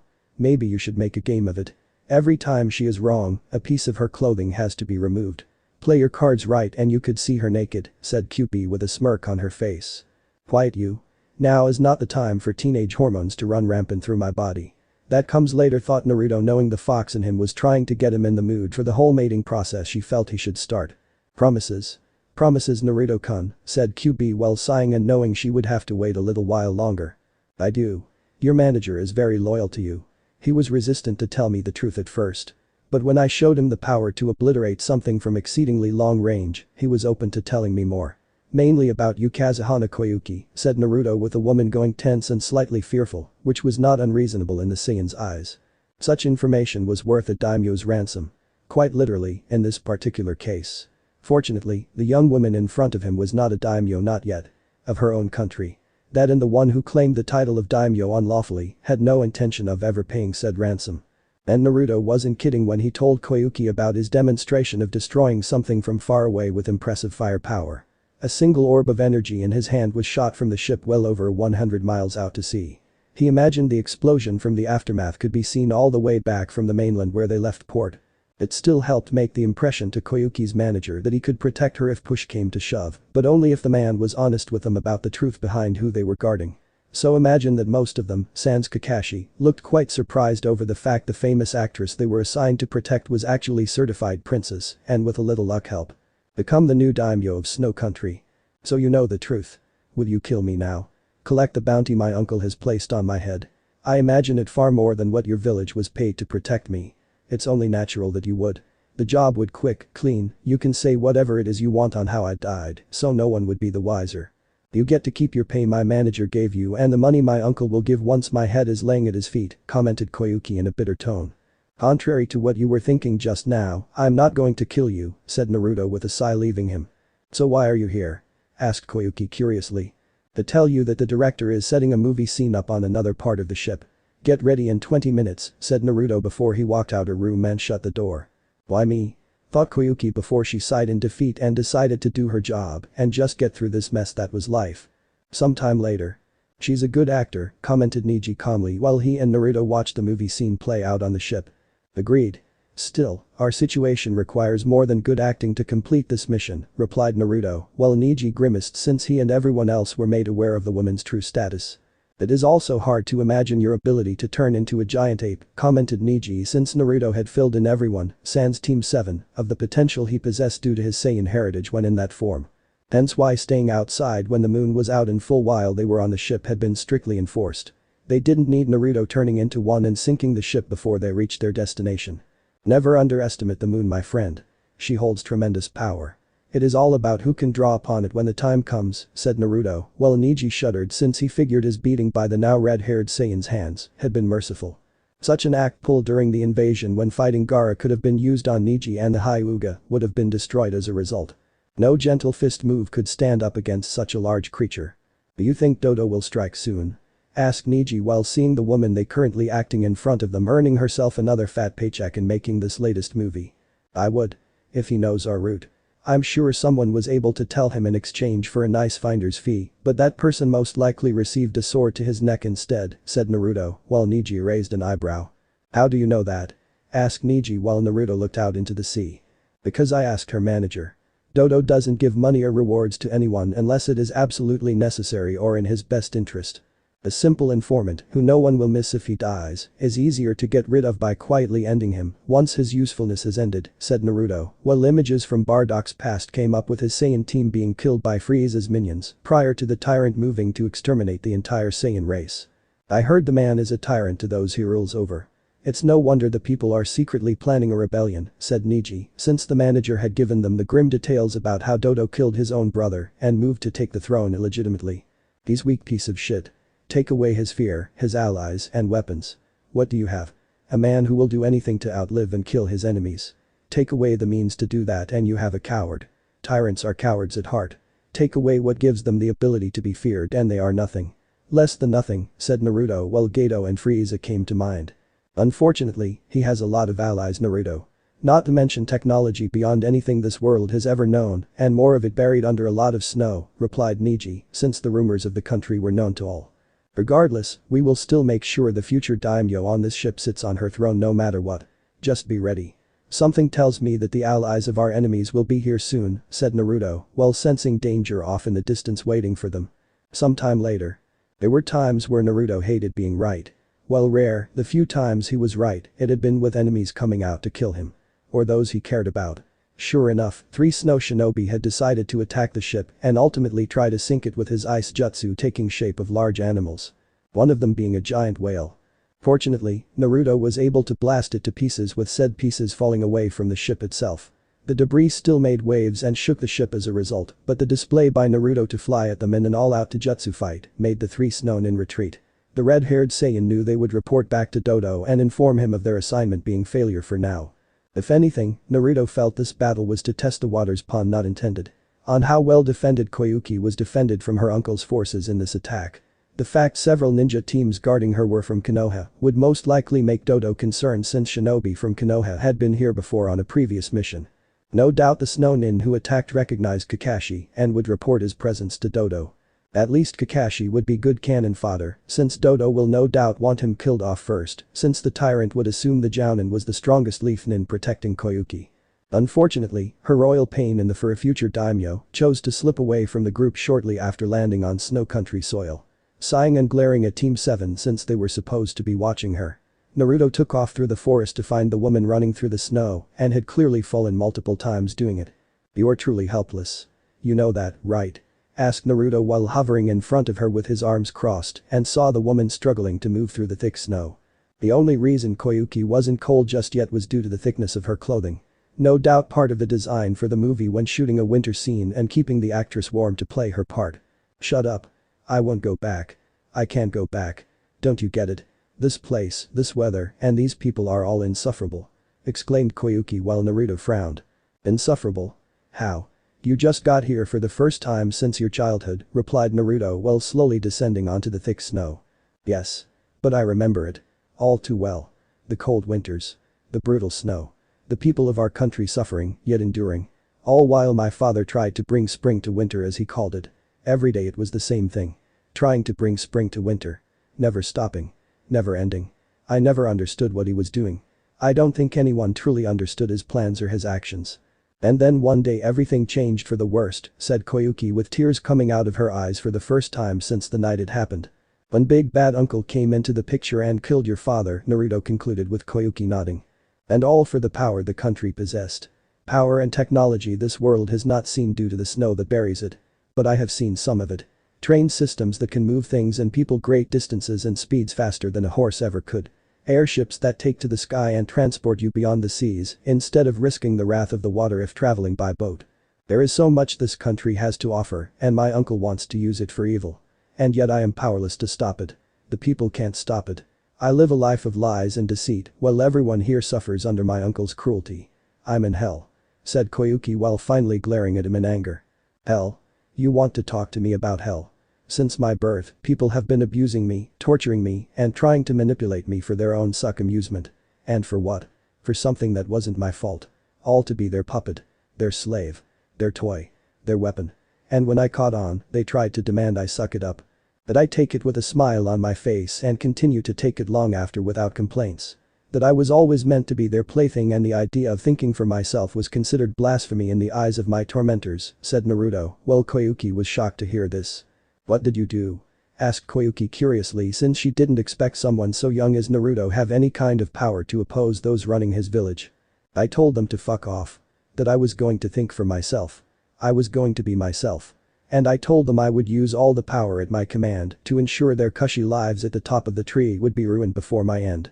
When I was younger, about 6 years old, after I took rather bad beating on my birthday no less, I promised myself that no matter what was thrown at me, I would endure. I would take this pain, this suffering, this abuse the village forced on upon me and turn it into something else. I would become so strong and so powerful in life that nothing short of a god could challenge me. Now all the people in Konoha who abused, hated, or tried to use me are now pissing themselves in fear. I took what was sent my way and turned it into a means to get stronger. That is what you have to do. Your enemies think you are some spoiled actress. They don't think you have the spine to rise up and defy them. They think all the power is in their hands. You just need to prove them wrong by finding your inner strength and using it. Exclaimed Naruto with Koyuki slowly nodding. Isn't this a touching moment? So inspiring. The monkey boy teaches a spoiled princess how to stand on her own 2 feet. What's next? You teach her how to dance too? Asked Roganator with a smirk from his position in a tree. Why don't you come down and I'll show you how, commented Naruto while fighting the urge to blast the snow nin to pieces since the sound would cause an avalanche. He needed to get in close. Tempting, but no. I suggest you hand over Dodo-sama's niece. Refusal would be unwise on your part, said Natter confidently. Oh, lick a lemon snow cone, said Naruto, while Natter frowned. I see. You are one of those kind of shinobi. The one who acts with his heart instead of his head, commented Natter while Naruto smirked. I prefer to think of it as me being brave over that of being a weak coward. Like a certain snow nin in front of me, Naruto countered while Natter scowled before smirking. Let's see how brave you are when dealing with an avalanche. Exclaimed Natter before he made a hand sign and triggered an explosion. You shit, cursed Naruto and was about to grab Koyuki when he noticed his feet had been frozen underneath him by several inches worth of chakra-made ice. While only temporary, it was in that time, Natter struck first by grabbing Koyuki and had her over his shoulder. And just because he could, the man gave Naruto an armored punch in the face. Not that it hurt Naruto, who didn't even feel it, but the Saiyan wasn't going to reveal that to the snow nin. Not when he was dealing with the avalanche. Besides, Naruto knew that Natter wasn't going to kill Koyuki. Not yet. Dodo wanted her alive for something. He sensed as much from when the attack on the ship was more of a probe into the defenses the ship had. Now the enemy was upping their game and it was time for Naruto to do the same on his end. Which he did moments later after the avalanche hit and Naruto exploded out of the snow before giving chase to Natter. It wasn't hard to track him since he was entering a tunnel of sorts when Naruto found the fool. No sooner had the snow nin got halfway through the tunnel did Naruto fly past him with Koyuki once more in his arms. What? How? Demanded Natter in shock while Naruto smirked. You didn't think such a weak move could stand against a Saiyan, did you? Said Naruto while he floated in the tunnel. And what the hell is a Saiyan? Demanded Natter while preparing to use another ice jutsu. Only for Naruto to vanish and appear right in front of him. And shove a fist through the snow nin's armor and flesh. Me? Replied Naruto menacingly before he made the man explode after shoving a ball of energy into him. Fortunately, for Koyuki, she was facing away from them when Naruto performed the act. What Koyuki did see was the side of her country's legendary high-speed train coming at them right through the tunnel. It's the train. We are going to be crushed. Exclaimed Koyuki while Naruto glanced back at the side of the vehicle. Again, Bardock's old memories of the space pods, the power level detecting scouters, and other high-tech items the PTO came to Naruto's mind. Compared to those items, this train was a primitive piece of technology. Still, Naruto wasn't going to say anything since this world was not the one Bardock was from, so it was a moot point. Granted, he could destroy it, given his power, but there was a chance of the debris could fly out of control and hit Koyuki. So the best course of action was to get her out of the tunnel and somewhere safe. He could always blow up the train later. Hold on. We're going on a little ride of our own, said Naruto before took off and flew toward the opposite direction of the train. We can't outrun it. We are going to die. Exclaimed Koyuki while Naruto growled. Shut up. I'm sick and tired of this, it's hopeless. We are going to die. Bullshit from you right now. We are not going to die. We are going to live and you are going to sit on that damn throne to rule over the people here. Exclaimed Naruto angrily while flying faster and exited the tunnel in plenty of time before the train came out of it. And it just so happened that the two of them were near the movie crew and the Konoha teams guarding the group. Where were you? Asked Tenten curiously while Naruto set the princess down. Sorry, I was buried in an avalanche and just finished outrunning a train. How are you? Countered Naruto with Tenten blushing in embarrassment since she had come off as rude to him. That scene flying out of the train was gold. We have to find a way to add that into the movie. Stated the movie director since this was well beyond anything he could have hoped for when making this movie. The sound of the train activating its brakes brought everyone toward and saw the long length of the locomotive had various compartments to hold something. And Naruto suspected that whatever the something was, it wasn't good for them. So, my foolish niece returns. And she brought help from Konoha no less. Add the rebel filth trying to take this country from its rightful ruler. How insulting. I will not let this act of betrayal by the people of this country go unpunished. They will die for this. All of them. Including their families. Down to the last child. Stated Dodo from within the train into a speaker system with his anger and bloodlust growing during his speech. Your niece is the next in line for the throne, Dodo. The fact you killed your older brother to take over also makes you claim for the title of daimyo forfeit by default, said Naruto, while hearing the angry growl from the man's throat. My brother was a weakling. Spending all his time trying to make Snow Country a better place while failing at every turn. He was a failure for a daimyo. And failures like him have no right to rule. Exclaimed Dodo since he was always jealous of his brother and the fact that people loved the man over him. Dodo wanted to unlock the technological treasures of their county to bring about a new golden age, but at the same time, he didn't want to share the reward such an endeavor brought. Not to mention his goody-goody noble elder brother and daimyo wouldn't allow such things to happen the way Dodo wanted. Dodo knew his brother would share the wealth with the people. Bah. The people. He hated the people. Always wanting what was his by right and might. And for what? Because they were all loyal. They should be loyal to him until the day they died and receive nothing in return because the people, all the people, were beneath him. And now this monkey boy for a Konoha shinobi was denouncing him. All for killing his brother and taking it for himself. The nerve. Dodo. Your time is at an end. We will put an end to your end and bring new life to our country. Declared Osamu Sanadeu in full samurai armor and sword along with various other rebels ready for a fight. So the rebels show themselves. How nice. It saves me the trouble of hunting you down myself or employing my snow nin to do it for me. Since you are all here, let me show you a small, yet powerful demonstration of Snow Country's technological power through this train. Consider it a generous gift from your one true lord and master. Stated Dodo with a cruel laugh echoing through the speakers. After Dodo finished speaking, the various train compartments soon shifted on the outside to reveal projectile launchers of some kind. It was actually making many of the people who were opposing Dodo, the Konoha protection detail, and the movie crew nervous at what was happening. Kakashi. Sasuke. Sai. Create an earth wall to protect everyone. Now. Commanded Naruto while filling both his hands with energy.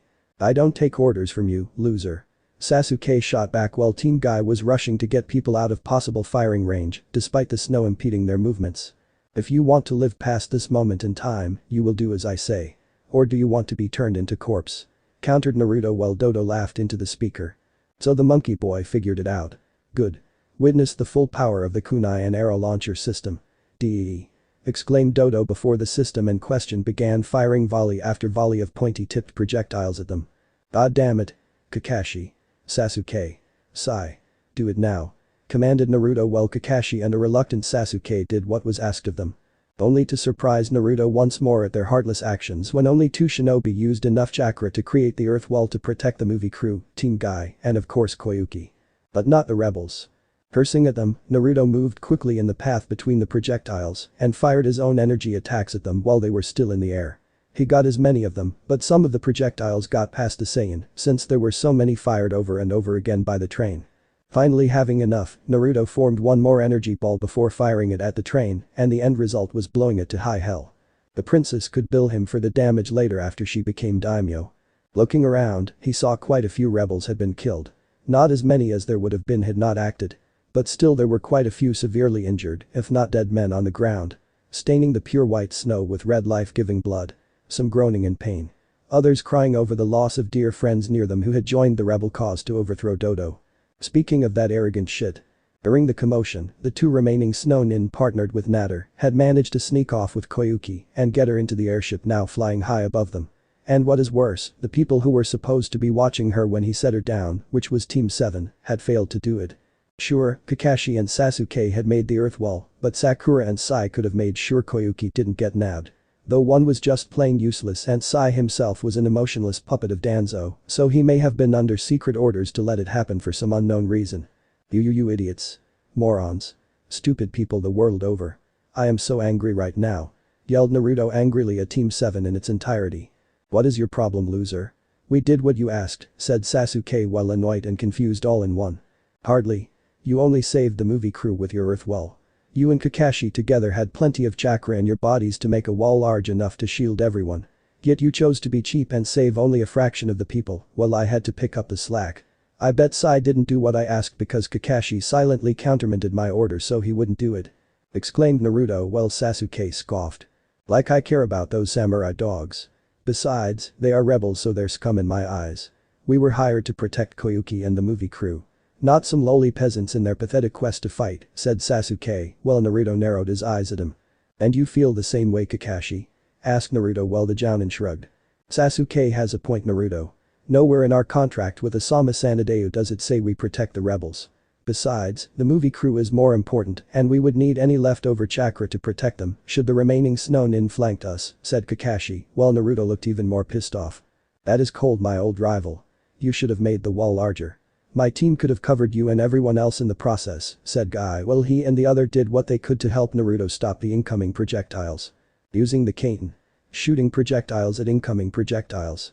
Or moving to grab targets to get them out of harm's way. Call it what you will, Guy. It's called protecting the VIPs you are paid to protect first and everyone else coming in second, said Kakashi calmly while Sasuke smirked. Oh really? Then how do you explain those Chunin capturing Koyuki and whisking her away onto Dodo's airship?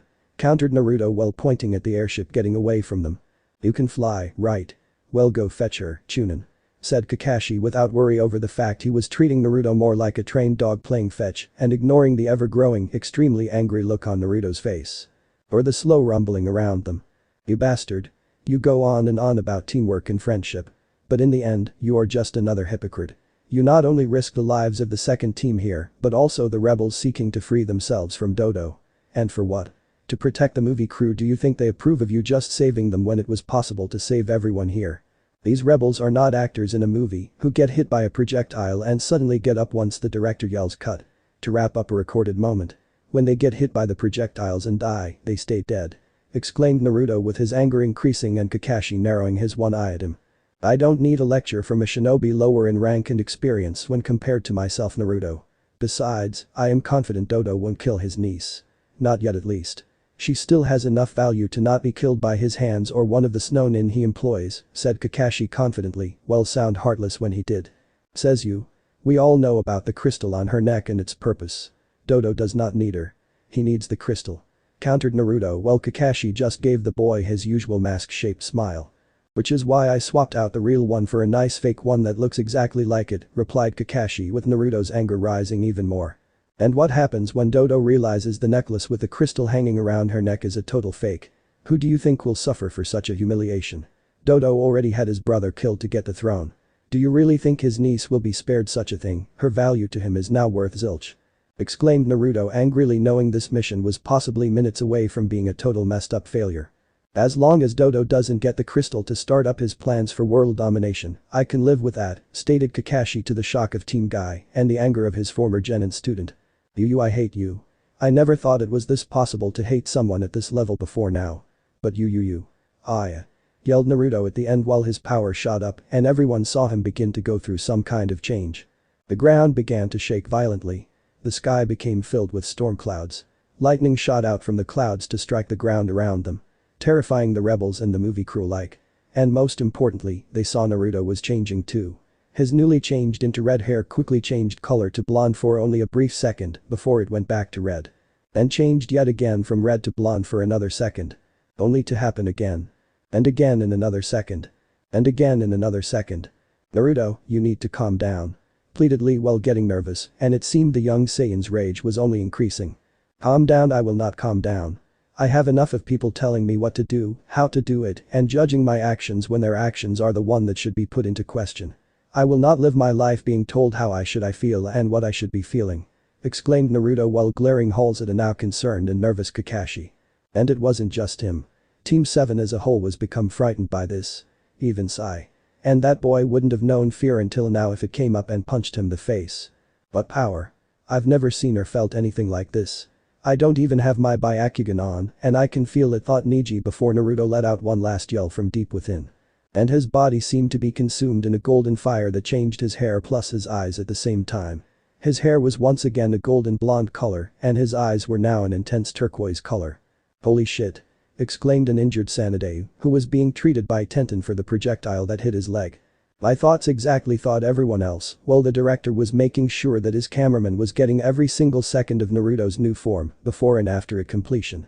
"On this Kakashi, I am going to enjoy beating you within an inch of your life.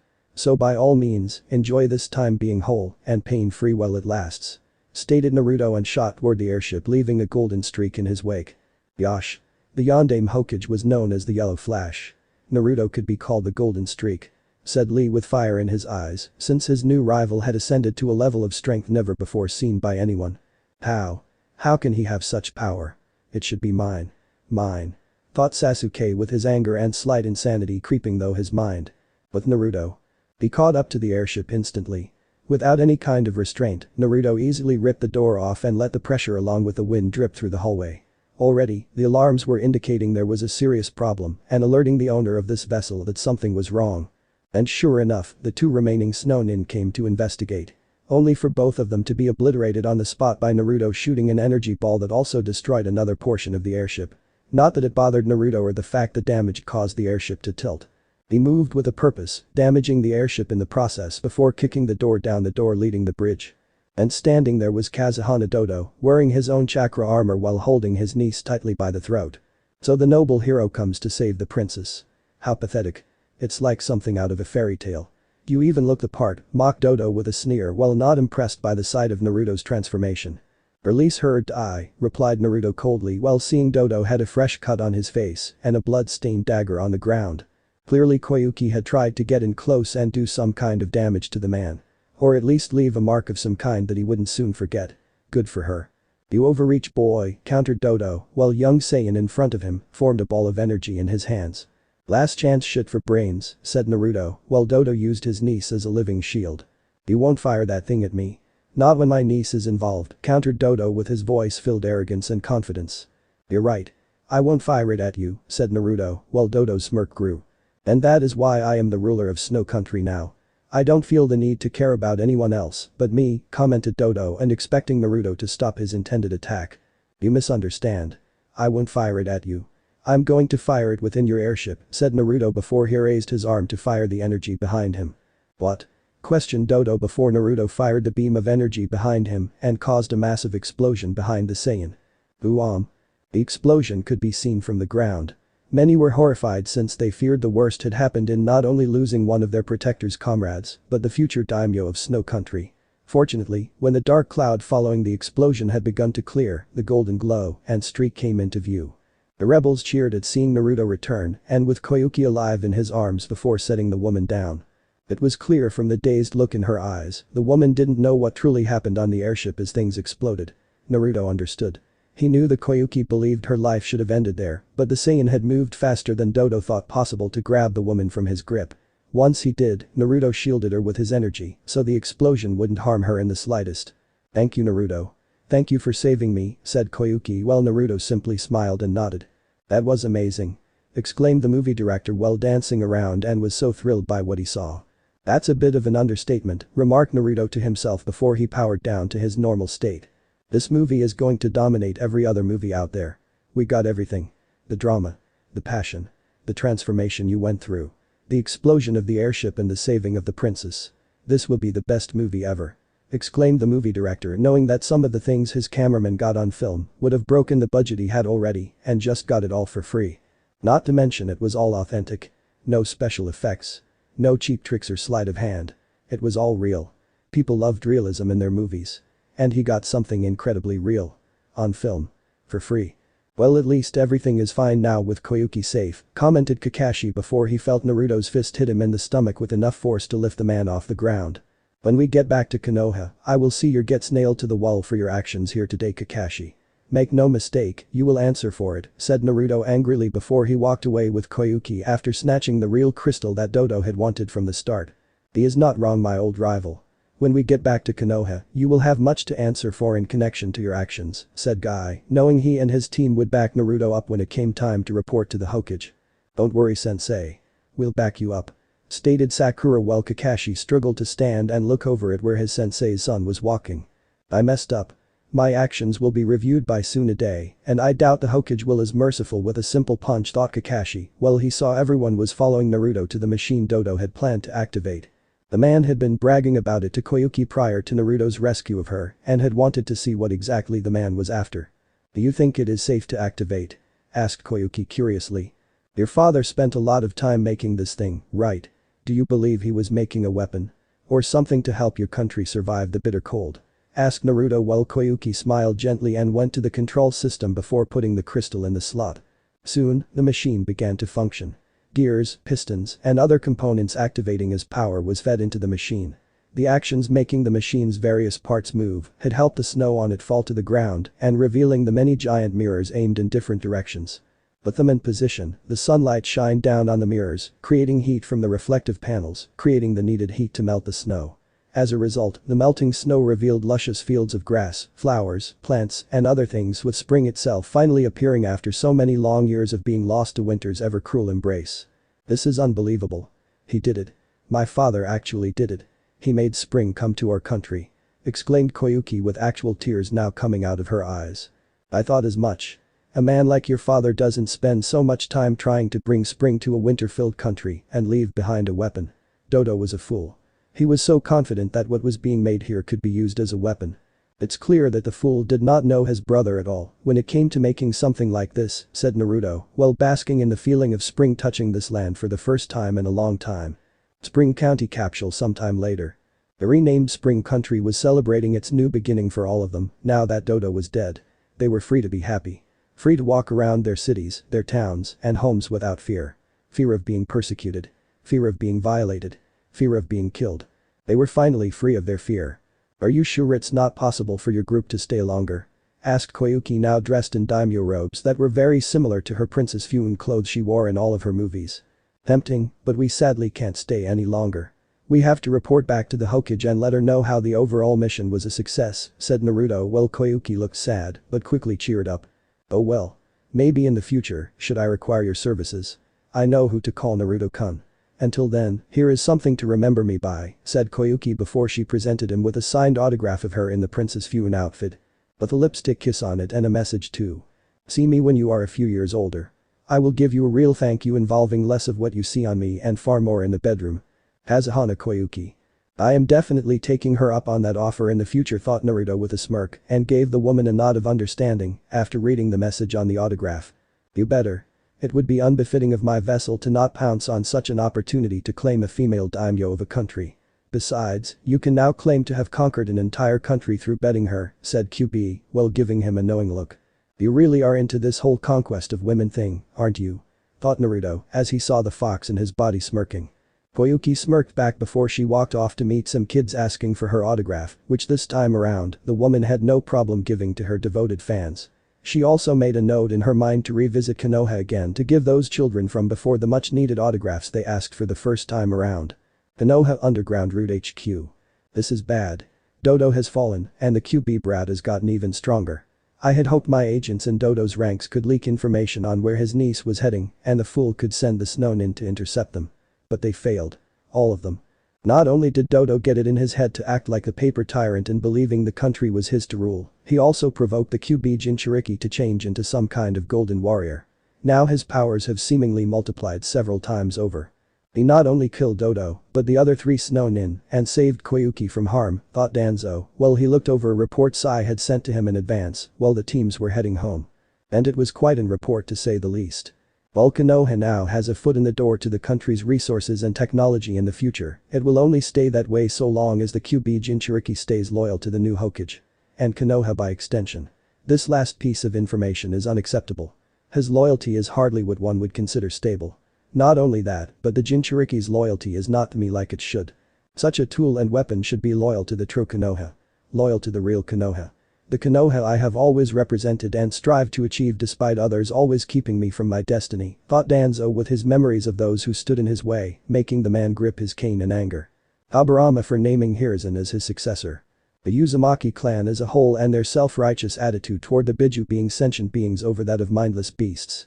Uzumaki Mido and Uzumaki Kushina for keeping the QB from being utilized as a weapon against Danzo's and therefore Konoha's enemies. Hiruzen himself for accepting and surviving several discreet assassination attempts made by Danzo so he could take over in the man's place when it came to making a nomination.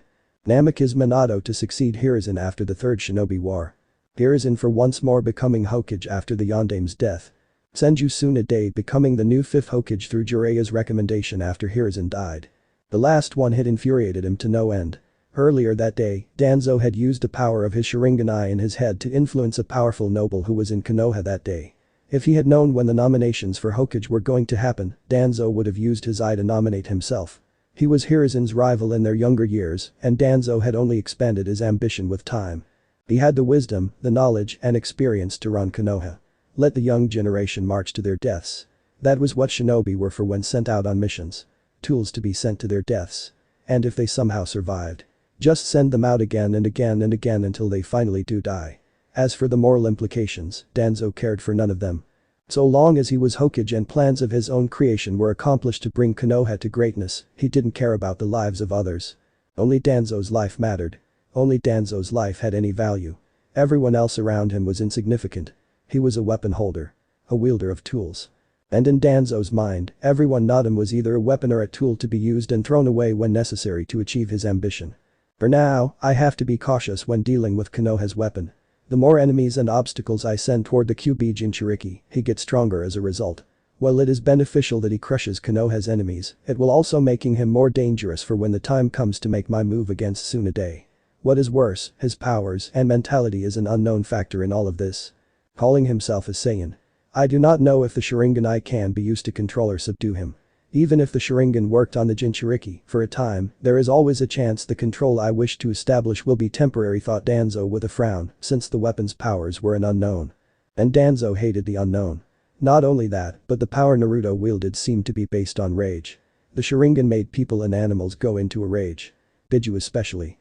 Danzo had no intention of using his Sharingan and risk adding fuel to an unpredictable fire he knew would not be controlled, even by a powerful Jinjutsu unleashed by such a rare Sharingan. He would let the weapon revel in his victory. It was a victory for Konoha and in a way, for himself. One step closer to accessing resources his spies within Dodo's ranks would never have been able to obtain due to the tyrant's paranoia in wanting to keep it all to himself. Besides, Dodo would have been a threat to Danzo and his own ambition in the years to come. It was best to have the fool removed now before the threat became too much to be ignored and Dodo becoming so arrogant as to reveal his secret relationship with Danzo himself. It makes certain people demand answers. Answers Danzo did not and would not give to anyone since he felt his approach to things was justified. The man felt he didn't have to answer to anyone or anything. He was the future ruler of the world and as such, Danzo was beyond the judgment of lower beings. Chapter 9. Darkness and Hate. Tsunade read the reports Guy and Kakashi wrote up. For the most part, they were pretty much the same. For the most part. There were a few, yet noticeable difference. For one, Guy explained in his report about Kakashi's actions during the mission to Snow-Spring Country. How the man chose to save the movie crew over saving everyone with them. Including Guy's team, the rebel soldiers, and Naruto with the excuse the movie crew was far more important. Kakashi's report did not include that and even stated how Naruto was out of control, badmouthing everyone and being disrespectful, while Team 7 was the image of perfectly calm. Hence why both Jounin were in the room to explain the situation. Guy was being quite calm despite his usual self being the exact opposite, but Kakashi on the other hand was doing his best to not sweat nervously under his mask. I read both your reports on the latest mission. And I must admit, I am a bit puzzled by your reports. Do you know why? Asked Tsunade while Guy was puzzled and Kakashi did his best to look bored. Puzzled? Why? Everything I wrote in my report is true, Hokage-sama, replied Guy while Tsunade looked from him to Kakashi. Is it the same for you, Kakashi? Asked Tsunade while Kakashi stiffened for a second. Yes, Hokage-sama, said Kakashi while Tsunade narrowed her eyes. I see. Well, the reason I am puzzled is because your reports are similar for the most part, but they different in certain areas. Perhaps the two of you would like to help me with this by clarifying certain things in order to end my puzzlement. Asked Tsunade with both men nodding. What is the issue, Hokage-sama? Asked Guy since he was sure Kakashi had been honest in his report, the same as himself. Namely the issues in both reports showing certain events happened one, yet was not even mentioned in the other. Not only that, but in regards to your report, Kakashi, you mention how good your team was during the mission and state how Naruto was out of control. You said, and I quote, went into a fit of rage. Insulting you, your team, and just about everyone around him. Was irresponsible, disrespectful, and endangered the entire group. You event recommended Naruto be demoted. Does that sound about right? Asked Tsunade with Kakashi nodding. Yes, Hokage-sama. You will also notice my student signed off on my report too. They all agree and swear what was written is accurate, said Kakashi while Tsunade nodding. And you realize the penalty for falsifying a report? And said report having your genin student signing it? Asked Tsunade with Kakashi nodding while the sweat started to come back. Yes, Hokage-sama, answered Kakashi while Tsunade looked over at Guy. As for you, Guy. You have stated Naruto was commanding, yet for all the right reasons. He protected the client despite her being difficult. He also protected the rebel soldiers and your team from heart as well despite everything. Sound about right? Asked Tsunade with Guy nodding. Yes, Hokage-sama. Every youthful word I wrote in my report is correct. My team had no problem signing off on the report. They know the penalty, if not the risk of not filing a proper mission report, said Guy, who gave her a thumbs up and shiny teeth-like smile for good measure. I see. So herein lies the puzzlement. Why is it that certain parts of each of your reports are either omitted or different from the other? Who here is lying to me? To the Hokage of this village? Questioned Tsunade with the two men looking at each other before looking back at her. Perhaps Naruto could come in and state what happened from his point of view. Offered Guy since he had no problem with the young Saiyan being the tiebreaker here. I would advise against that idea, Hokage-sama. The boy does not like my team. He will clearly do anything to discredit me, countered Kakashi with Tsunade narrowing her eyes at him. Considering how you were not much of a teacher to him from the start, is it really that much of a surprise? Asked Tsunade with Kakashi shrugging. He should have respected me no matter what, replied Kakashi with Tsunade not liking his response. So Naruto should have put up with your tardiness, your favoritism toward the Uchiha, and let's not forget your decision to not properly train him in anything outside of the principles of teamwork. Teamwork, which was not existent from the start. Something you refused to correct in the slightest.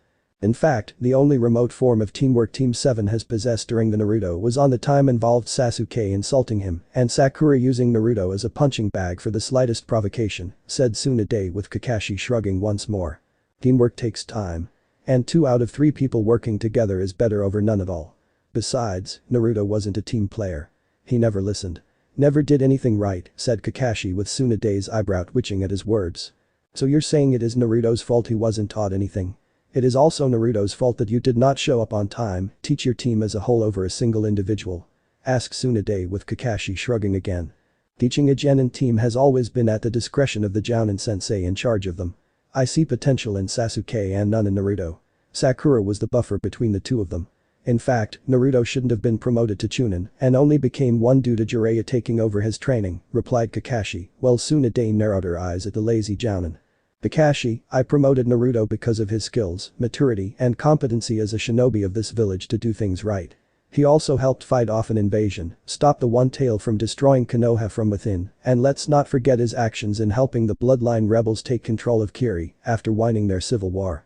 This eventually led to the new Mizukage visiting and assisting in Orochimaru's downfall, countered Tsunade with Kakashi narrowing his one eye slightly.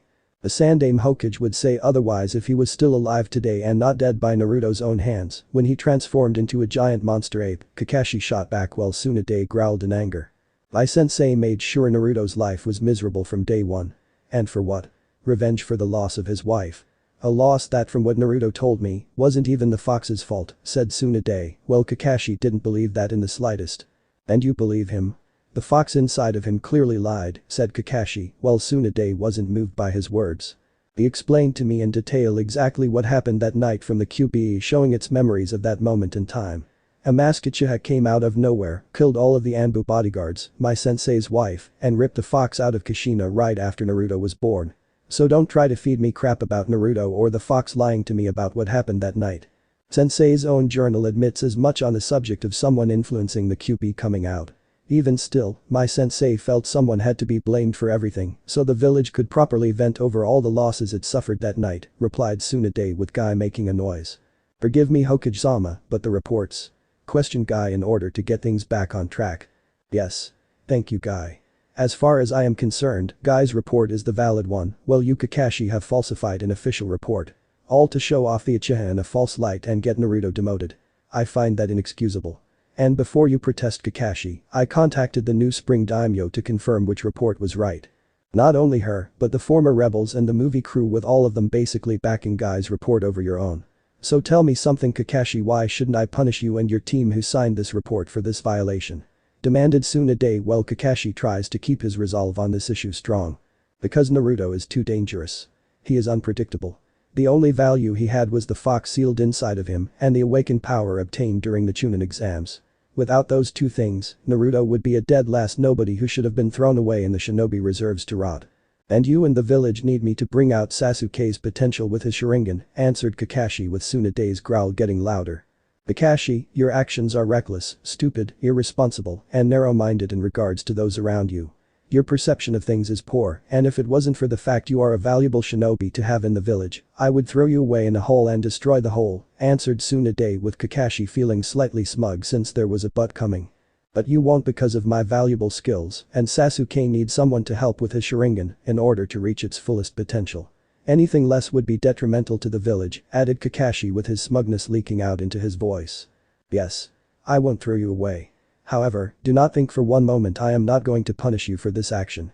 It just won't be the fitting punishment I want to give, replied Tsunade while Kakashi was shocked and worried over that miscalculation. And what punishment did you have in mind, Hokage-sama? Asked Kakashi with a hint of worry. You will be demoted to Chunin. Your pay reduced to reflect your demotion and rank to reflect this. Your time will be spent training the Uchiha, since you claim to be the only one to help him with his Sharingan. Furthermore, the Uchiha will be tested and evaluated by people of my choosing in the future. If I find him lacking in necessary skills needed to be a shinobi of this village, I will remove you as his sensei, said Tsunade with Kakashi wincing, but he could handle it. And what about Sakura and Sai? What about Team 7's future? Asked Kakashi offhand with some measure of curiosity. Simple. Team 7 is being disbanded. As far as I am concerned, Team 7 never even had a future. Sakura's training has been minor at best and will be sent into the shinobi reserves, provided she keeps up her training. If not, she will be relieved of service and can get a civilian job. Sai was brought in at the request of Danzo. A man I wouldn't trust to have a civil conversation without him seeking a means to gain power in the process.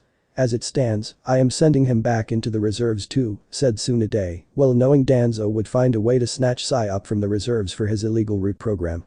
The Sandame's journal was quite detailing in Danzo's past actions in the past up until her predecessor's death.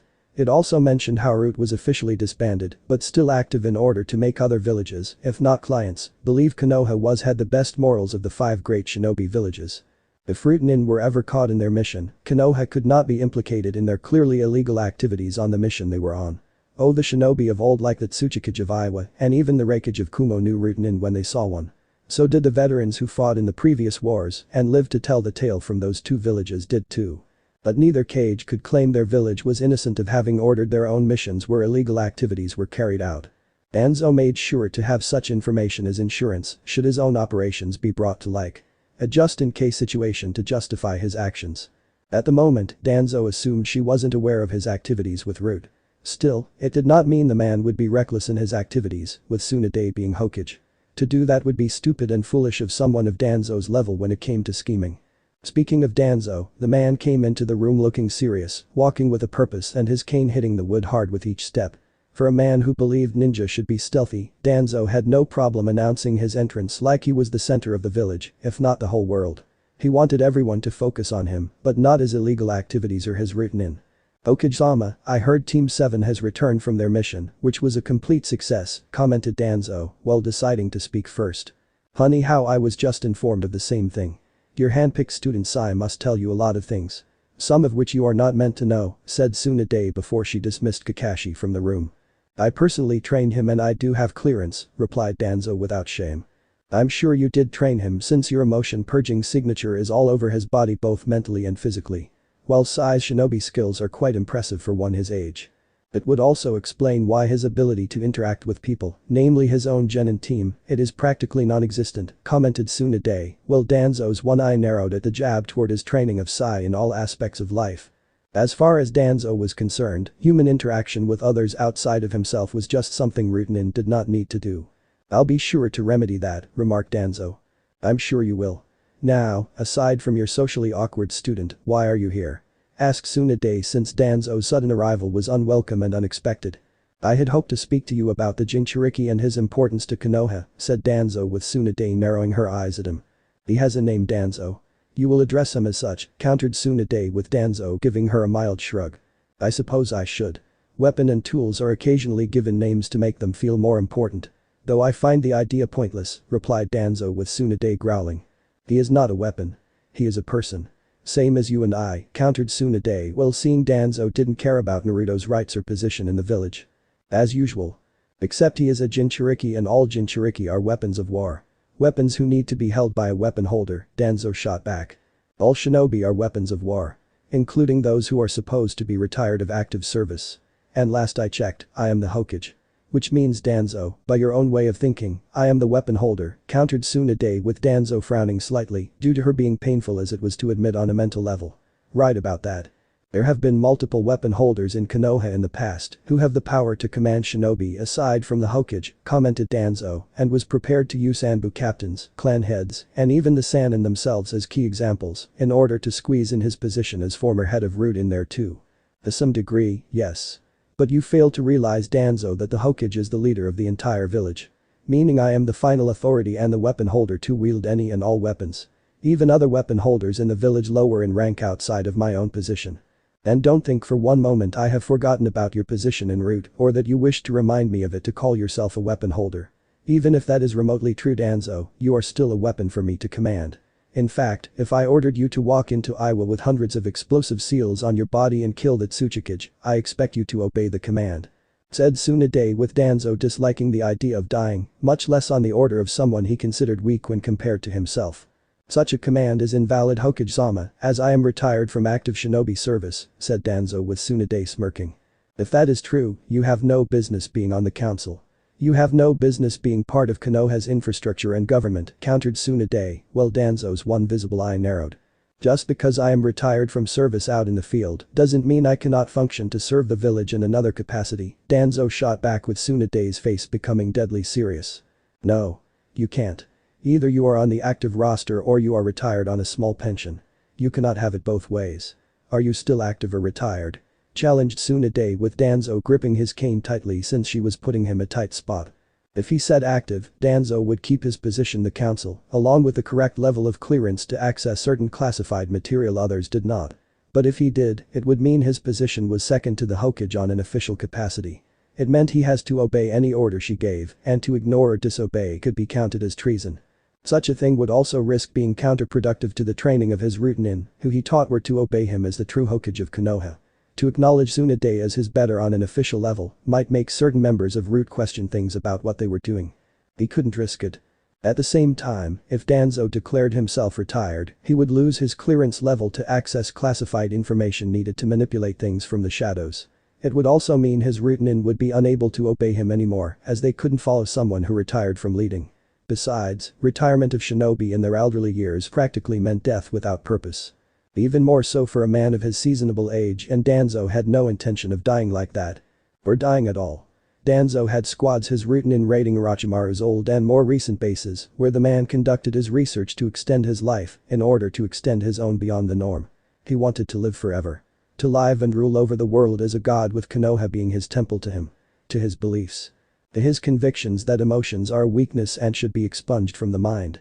That his way of doing this was the correct way, no matter how immoral his actions might seem to others.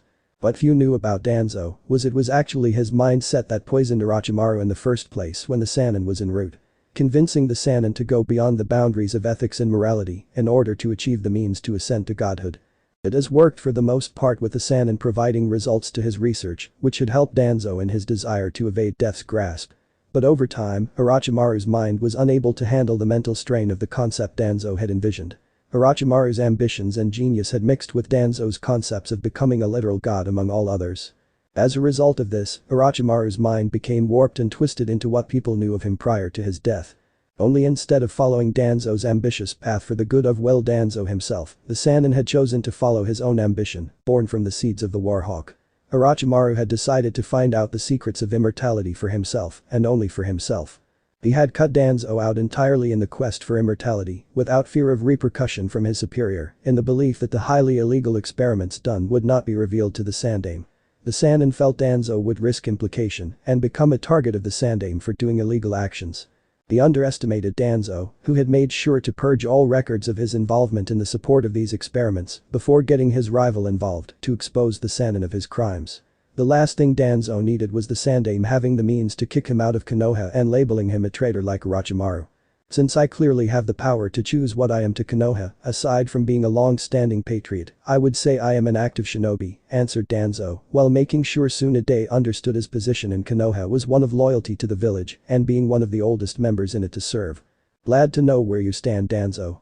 And since you are an active shinobi, no matter how seasoned, I have a mission for you. One where I can make use of you and your Rootinin lying underneath Konoha, said Tsunade, while Danzo's eye widened in shock before it narrowed. Root was disbanded years ago, said Danzo while trying to play the "I don't know what you mean" and the much more subtle "you can't prove it" card. And yet I have it on good authority that it is still very much active. Now, before you say I have no proof, I want you to think real hard about what I just said. If I didn't have proof of Root being active, would I have mentioned it right to your face? And to answer the obvious question in your head, yes, I have the proof, and no, I won't tell you where it is or who provided it. All you need to know is I know it is active, I know you are running it, and I know you have done plenty of shit that if it came to light would turn every single shinobi village, if not every country against us in an all-out war. Provided I don't give them you and your Rootinin as a peace offering, replied Tsunade with Danzo gritting his teeth since it was clear to him that she did have proof and wasn't afraid to expose him. And he once more cursed his dead rival for leaving, said proof for someone to pick up to use against him. It seemed he underestimated the Sandaime's desire to deny him what he wanted and would go so far as to deny him from beyond the grave. What mission do you require of me and my Rootinin Hokage-sama? Asked Danzo with Tsunade narrowing her eyes at him. First off, they are not your Rootinin anymore, Danzo. They are mine. You may be their commander, but I command you. Meaning I own what you own. So don't call them yours ever again, or I will have you executed on the spot for treason. Second, you and my Rootinin are going to redirect their efforts on the one major threat threatening the balance of the elemental nations, ordered Tsunade with Danzo's eye widening slightly. The Akatsuki, concluded Danzo since they were the only ones left outside of the other shinobi villages threatening Konoha. Yes. You and all the Rootinin that you've had under your command will be redirected toward finding and eliminating the Akatsuki's contacts, informants, and eventually their main base.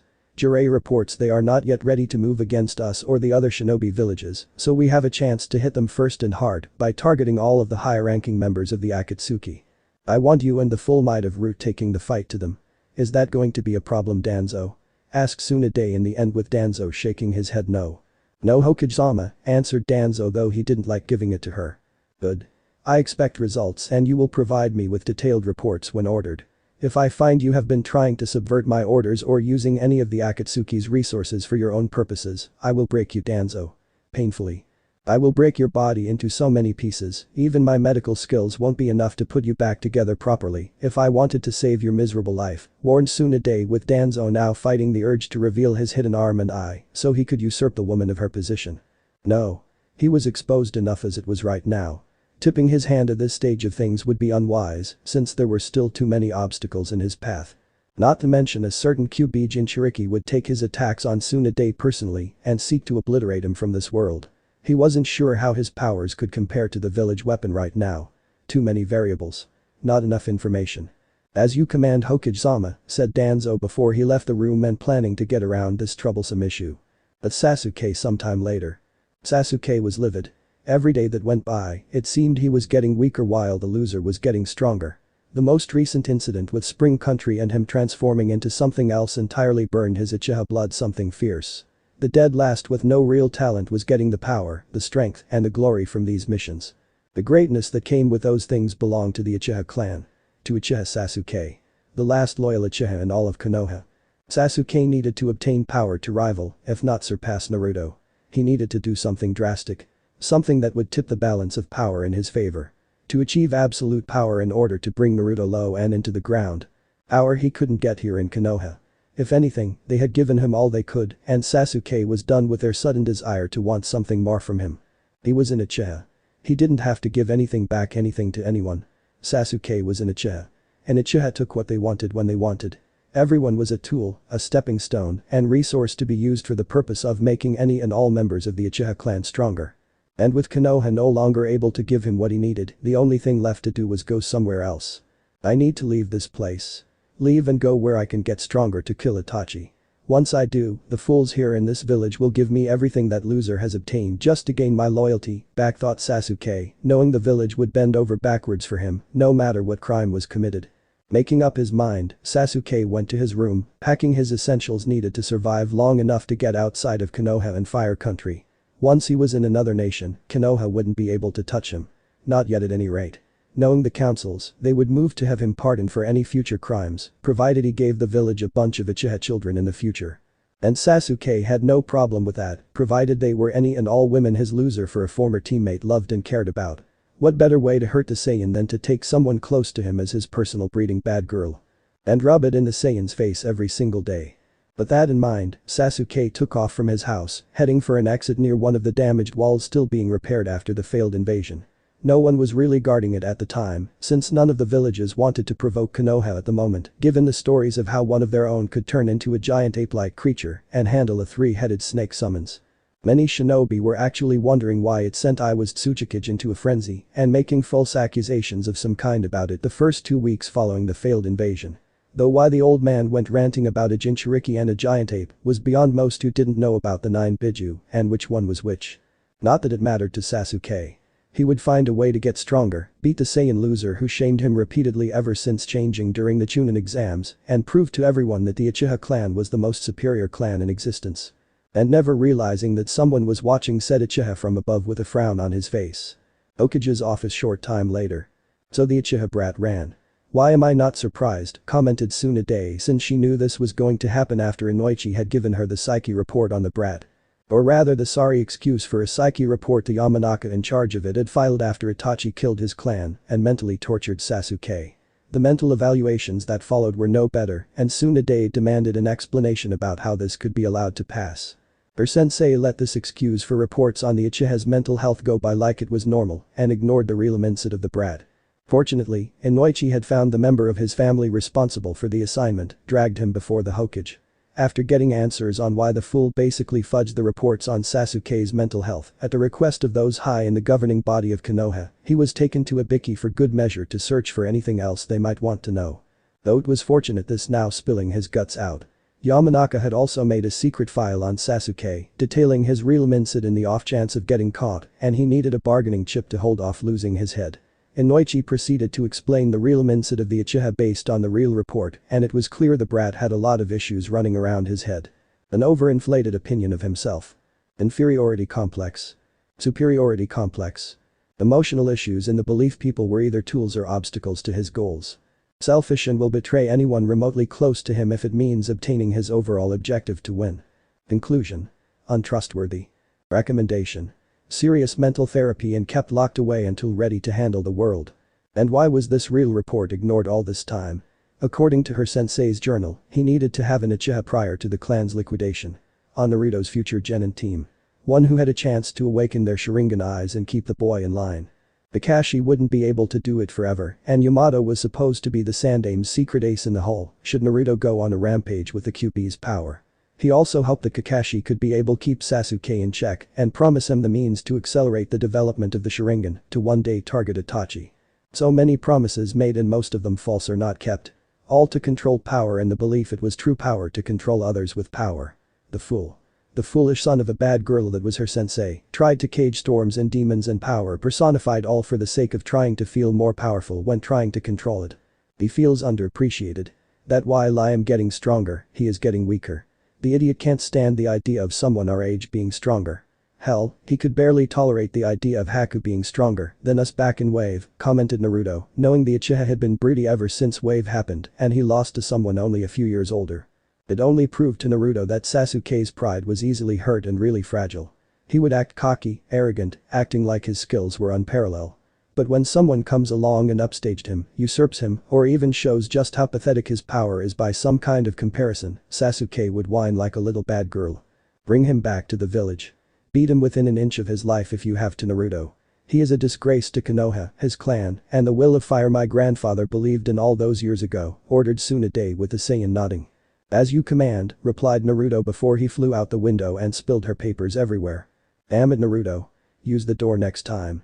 Yelled Tsunade since she now had to have the work redone or reorganized. Oh how she yearned for some sake. Damn Shizune for taking her secret stash just an hour ago. It should practically be a prerequisite to in order to deal with this kind of crap. Valley of the End sometime later. Sasuke had finally made it. to this place where his ancestor Uchiha Madara and Senju Hashirama fought each other. All was left was a few more miles, and he would be over the border and would seek out one of Orochimaru's hidden bases in Rice Country. Once he found it, all Sasuke had to do was see which experiments left behind by the Sannin had the potential to increasing his power. Going somewhere? Asked Naruto, who was hovering behind him with his arms crossed. Yes. To Rice Country. To find the power needed to become stronger, answered Sasuke with Naruto smirking. You won't find it there. Or the other bases Orochimaru left behind for that matter. They have all been destroyed, replied Naruto with Sasuke growling.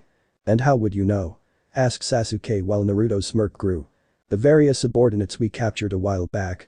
You remember them, right? They were some of Orochimaru's most trusted people. He took them everywhere.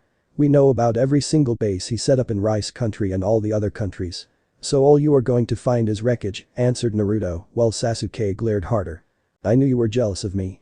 Jealous of my power. Of the Uchiha clan. You were always afraid I would one day become strong enough to challenge your power, said Sasuke while Naruto laughed. Seriously? Are you that pathetic? Is your ego so fragile that the idea of someone being stronger than you makes your mind seek delusional means of coping with life? Asked Naruto with Sasuke gritting his teeth. Shut up. I'm an Uchiha. An elite. I am a direct descendant of Uchiha Madara himself. I have the blood of greatness in my veins. Exclaimed Sasuke with pride and anger, while Naruto scoffed. Please. Spare me your spiel about the greatness of your clan. You are not even a shadow of Uchiha Madara. As far as I am concerned, you have all of the hatred, but none of his power. The man would be ashamed to call you his blood, commented Naruto before he was gone one moment and appeared across from Sasuke above Hashirama's own statue. We'll see who is stronger when I rip your heart out. Maybe I will visit those women you are so fond of in a few years and show them what a real man can do. Use them to breed a new Uchiha clan. One where we dominate the world and all are slaves to our greatness and power. Exclaimed Sasuke with sadistic glee, while Naruto just scowled in a way that spelled doom for anyone it was aimed at prior to a fight. Not only are you a whiny pathetic weakling, but you are a fool too. Just for that, I am going to crush you. And throw your ashes into the wind. Said Naruto in a deep cold and deadly serious voice. Bring it, loser. Exclaimed Sasuke while summoning the Chidori into his hand to make himself look intimidating. Naruto only smirked. Done and done, said Naruto before he vanished and appeared in front of the shocked Uchiha before punching him in the stomach hard enough to lift him off his feet. The Uchiha spewed blood, followed by vomit, followed by blood in the vomit and was barely holding on while not passing out. The hit was unlike anything the Uchiha had felt before today. No one had ever hit him this hard from just one punch. Not Itachi. Not the academy instructor, though he never did realize they were ordered to pull punches. Not Zabuza when they first met, not Haku in Wave with those damn ice needles, and not even Orochimaru when fighting him in the Forest of Death. This one hit was on a whole other level. Is this it? Is this all you can do, Uchiha? So weak. So pathetic. Take away Orochimaru's curse seal and your Sharingan eyes. This is what you are, Sasuke, weak. Pathetic. You were given so much by the people of Konoha. Yet you didn't earn what you were given. Not one piece of it. Exclaimed Naruto angrily now while Sasuke struggled to breathe. I lost my clan. My family. My mother and father. I lost everything. Sasuke shot back while gritting his teeth with Naruto growling at his horrifying loss like nothing else in the world mattered. So what? You think you are the only one who lost everything? Look at Kiri. They went through an entire civil war regarding bloodlines. Wiping out countless clans with unique bloodlines that have been around for generations. How many people do you think lost their entire families during all three shinobi wars? How many lost their husbands, wives, daughters, sons, aunts, uncles, cousins, and even grandparents during those times of war? You are but one person in a long line of people who got messed over at a young age. The same with me. The only difference is you had this entire village to love you. You had this entire village to support you. Give you comfort, love, friendship. Ready to do whatever it takes to make you happy. And yet despite it all, you throw a hissy fit when someone in the village actually has a good day, while in your emo presence, countered Naruto before kneeing Sasuke in the air, grabbing his foot and slamming him into Madara's statue. No one deserves to be happy. No one in Konoha deserves to walk around with smiles on their faces. They should be scowling and filled with anger and hate every day over losing what they love. It's only fair. Exclaimed Sasuke while Naruto scoffed. So what you are saying is it's only fair that the people in throughout the world become miserable just like you? In what universe do you believe this world owes you everything when you have lost so little by comparison? Asked Naruto while Sasuke spit out blood and tried to hit his rival with Taijutsu. Little by comparison. I lost my entire clan in a single night. You don't know what it is like to lose so much. The world owes me and my clan 1,000 times over. Exclaimed Sasuke with his mind clearly showing signs of madness while trying to hit Naruto. And all the while, the Uchiha continued to mention how it was his duty to avenge his clan by any means necessary. How the world, if not the entire universe, owed him for the loss of his clan. How he deserved everything and was going to take it one way or another due to being an Uchiha owed a universal debt. Only to be viciously punched off Madara's head before being hit again in midair into the cliff wall near the statue of the Uchiha. Sasuke gasped in pain and found Naruto's hand nearly crushing his throat, with the Saiyan looking increasingly pissed off. Enough. I'm sick and tired of all your belly aching. All of your bad girling. You want to talk loss? I'm come from a clan of my own, and we were nearly wiped out by an alliance of nearly every shinobi village on the planet. What's worse is I learned more about my Saiyan side and how I obtained it in order to keep the warrior race one now represent alive. Saiyans are not a clan with an actual bloodline. We were once an actual humanoid race with our own planet to call our own. We had our own culture. Our own beliefs and a way of life suitable to our nature. Do you know what happened? Some power-hungry lizard idiot feared our potential and wiped out the entire planet by blowing it up. Exclaimed Naruto, angry with the memories of Bardock and what Frieza did to destroy the Saiyan race. What? Asked Sasuke in shock. Yeah. An entire planet. Filled with life, people, and almost all of them being Saiyans. And to make it even worse, Saiyans were part of that lizard idiot's army. We served him and his empire loyally. And what does he do? The fool blows up our Kami-damned planet because he feared the Saiyan race would one day become too strong for him to control. If this universe owes you so much for the loss of your stupid clan totaling a little over 100 people, then I am owed more by the multiverse. And I'll for the loss of my mother's clan and the entire Saiyan race totaling well over into the millions. Stated Naruto before throwing Sasuke from one end of the valley of the end to the next. You lie. Protested Sasuke after coughing heavily and struggling to breathe. Foolish Uchiha. Always using all the muscles within your body except the one that truly matters most in your head. Would I honestly lie about something like that? No. Why? Because it's 100% true. I lost far more in life when compared to your pain, you twit, said Naruto before kneeing Sasuke in the stomach and relishing the sound of several parts of him breaking. It doesn't matter what you say. You are a demon. A monster. A freak of nature despite your claims. You will never be able to know true peace. Konoha will never accept you for anything else but a monster like they did in the past and into the future, said Sasuke, while Naruto narrowed his eyes at him. So what? The opinions of the arrogant and a village filled with bigots means nothing to me. And if they do try anything, I will take great pleasure in ripping them apart piece by piece, said Naruto before throwing Sasuke into the water below. And Naruto simply floating above the water in the air and sensing Sasuke's angry chakra signature easily through it all. Even now, the Uchiha was still making his chakra levels known with the negative emotions attached to them. If the brat had any sense, he would mask his signature and try to run away before the beating continued. Though it seemed common sense was no match for Uchiha pride. Always having to win no matter the outcome just to prove their so-called superiority to everyone. So it was no surprise that Sasuke leaped through the water behind him, kunai in hand, Sharingan eyes spinning, and his face filled with hate. No surprise that the boy was so damn angry about being cheated from what was his in life and wanting everything the world had as compensation. "Ah, you tailed freak!" exclaimed Sasuke angrily while ramming the blade into the back of Naruto's head. Only for the blade to break upon contact with Naruto's skull. "I know people say I have a hard head, but this puts a new spin on it," Naruto remarked casually before backhanding Sasuke into the literal feet of Madara's statue. "Why? Why can't I beat you? How are you so strong?" demanded Sasuke while looking at Naruto with rage in his eyes. "Because I worked for it. Every day. I suffered for it. Every damn day. What did you do with your life? Nothing. You wanted a jutsu.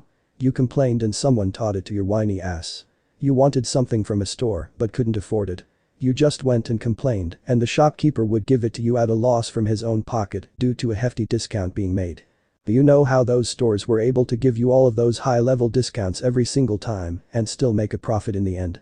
They charged me double, if not triple what you would have gotten for damn near free. Where you got the most freshest foods from the market and sent to the front of the line no matter how long it was, I was given rotten food. Outdated food. Food that was so spoiled the rats wouldn't dare eat it. The stray dogs in the alleys wouldn't touch it. And for the wait, I couldn't even get through the door sometimes. They would toss me into the alley with said spoiled food after taking all my money. Did you honestly think someone as spoiled as you would and could become strong enough to kill your brother with the entire village handing things to you without working for it? Strength means working for it day in and day out. Non-stop. Like I did, said Naruto while Sasuke spat out some blood and a tooth before glaring at him. You didn't get strong through hard work. Your Saiyan powers did that for you. Sasuke shot back. Wrong. The only thing my Saiyan blood did was speed up the process. Even if I wasn't a Saiyan, I could still best you in battle. You have no endurance. No real strength, except for your eyes. Face it, Sasuke, your title of Rookie of the Year wasn't earned through hard work. It was a gift made out of pity, mocked Naruto, while Sasuke lashed out and with a punch to the face. Only to feel like he punched solid steel and broke his hand. How did he do that? Thought Sasuke while grabbing his hand now immediately swelling. Are you done with your whiny temper tantrum now? Asked Naruto while finding the so-called fight boring. Never. I will never go back to Konoha. It is filled with weaklings and fools who hold me back from my ambition. I would rather die. Protested Sasuke while Naruto sighed. So be it, said Naruto before raising his hand and a ball of energy formed to obliterate the Uchiha from existence. Only for Naruto to frown, glanced to his right, and shot the blast toward a spot that was overlooking their position. Seeing his chance, Sasuke leaped away with what little power he had left in order to escape the now distracted Saiyan. Only when Sasuke reached the top of Hashirama's statue, Naruto was there in an instant and punched the Uchiha in the stomach. Stay down, fool. Our spy, if not your intended rescuer, needs to be dealt with before I drag your back to Konoha, said Naruto, before turning to face the plant-like creature. How did you sense us? Asked the white half of the plant man. Who cares? We have our orders. Retrieve the Ichiharan before he can be killed or return to his village. Said the black half of the plant man. Judging from your attire, you are from the Akatsuki. Why would they seek out this runt? His older brother Itachi is part of your organization. An older brother who he loathes and hates, commented Naruto with Sasuke gritting his teeth at the mention of Itachi. We have orders, said the white half of the plant man. And the Uchiha can still be of use to the Akatsuki, said the black half before sinking into the ground to barely miss a strike from Naruto, before appearing beside Sasuke. We will give our leader your regards, said the white half of the plant man. Be sure to mention I called him a cowardly asshole, remarked Naruto, while the black half of the plant man snarled. Don't get too comfortable, brat. The QB will be ours soon, said the black half of the plant man before it grabbed Sasuke and disappeared into the ground. Well, this complicates things, said Naruto before heading back to Konoha to report what happened. Akatsuki HQ. Here he is per your orders, said the white half of Zetsu with the Uchiha in hand. Still don't know why you want him. He's a weak little shit, said the black half of Zetsu before throwing the beaten form of Uchiha Sasuke at the man's feet. Of course he is weak. Konoha made him weak. They fear those who have the potential to be strong enough to become great, said the figure in front of the downed Uchiha boy. You sound like you know from first-hand experience regarding Konoha, commented Sasuke while looking up at the leader of the Akatsuki. Of course I do. I was once part of Konoha's shinobi forces. Proud patriot. Eager to serve my village during the last shinobi war, said the figure while Sasuke was shocked there was someone who was from Konoha leading the Akatsuki. Who are you? Asked Sasuke while the figure chuckled behind his spiral mask and his own Sharingan eye showing. I am Uchiha Obito. The one and only student of Uchiha Madara himself, said Uchiha Obito before removing his mask to show Sasuke his scarred face. How? How is this possible? Asked Sasuke with Obito smirking before putting his mask back on. I will explain everything to you. The truth that Konoha doesn't want you to know. And in time, you will become strong enough to crush the fourth Hokage's son with ease, said Obito, while Sasuke was almost satisfied with the offer. And what about Itachi? Asked Sasuke with Obito tilting his head. What about him? Asked Obito with Sasuke's anger showing. I want the power to kill him. To avenge my clan, replied Sasuke with Obito sighing. I suppose I can help train you to one day kill your brother in the near future. Itachi will most likely be useless to the organization in a few years anyway and have to be replaced with fresher blood, commented Obito, like it was going to be a hassle to lose Itachi for his younger brother. Teach me? Commanded Sasuke after standing before he violently backhanded to the ground once more. First off, you do not command me, brat. Now before you go on a rant about how you are an Uchiha elite, you forget I am an Uchiha as well. Older, wiser, and more powerful than even your big brother Itachi. Second, I already agreed to teach you so there is no need to act like a whiny bad girl. 3. You will do what I say, when I say, and how I say or I will snap your neck like it was a wet twig, commanded Obito, while Sasuke glared at being hit by his fellow Uchiha brethren. I am not one of your subordinates or those fools in the Akatsuki and will not be treated like one, Sasuke shot back while Obito scoffed. And you are not my superior or better. So don't act like you are either one, boy. For now, you will do what I command because I am your teacher. You want to get stronger. It is called listening and obeying when given orders. Everyone starts off like that and you are no different. You think Orochimaru was all strong and powerful from the start? No. He had to listen and obey just like everyone else. Same went for me, Itachi, your father, and all the cages from every village past to present, countered Obito with Sasuke glaring. But the loser being an exception it seems, commented Sasuke with Obito's one visible eye behind the mask narrowing. That so-called loser is the son of my sensei Namikaze Minato and Uzumaki Kushina. Both of them were exceptionally dangerous shinobi in their time. Don't believe me? I was the one to rip the fox out of Kushina just after she gave birth to Naruto, and it should have killed her outright. Yet she was so strong that the woman endured long enough to use what little strength was left in her body to hold back the fox's claw from killing her only child. Minato was fighting me prior to this and still had enough strength to force my retreat and sealing the QP into Naruto. Had Konoha properly nurtured their son from the start, or if they had been around to raise him, I imagine the Gaki would have been high-level Chunin low Jounin while you were still trying to graduate from the academy. The fact is Sasuke, my old village could have had a valuable asset in Naruto much earlier if they had just let their own stupidity die soon after that night occurred. Instead, they tried to cripple him and deny Naruto from reaching his full potential because they feared his already amazing potential inherited from his parents before factoring in the possibility of the Gaki using the fox's power to its full potential. This hate-filled issues you have with the Saiyan blood are pointless, as the Saiyan part of him is merely countering all of the damage my village did while growing up, explained Obito, while Sasuke grit his teeth in anger and frustration. It's not fair. To get stronger so fast and with each new battle. Adding the QB sealed into him only makes it worse. That power the loser wields should be mine to command. Exclaimed Sasuke while Obito sighed like he was dealing with an unruly child. Before punching the boy in the face once more. Are you done bad girling? Complaining about this so-called unfairness you feel right now when compared to the Yondame's son. To think the two of us here are from the same damn clan. I almost wish Madara was here to see how whiny his descendant has become and the way the clan acted following his death, said Obito, but it was more to himself. This information. My guess would be the leader of the Akatsuki assisted in the deed. Itachi doesn't fear Danzo. It was most likely the leader of the Akatsuki assists Itachi in killing the entire clan, except for Sasuke. Danzo swoops in with his root and harvests the eyes because he didn't want such a powerful Dojutsu to be lost.